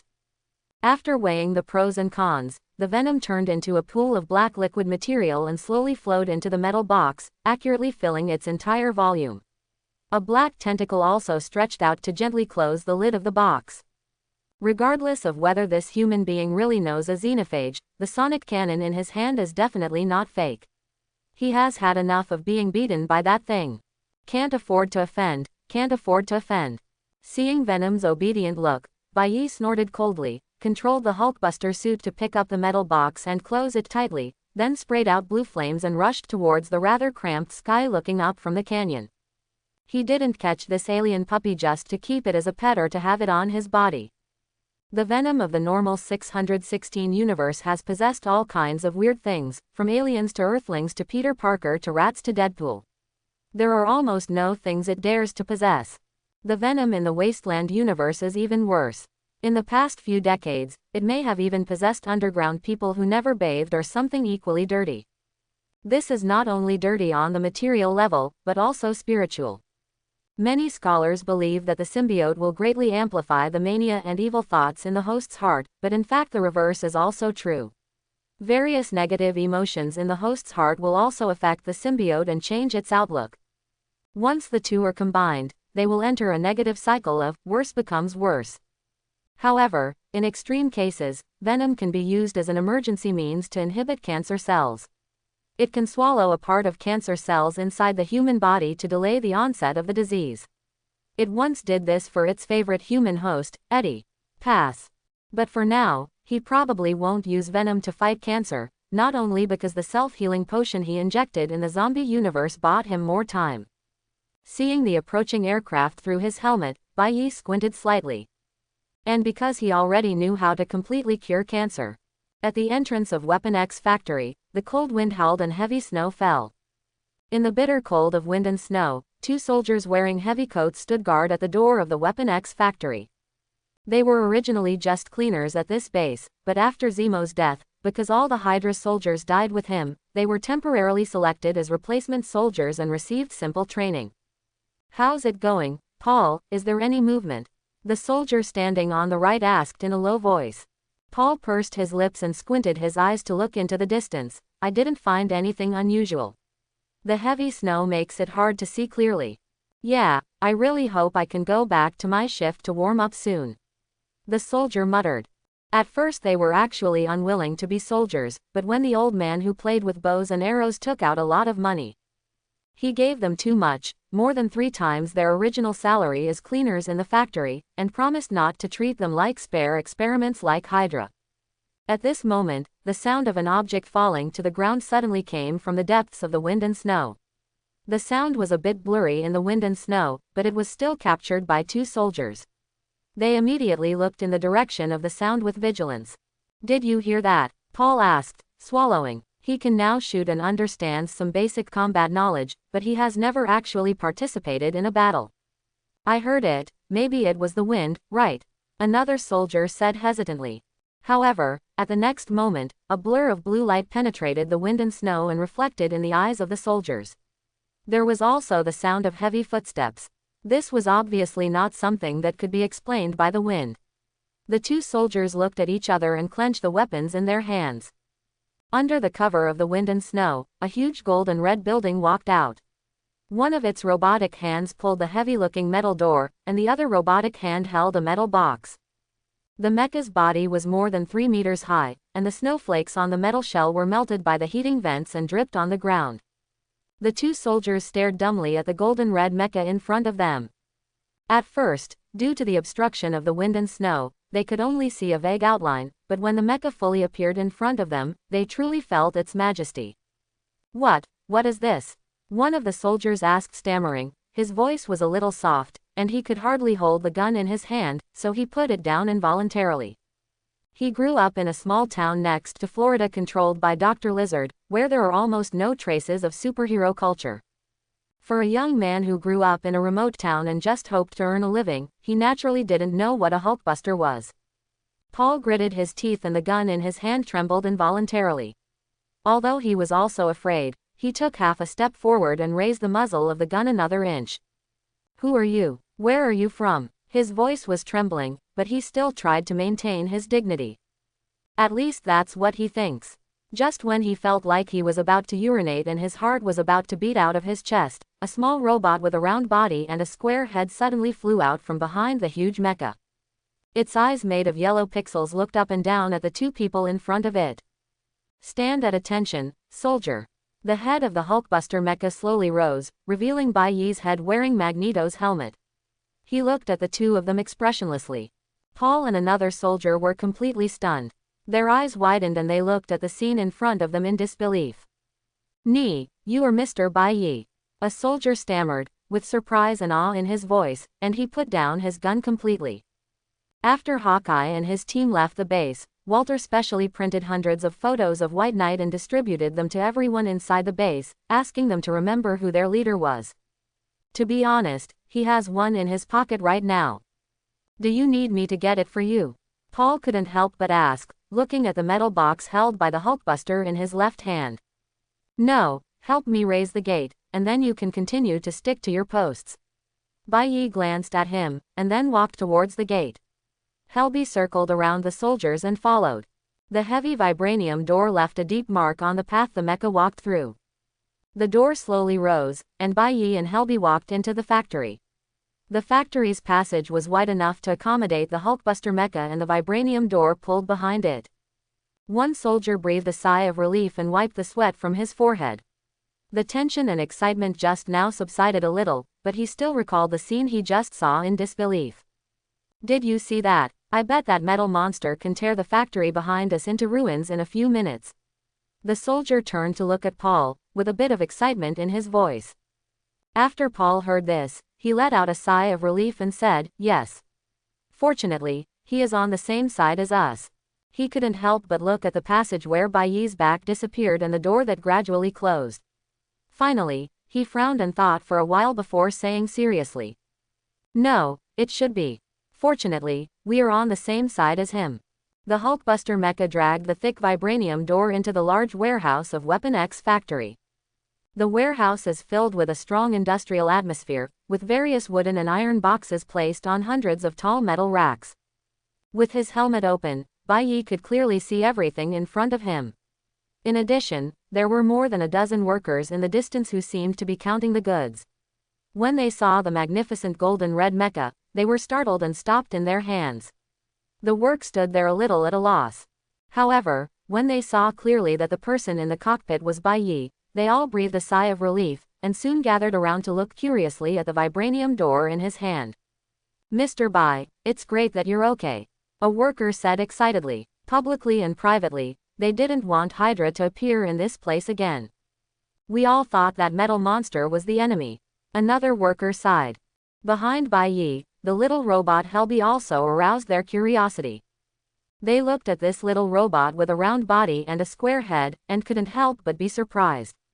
Helby looks very different, like a product of futuristic technology. Although Doom's Doom robots often patrol the wasteland, those high-tech things are almost irrelevant to people living outside Dr. Doom's territory. "What is this? It looks so strange," a worker asked curiously. "This is Helby, my robotic assistant." Bai Yi introduced that Helby was rolling lightly in the air and seemed to be interested in the workers' interests. It played a cheerful pixel animation as if to say hello to everyone. "Keep this gate safe, we may need it later." He gently lowered the vibranium gate and at the same time signaled the workers to use a forklift to carefully move the gate away. The workers took Bai Yi's instructions very seriously and worked closely together to quickly move the gate to a free area and carefully wrap it with protective cloth. Looking at the metal box containing the venom in his hand, Bai Yi gave a few more instructions casually, watching the workers disperse to do their own things before walking out of the warehouse and heading to the prison where the clones were previously held. Arriving at the gate of the prison, the passage on the road is still very wide, fully able to accommodate 2 trucks running in parallel, and it is natural for the Hulkbuster mecha to pass through. When the guards at the prison gate saw the Hulkbuster slowly coming out of the corner and stopping in front of them, they immediately stood up straight and raised their hands in salute. The workers didn't have time to receive the message just now, but they did, and they knew that under the golden red mecha was the owner of the factory. The guard who had received Bai Yi before came forward to greet him. His steps were brisk and agile, and he stood in front of Bai Yi without any delay and said, "The clone and the things he copied are all here, sir." He acted very alert. After seeing Bai Yi nodding, he immediately turned around and walked towards the inside of the cell. On the way, he tentatively turned his head to look at the mecha that was half a man taller than him and said, "During the 2 days you were gone, we tried to use him to copy some things, but it didn't go very well." "Oh, why do you say that? We copied a dozen more helmets at first, and everything went smoothly, but something went wrong later when we found the vibranium reserves in the warehouse and tried to copy it." Speaking of this, the guards muttered a little, not daring to look into Bai Yi's eyes. He didn't know that the latter had brought back a large amount of vibranium. "Keep talking and relax," Bai Yi encouraged him softly. "Not to mention that he has brought back a door made entirely of vibranium. Even if he fails to find vibranium outside, he will not blame him. It is very unclear what the clone's copying ability can copy. Not the guard's fault. The clone cannot copy vibranium when holding it in his hand. We have also tried, other methods." The guard's face looked a little strange, as if he had recalled some embarrassing memories, but he quickly adjusted and continued. "Then we asked Dr. Walter in the laboratory to find a way for us. He used equipment to melt a small piece of vibranium to make a pair of simple earrings. At this time, we can use that mutant to make copies, but the yield is not satisfactory. Every time after copying, During the conversation, the two walked to the end of the corridor and came to a dilapidated cell. The lights in the room were dim, making people feel as if they were plunged into endless darkness. There were more than a dozen magneto helmets neatly stacked on a large table at the door of the prison. In addition to the helmets, there was also a box on the table. The guard stepped forward and opened it. There were dozens of pairs of identical earrings inside. The total weight is about 200 grams. He looked at Bai Yi and introduced. A man with a bandage on his head was sitting listlessly on the bed.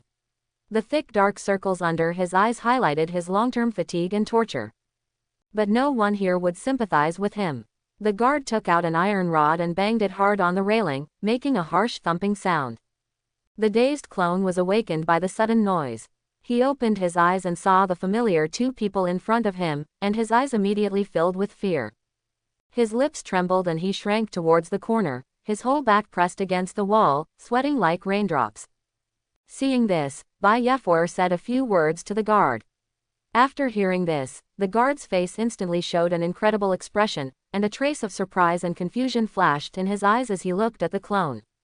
Then the two of them walked out, and the clone immediately let out a sigh of relief and collapsed on the bed, panting heavily. However, not long after, another set of footsteps came from outside the railing, and his face instantly seemed to be wearing a mask of pain. Ever since he was captured in this base, he has lived an unnatural life. He has to wear a mutant limiter almost all the time. Every time he copies something, he is beaten by the guards in revenge. Euphemistically called activating his mutant powers. All it takes is a hit on the head, these beasts. The guard came over with a cold face carrying an iron plate. The clone raised his head and looked at him, with written all over his face. Shua. The iron plate slid in from the passage where food was usually transported, and then the guard walked away without saying a word. After the footsteps completely disappeared, the clone dared to get up from the bed and look at the iron plate on the ground. Then his eyes widened. The plate was filled with hot burgers, French fries and other fast food. Normally, this was nothing, but to him, who had been eating for many days, it was simply a delicacy. But why are they suddenly so kind to themselves? Isn't it some kind of deprivation meal? In many areas in ancient times, there was a tradition of giving last meals to condemned prisoners, and the Aztecs in North America would feed their human sacrifices for up to a year. Although we are in the wasteland era and there is no humanitarianism anymore, why do people like Balbaki like retro? The doppelganger Jamie thought worriedly, but the soreness in his stomach quickly made him put this thought aside. He had not eaten for more than a day. He picked up a burger and took a bite. The tender meat and juicy vegetables intertwined with a wonderful taste in his mouth, and then he ate it with tears in his eyes. It smells so good. Bai Yi walked in the corridor wearing a huge Hulkbuster mecha. An experimenter walked in front of him and led the way. From time to time, he turned back to look at this amazing technological creation. There was both awe and curiosity in his eyes. He was shocked by the hugeness and power of the Hulkbuster. This was the first time he had such close contact with such a technological product. The golden red armor of the mecha shines brightly, reflecting a gorgeous golden color. Its figure is tall and majestic, like a moving fortress. Each step was accompanied by heavy footsteps, shaking the floor of the corridor. What aroused his curiosity was the metal box in the mecha's hand. He could guess that this box must have important meaning, otherwise Bai Yi would not cherish it so much and keep it personally. He wanted to know the secret, but he didn't dare to show too much curiosity. After all, the man driving a powerful mecha in front of him was the nominal and de facto master of the base. It was really inappropriate for him to ask, "Oh, we're here, sir." As soon as the experimenter moved his eyes from the Hulkbuster mecha back to the front, he immediately said, almost looking over his head while looking at the mecha. In front of him was a dark green metal door with the red Hydra logo prominently engraved on it. The experimenter walked to the console next to the door and pressed a few buttons. In an instant, the door began to slowly rise. After Zemo died that day, all the security code locks inside the base were removed by Eagle Eye with the highest authority, a new set of password inputs was redesigned, and part of the authority was granted. The scene behind the door is somewhat different from the depressing Hydra logo on the door. It is an open space the size of half a football field. The indoor height is about 10 meters. At the same time, there is a circle of platforms about 5 meters away, which seems to be used. Monitor the interior of this space. The walls are covered with technological devices and equipment, and some huge sensors are hung on tall brackets to detect any abnormal activities. In the center stands a tall, transparent glass room made entirely of tempered glass.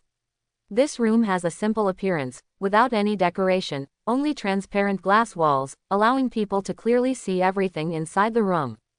However, what is strange is that there is nothing in this transparent glass room. There is no technological equipment, no complicated devices, not even a chair, and it looks very desolate and deserted. As if he was afraid that Bai Yi wouldn't know what this room was for, the experimenter explained, "This is the cage that Baron Zemo prepared for super soldiers several years ago. My original plan was to temporarily imprison the super soldier here after creating it, and then test the data and send it to the Red Skull. However, after several years without any results, this room was temporarily abandoned." Yeah. After listening, Bai Yi nodded slowly, turned around and said, "Go and tell Walter and ask him to bring an experimental subject and a tube of experimental formula." No problem. The experimenter did not doubt that he was there, and immediately turned around and ran towards the indoor phone outside the metal door. Of course, such a large Weapon X factory would not rely on words when transmitting orders. Seeing that the experimenter had dialed the phone and started to say something, Bai Yi grabbed the box and walked to the glass room. After unlocking the glass door, he opened the lid of the box and threw it in. The moment the box landed, he immediately raised his hands, and the helmet of the Hulkbuster armor fell. The coil of the sonic cannon popped up on his right arm, and a small nozzle popped up on his left arm, aiming at the flowing water in the glass room, black liquid. However, the black liquid substance appeared to be very honest after flowing out of the box. It neither tried to bounce up and rush toward Bai Yi, nor crawled around. It just gathered into a ball next to the box.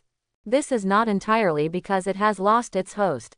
Even without a host, the venom can freely extend itself into tentacles and tendrils to move quickly over short distances. Venom's relatively mild attitude made Bai Yi feel relieved, which would save him a lot of unnecessary trouble in the future, but he still raised his hands and said, "Wake up, you guys who like to dance around with your tongue, we have to talk." The pool of black matter seemed to understand what he meant. The gathered mass trembled slightly, as if thinking about what he said, and then it began to flow, and pure white eyes and fang mouth appeared out of nowhere. Appearance constitutes a face. The big mouth moved, and it made a clear but weird-sounding voice, as if it was using some kind of voice changer. Say. Bai Yi nodded and was not surprised by this. He shook his right hand and showed the coil. This is called a sonic cannon. Then he shook his left hand and said, this is called a flamethrower. A small burning spark ignited at the nozzle on the left hand, making a faint burning sound. The moment the flamethrower was ignited, Venom let out a low hiss. It quickly squirmed and shrank to the corner of the glass room, trying to keep the distance from the flames. The symbiote's greatest weaknesses are fire and sharp sound waves. Don't worry, as long as you cooperate, I won't do this to you for the time being. Bai Yi smiled and extinguished the flame on his left hand. But Venom didn't seem to buy it. Seeing the flames disappear, it moved forward slightly and made its unique voice, for now. After hearing Venom's words, Bai Yi did not answer the question, but changed the subject and asked. Where is your host? Don't get me wrong, I'm not talking about some wastelander or animal that was unfortunately caught by you. You know who I'm talking about. After speaking, he winked. No, mention Eddie. When Venom heard Bai Yi mentioning the host's name, it seemed as if a certain nerve was touched. It sprang up all over its body, like a black liquid flame, rapidly expanded upwards, and hit the ceiling with a thud. The sharp scream resounded through the space, seeming to express its inner uneasiness and pain, startling the experimenter who had finished making a call in the distance. But this guy was still reasonable and was just running around in the glass room, with no intention of running out even if the glass door was open. Okay, don't mention these two words. Bai Yi waved his hand to Venom and narrowed his eyes slightly. He understood that Venom was so complex and sensitive to Eddie's emotions. Venom slowly calmed down, and its liquid body gradually shrank, forming a compact black mass. But Bai Yi's next words directly touched its sensitive nerves, making its emotions rise again and become furious, and it immediately wanted to turn into a ball and rush out of the glass room. I don't know if he was killed or died of old age. But I can allow you to unite with him again and enjoy the wonderful sense of fit that has never been seen before or since. It stopped at the door and quietly looked at the Hulkbuster in front of it with its simulated white eyes. Although the symbiote in front of us is usually called Venom, it has even called itself Venom multiple times without any host. But that's not its real name. Only the symbiote fused with Eddie Brock would become Venom, since Eddie was the one who came up with the alias in the first place. Before Eddie, Venom had been combined with 4 hosts, including 2 humans and 2 aliens, but when it was combined with them, Venom never called itself Venom, it just silently pretended not to be one. Emotional creatures are equipped to observe those creatures and learn from them. From those 2 aliens, it understood what killing and hatred meant, and even slaughtered an entire planet of people. Although it vaguely knew that this was wrong, it didn't care. It learned from Deadpool that, well, it wasn't anything good anyway. Because even Deadpool himself was afraid that his crazy brain would corrupt this poor alien inorganic creature, so he took it off and threw it away after only wearing it for a few minutes. Then it came to Earth and learned guilt, sympathy and betrayal from Peter Parker. These complex and rich emotions made it obsessed with him. But Peter doesn't like it. It can feel Peter's disgust for it in his heart, calling it a dirty monster and parasite, which makes it sad, but at the same time it wants to fully integrate with Peter and let him understand it. Until one day, Peter, who had just finished fighting the Vulture, came to the roof of a church and used the sound of the bell to weaken the symbiote and then continued to resist it. In desperation, Venom used his last strength to drag Peter to a safe area and put him away, then turned into liquid and slipped into a gap to escape. Yes, everything is the symbiote's fault. It obviously just wanted to help, but the result was its own fault. If you like Mary Jane, just force yourself on her. What kind of love trick are you playing? Why are you pretending to be innocent when you obviously secrete so much dopamine and hormones every time you see her? If you hate vultures and Dr. Octopus, just rip off their heads and eat them. That will save Aunt May one meal at night. How hypocritical. Thinking like this, it merged with its 5th host, Eddie Brock. Eddie is a special person to it. He taught it what love is. If it could see Eddie again, it would do anything. Walter and 2 other experimenters carefully wheeled a stretcher in. A member of the punishment gang was strapped to the stretcher. He was obviously sedated and completely limp. The stretcher truck slowly stopped next to the glass room in the center of the room, and Walter and the experimenters began to get busy. They wore heavy white lab coats and gloves, as if they were handling a cold object. The man's body was shaking slightly, as if he had a premonition of the coming torture. His eyes were half open and half closed, staring at the ceiling without focus. Is this a symbiote? I once read about it in a book. Walter couldn't help but take a second look at the very calm black liquid in the glass room, and the white eyes on the surface of the liquid were also staring at him. The U.S. military's super soldier program is not just about producing super soldier serum. Mechanical implants, symbiotes, and magical creations are all within the scope of their research. But these latter things prove that only serum is the most perfect and easiest project to stably mass-produce super soldiers. Not bad. Bai Yi nodded, motioning for Walter and the others to move back a little to make some space for Venom. The black liquid slowly flowed out, as if he didn't want to scare anyone. Go further back, Bai Yi said after glancing at Walter and others who only took a few steps back and seemed very interested in the symbiote. After they finally walked away, he picked up a syringe on the stretcher cart, which contained light green super soldier serum, and pointed it at the still somewhat dazed experimental subject. Previous experimental subjects often died from genetic collapse and strong rejection after injection, but what if the powerful regenerative healing ability of the symbiote was used to help them overcome the difficulties? Someone once used Regeneron, a drug similar to a self-healing agent that mimics Wolverine's self-healing ability, to achieve this, and it was successful once. As for Bai Yi, he is now trying to use the symbiote to reproduce this process. The huge fingers of the Hulkbuster mecha firmly grasped the drug syringe and aimed it at the subject's veins. The movements of the mechanical fingers were precise and calm, and without hesitation, the needle was inserted into the subject's skin. The medicine was slowly injected into the body of the experimental subject, and the light green liquid flowed in the blood vessels. There was no unnecessary movement during the whole process. The syringe gradually became empty until the last drop of medicine entered the body of the subject. Get ready. After placing the empty medicine syringe aside, Bai Yi looked at Venom and said. The latter condensed a smooth black head and nodded. Ah, ho ha ho ha ha ha ha ha ha ha ha ha ha ha ha ha. The subject's body suddenly reacted violently. His eyes bulged out instantly, his face turned pale, and he was dripping with sweat.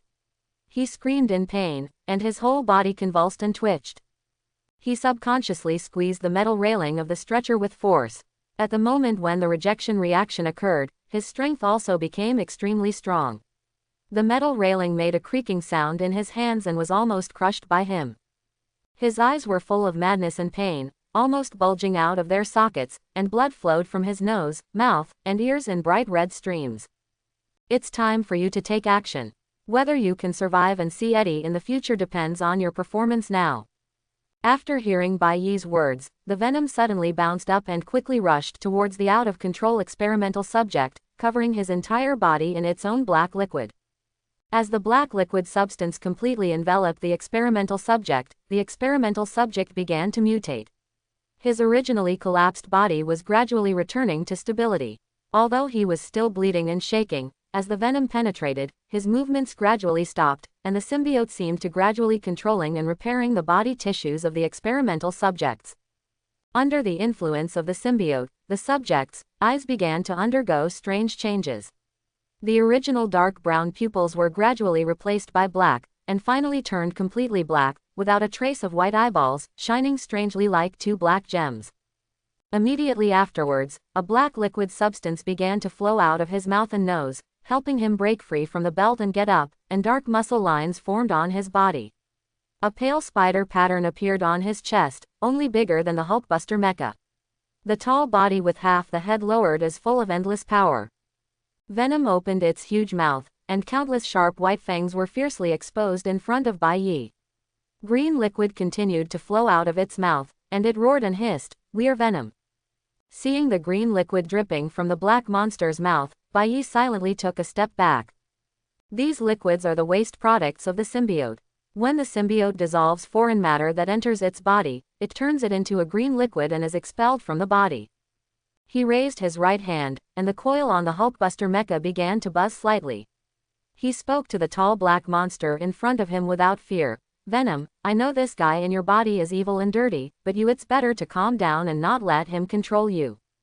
No, no, no, it's impossible. You imprisoned us, you experimented on us and we hate you. However, Venom showed no signs of calming down. It roared again, and its sharp left hand slashed through the air towards the Hulkbuster mecha, with fast and cruel movements. The front end of the mecha sprayed out blue flames the moment the Venom moved, causing the entire mecha to move backwards for several meters. The sharp claws tore the stretcher apart, and metal fragments scattered in all directions. Venom. This is Venom. Walter, who was standing at the door in the distance, adjusted his glasses and murmured that he had seen this powerful supervillain in books and videos, but today was the first time he saw it in person, and he could also see him in the Hulkbuster battle. What a feast for the eyes. If you don't want to eat the soft ones, then eat the hard ones. The Hulkbuster mecha raised its huge arm, and a powerful sound wave visible to the naked eye was released from the sonic cannon, like a terrifying giant wave, rushing towards Venom. The impact of the sound waves was so strong that the nearly 3-meter-tall black monster was pushed back more than 10 meters. Under the action of the powerful sound waves, its body screamed in pain, and black liquid surged on its surface, forming violent ripples. Sharp sound waves are one of the weaknesses of the symbiote, but at this moment the Venom's host is an enhanced super soldier. Although some energy needs to be devoted to treating the host, in general there is still a slight bonus. As time went by, the black monster gradually resisted the pressure of the sound waves. The long tongue dancing in its mouth made him look extremely vicious. His body kept twisting and crawling forward, trying to break away from the pressure of the sound waves. Bai Yi looked at his reaction with an expressionless expression. This was also part of his plan. He didn't turn up the sound wave to the maximum at all. His right hand continued to send out sound waves to suppress the Venom, and he turned around to put away the flamethrower, and a small glass bottle popped out of his palm. There are faint condensed water droplets on the bottle. It seems to have been taken out from some low-temperature environment. Through the blurred water droplets, you can vaguely see a small black liquid substance flowing slowly inside.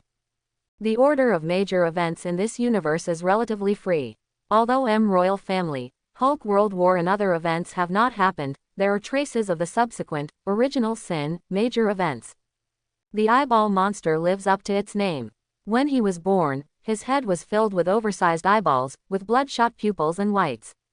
He had the ability to see things that others cannot see, such as knowing when someone wants to kill him. He can shoot lasers from his eyes, and his physical level is slightly higher than that of ordinary people. In addition, through dreams, he can also observe and even see the Wu-K base of the observers on the moon. During the original Sin incident in 2014, one of the observer's eyeballs was fused to his chest. Since then, the eyeball monster's ability to see has increased dozens of times. The reason why I say this is because in the Wasteland 45 years ago in the original plot, Eagle Eye found the eyeball monster after embarking on the road of revenge, and the eyeball monster had an observer's eyeball embedded in its chest. According to the eyeball monster's own narration, he had this eyeball before the day the hero fell. He did not say how he got it. Since the eye of the observer will appear earlier than the normal timeline, what about other things, or people? All in all, based on the above information, Bai Yi found what he wanted in Zemo's warehouse. Red Skull, who was eager to develop a super soldier serum, threw all the project legacy left by the United States to Baron Zemo. Like some kind of mechanically modified necromantic lock, I want to copy Captain America's rebirth plan, and there is even a Pegasus plan. Looking at the glass bottle in his hand, Bai Yi silently increased the intensity of the sound wave impact. The violent sound waves spread in the room. Walter and other experimenters in the distance felt the strong impact, and they all frowned and hurriedly covered their ears, hide outdoors. And the Venom screamed in pain, and the black liquid on his body rolled like a strong wind, and pieces of black liquid lifted up, exposing the human body that was originally covered. The naked experimental subject inside seemed to be in good condition at this time. Although he looked very painful, at least his brain was not exploded. While emitting sound waves, Bai Yi calmly walked towards Venom, facing the dangerous creature without fear. The big mouth was swinging wildly, and countless sharp fangs and long tongues were dangling in the light. Seeing the enemy approaching, Venom tried to stretch out a big hand to attack Bai Yi, but this movement was suppressed extremely slowly by the sound waves. Its arm trembled forward in the air, but it was still unable to swing completely freely. The black liquid substance kept rolling inside its body, as if it was struggling to control its body. He threw the glass bottle into the big mouth, and then the Hulkbuster mecha kicked Venom hard. The latter was instantly knocked away, and like a black cannonball, it drew a black arc in the air and hit the wall, making a deafening noise. In an instant, a big crater formed in the wall, and debris flew everywhere. Bai Yi turned off the sonic cannon on his arm. Venom slowly crawled out of the pit, and the surface of its body was still slightly smoking. Although it suffered a heavy blow, he did not intend to surrender, and his pale eyes were filled with anger. He stretched out a sharp finger and pointed at Bai Yi. Just when he wanted to say something cruel, he suddenly scratched his head and chest and let out a heart-piercing scream. "What did you feed us?" You see, the people in the Pegasus project have retained quite a few biological samples, including a cell imprint and a backup sample. That is the only result they have achieved after decades of inaction. Bai Yi said calmly, looking indifferently at Venom rolling on the ground in pain. "I me." After tumbling on the ground for a while, Venom slowly got up. Its face began to change, its large mouth, fangs and long tongue disappeared, replaced by what looked like a tight-fitting mask. The originally pale eyes turned into white eye sockets, with dark eyes inside, giving off a strange and mysterious aura. His body seemed to be adjusting its shape, with black liquid flowing on the surface, simulating a series of clothing such as a white belt and a gun holster, and dozens of small spikes appeared on his shoulders. After Venom trembled for a while, he suddenly reached for his waist, as if an agent was about to pull out 2 pistols, but he missed it. This action was obviously the host's instinctive reaction, and now there are no firearms for him to use. But he still held it in vain, pointing at Bai Yi in front of him as if there were 2 real guns in his hand, and shouted, "Ross! Take X-23 away quickly. Go and notify the Avengers, as well as the X-Men, everyone you can contact people, I can stop them." I hope everyone will support it and subscribe more.